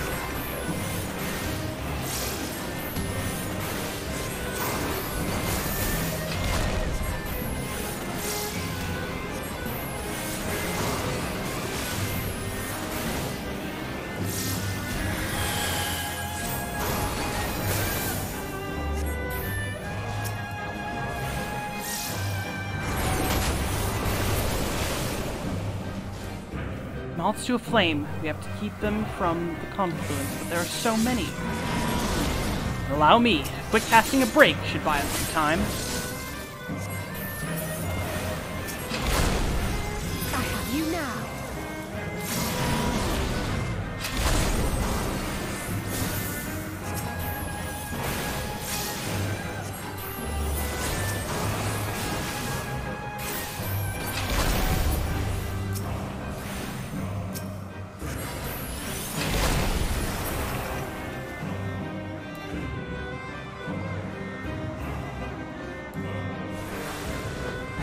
Oh, damn it. I tried to get a medic out.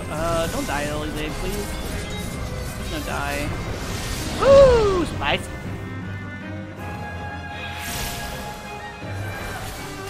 A little close for comfort, but now's our chance.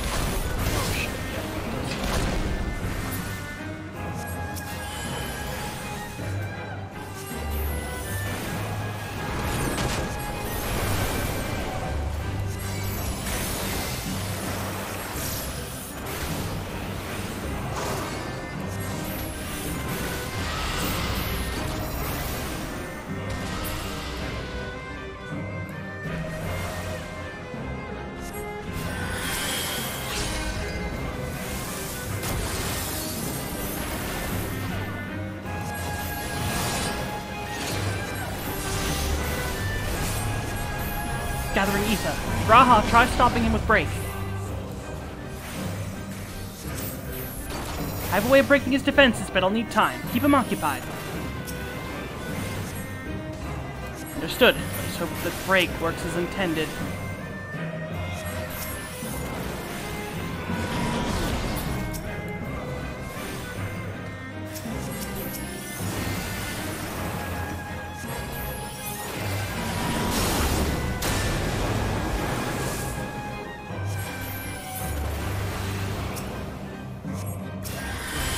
Alright, I'm ready. It's now or never.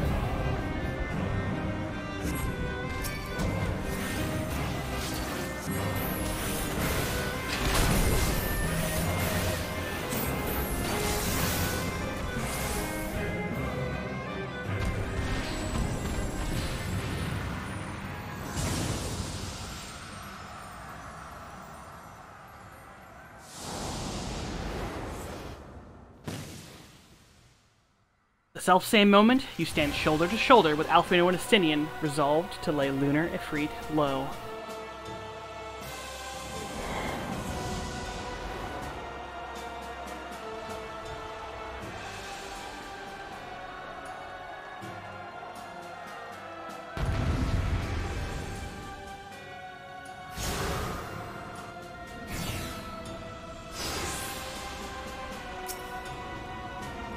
Lunar Efreet, the one Ironbald and Fordola encountered.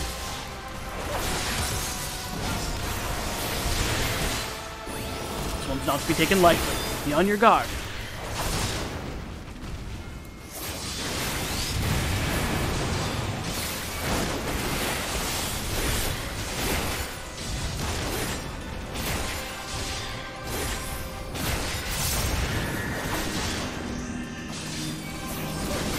Oh shit. Silly goose.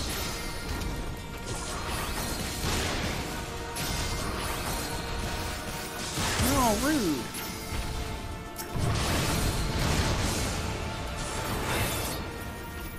Whatever those are, they bode ill for us. Smash them to pieces before it's too late.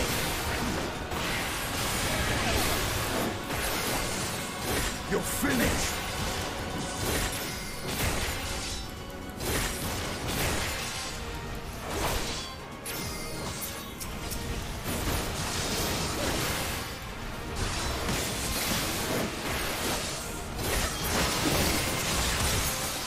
Almost spicy.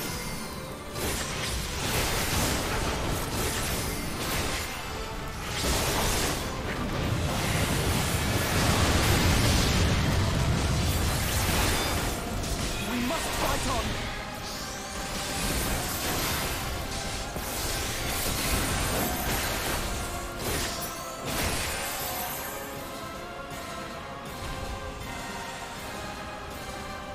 Ah, good old Ifrit dashes. I love these little baby primal fights, that's why this duty's so fun.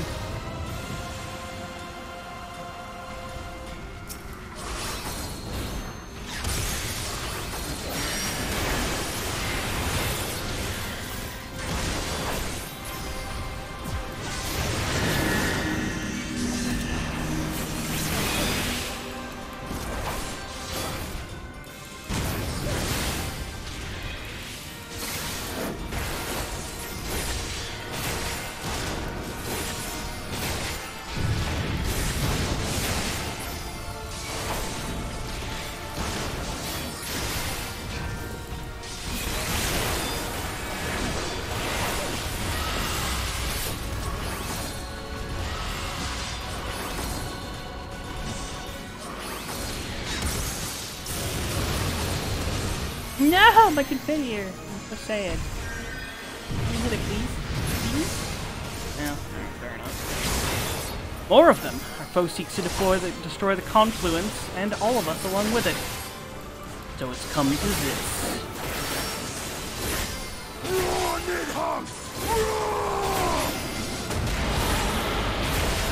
I have you now!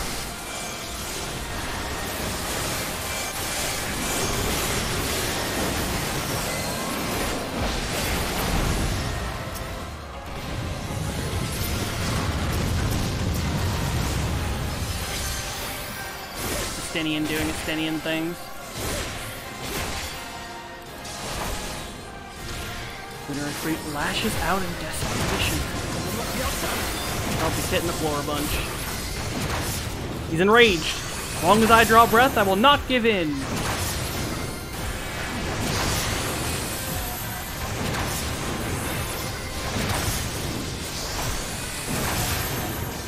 It's time we end it.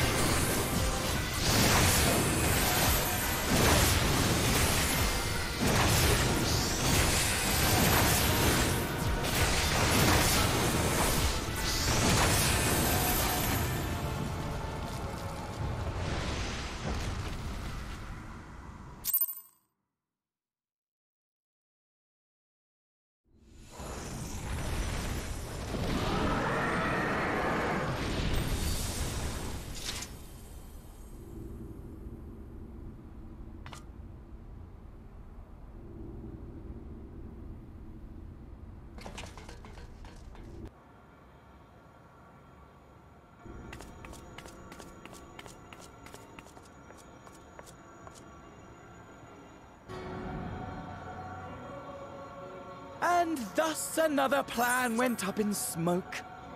I am beginning to see why Lord Xenos thinks so highly of Not that this changes anything, you understand. You have merely earned yourself a stay of execution.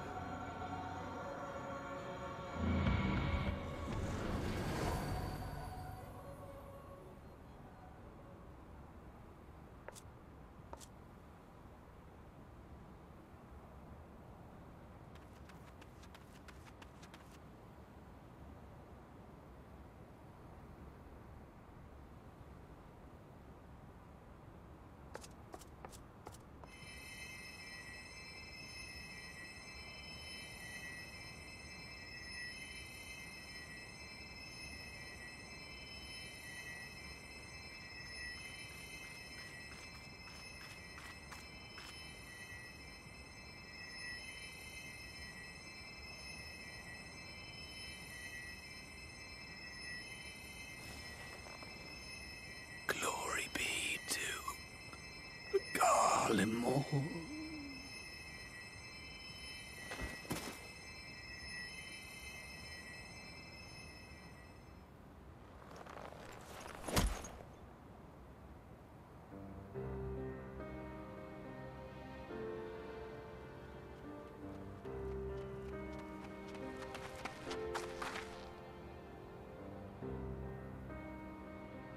How fare the tempered?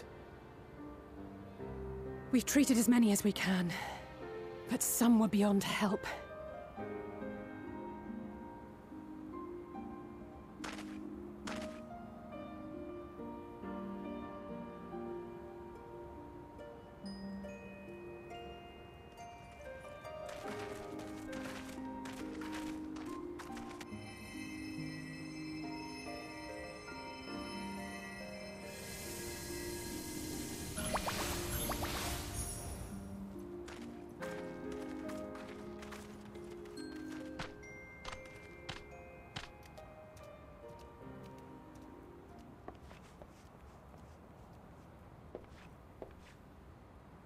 Do not hang your heads so, brave scions. Though not all of our captured brethren could be saved, we are grateful for those whose minds have been restored. You could do no more, and that is enough. So please hold your heads high.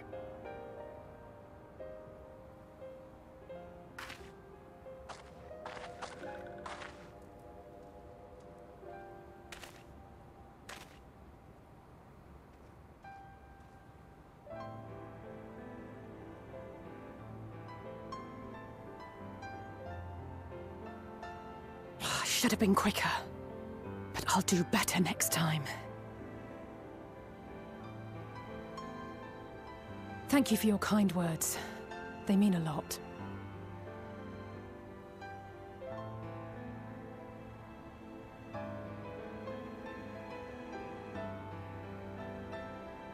A victory at great cost, but a victory nonetheless. We must stay strong and press on. Isn't that right?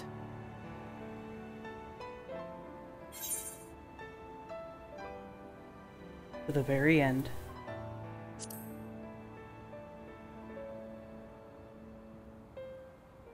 To the very end.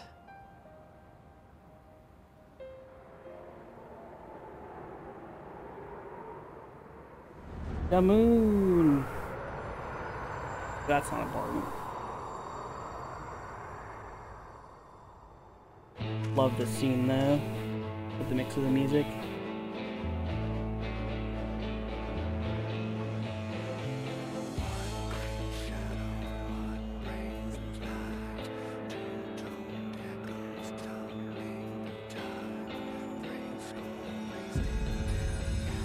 Yeah, this right here, I screenshotted it the first time I went through.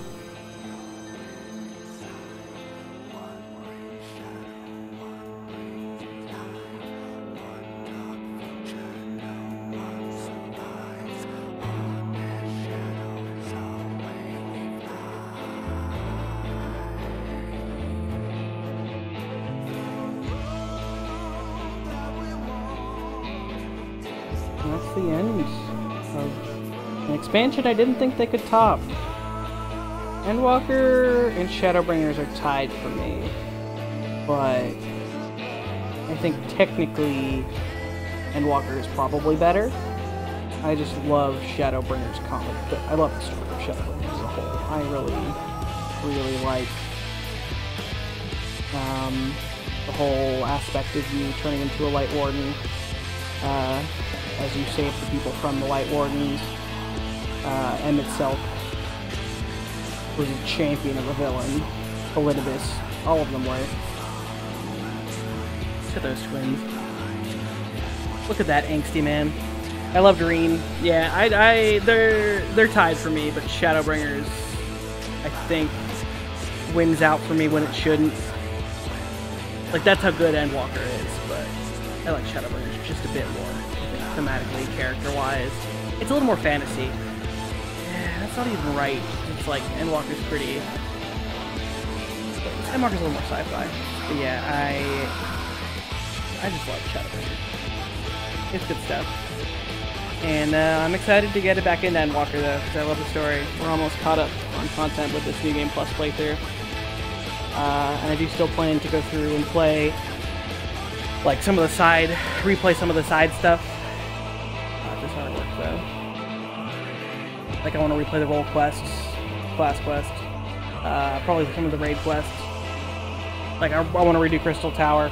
That's going to be pretty important. For getting... I mean, this is all so I could have stuff for writing, which who knows if I'll ever write anything, but Crystal Tower is pretty damn important.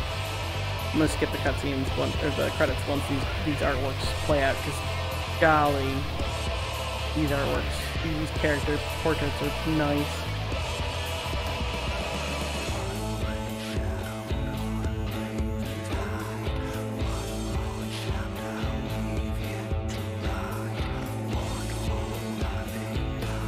The boy, Crystal Exarch, aka Grahatia.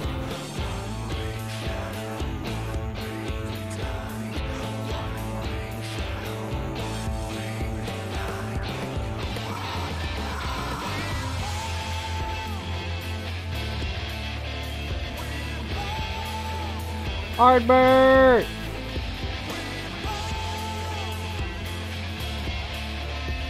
Yeah, and the whole story of, like, learning that you are Azem, that's gonna be continued in Endwalker, but just that whole plot point where you learn of your unsundered existence and how your soul is the same as Ardbert's. It's just, Shadowbringers is so good. Alright, that's not the artwork. Yeah, that's just good. Too good. Too good.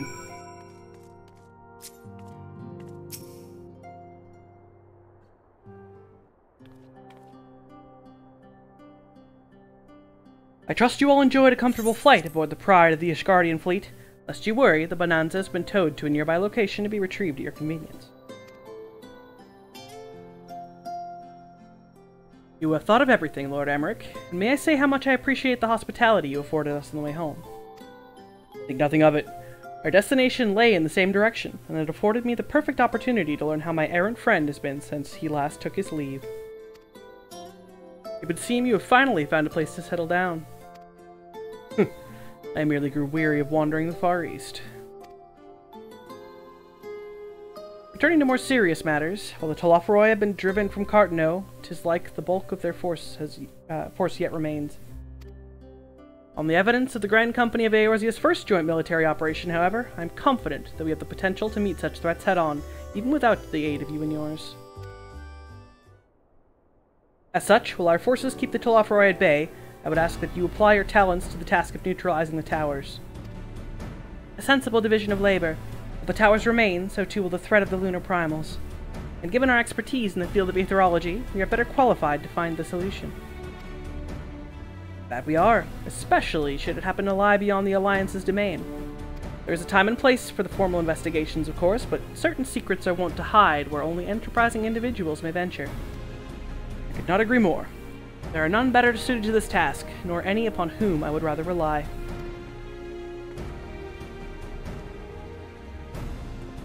On behalf of the Alliance, I thank you. We look forward to receiving any information you are able to uncover, and And with that, I must take my leave. Should you have need of assistance, pray do not hesitate to ask. Fare you well, my friends. Yeah, I want your sword. Give me your sword, it's so cool. Not even a cash item. I want it. I confessed, I'd hoped to be able to study the towers more closely, vital as they plainly are to the Telophoroi's plans. We can discern their ultimate function, and we'll be one step closer to understanding our enemy's grand scheme. Should we succeed in neutralizing them, of course, it is all but certain that the Telophoroi will mount an all-out invasion. And then it will begin. The one who awaits at the heart of the chaos will come for us. For you. And in the end, our true nemesis may be the calamity to end all calamities, the final days themselves. Yes, all right, Alfino. We need a plan, not portents. As Thancred so eloquently pointed out, we are in a position to seek information from all manners of places, not least... Charlian. No! I just... Oh my god, I just accidentally fucking... Get the cutscene. How did my finger slip onto square and then X in that order? I could not tell you. Shut up, Emmerich. Take your leave.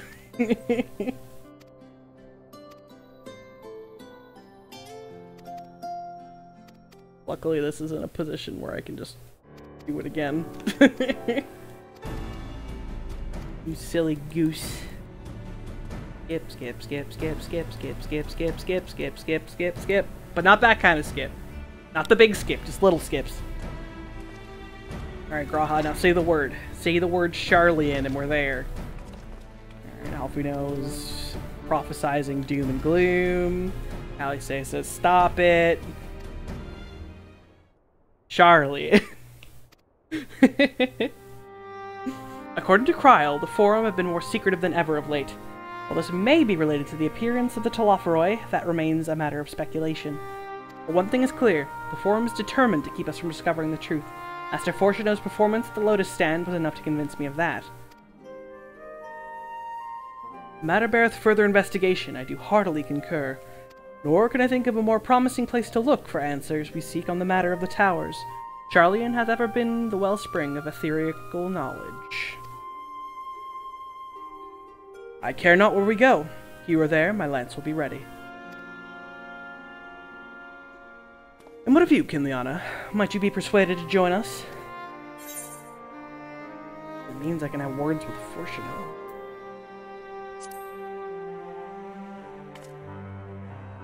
Only after I do. If he and his friends in the Forum think we'll leave them alone if they ignore us, they're in for a shock. It appears we're in agreement. We have but to wait for Kryl to secure the necessary permissions. In the meantime, there's a matter I would investigate. Does it involve tall structures? By strange coincidence, it does. At present, I only have one creeping suspicion, but with your help I will soon find out if my fears are warranted.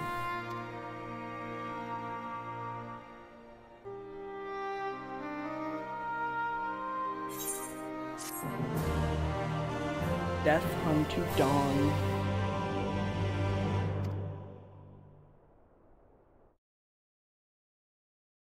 Meanwhile, in the Garlean capital.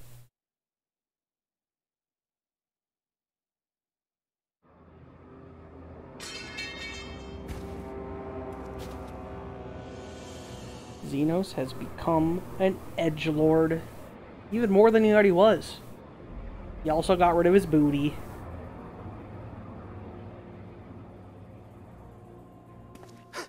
Those Eorzeans certainly are a stubborn bunch. Though I suppose you knew that already. My plan to redirect the ether from Cartano came to a rather less than satisfactory conclusion. It was, in many respects, an abject failure. Which does, of course, raise the question of where we are going to procure the requisite amount. The obvious solution would be to draw on resources a little closer to home, though that would require our dreamer to dream a trifle more deeply. So be it. The dreamer will not complain. Then let us begin the preparations at once. With the gateway of the gods complete, all that remains is to gather the necessary ether, and our prize shall be within reach.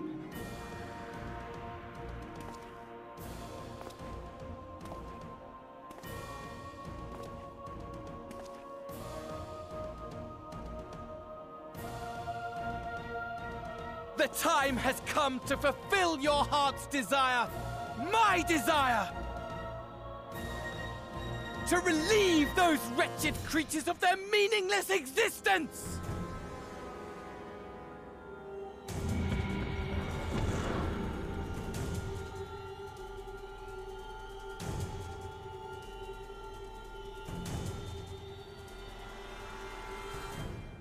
While I await you, I shall drink a sea of souls and gorge myself upon the darkened moon.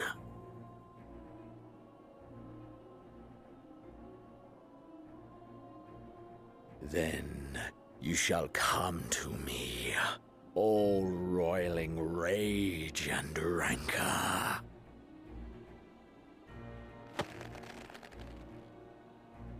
And the stars shall bear witness to our final contest.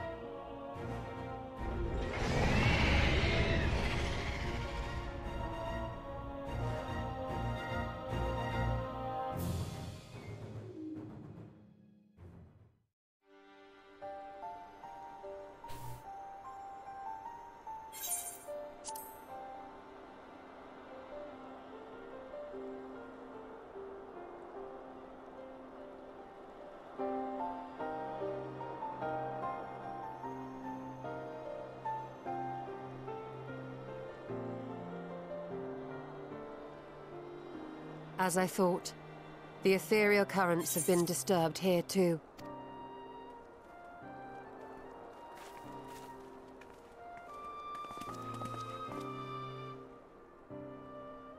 It was the same in Thanalan. Make that every location we surveyed. And the strength of each current has diminished dramatically, far more than could be attributed to a natural occurrence.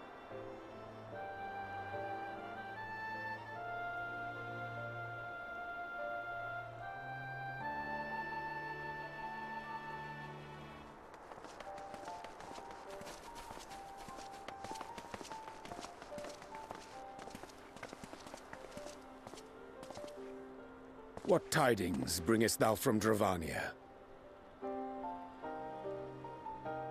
We took a number of readings, and noticed that the closer we were to the tower, the lower the etheric density became. In short, the towers are drawing upon the land's ether, which would explain how they were able to carry out the summonings.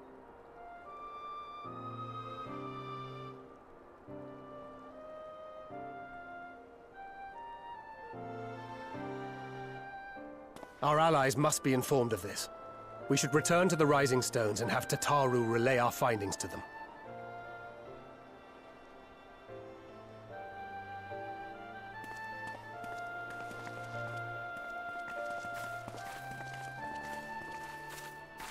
Hear me. Hear me. Hear me. Hear me. Darkness comes. And with it, the end. The fate of the star is in your hands. God, just seeing her hurts. I'm gonna cry just from seeing her. Oh my god. And that's why Endwalker's tied with Shadowbringers, because of Vana. Just Vana. Everything all right back there?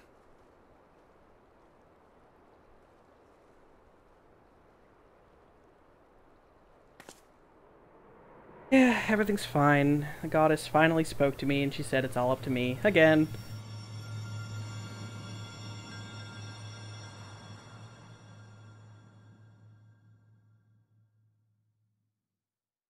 Solemn dawn, grim purpose shines, and gazes cast towards moonlit sky.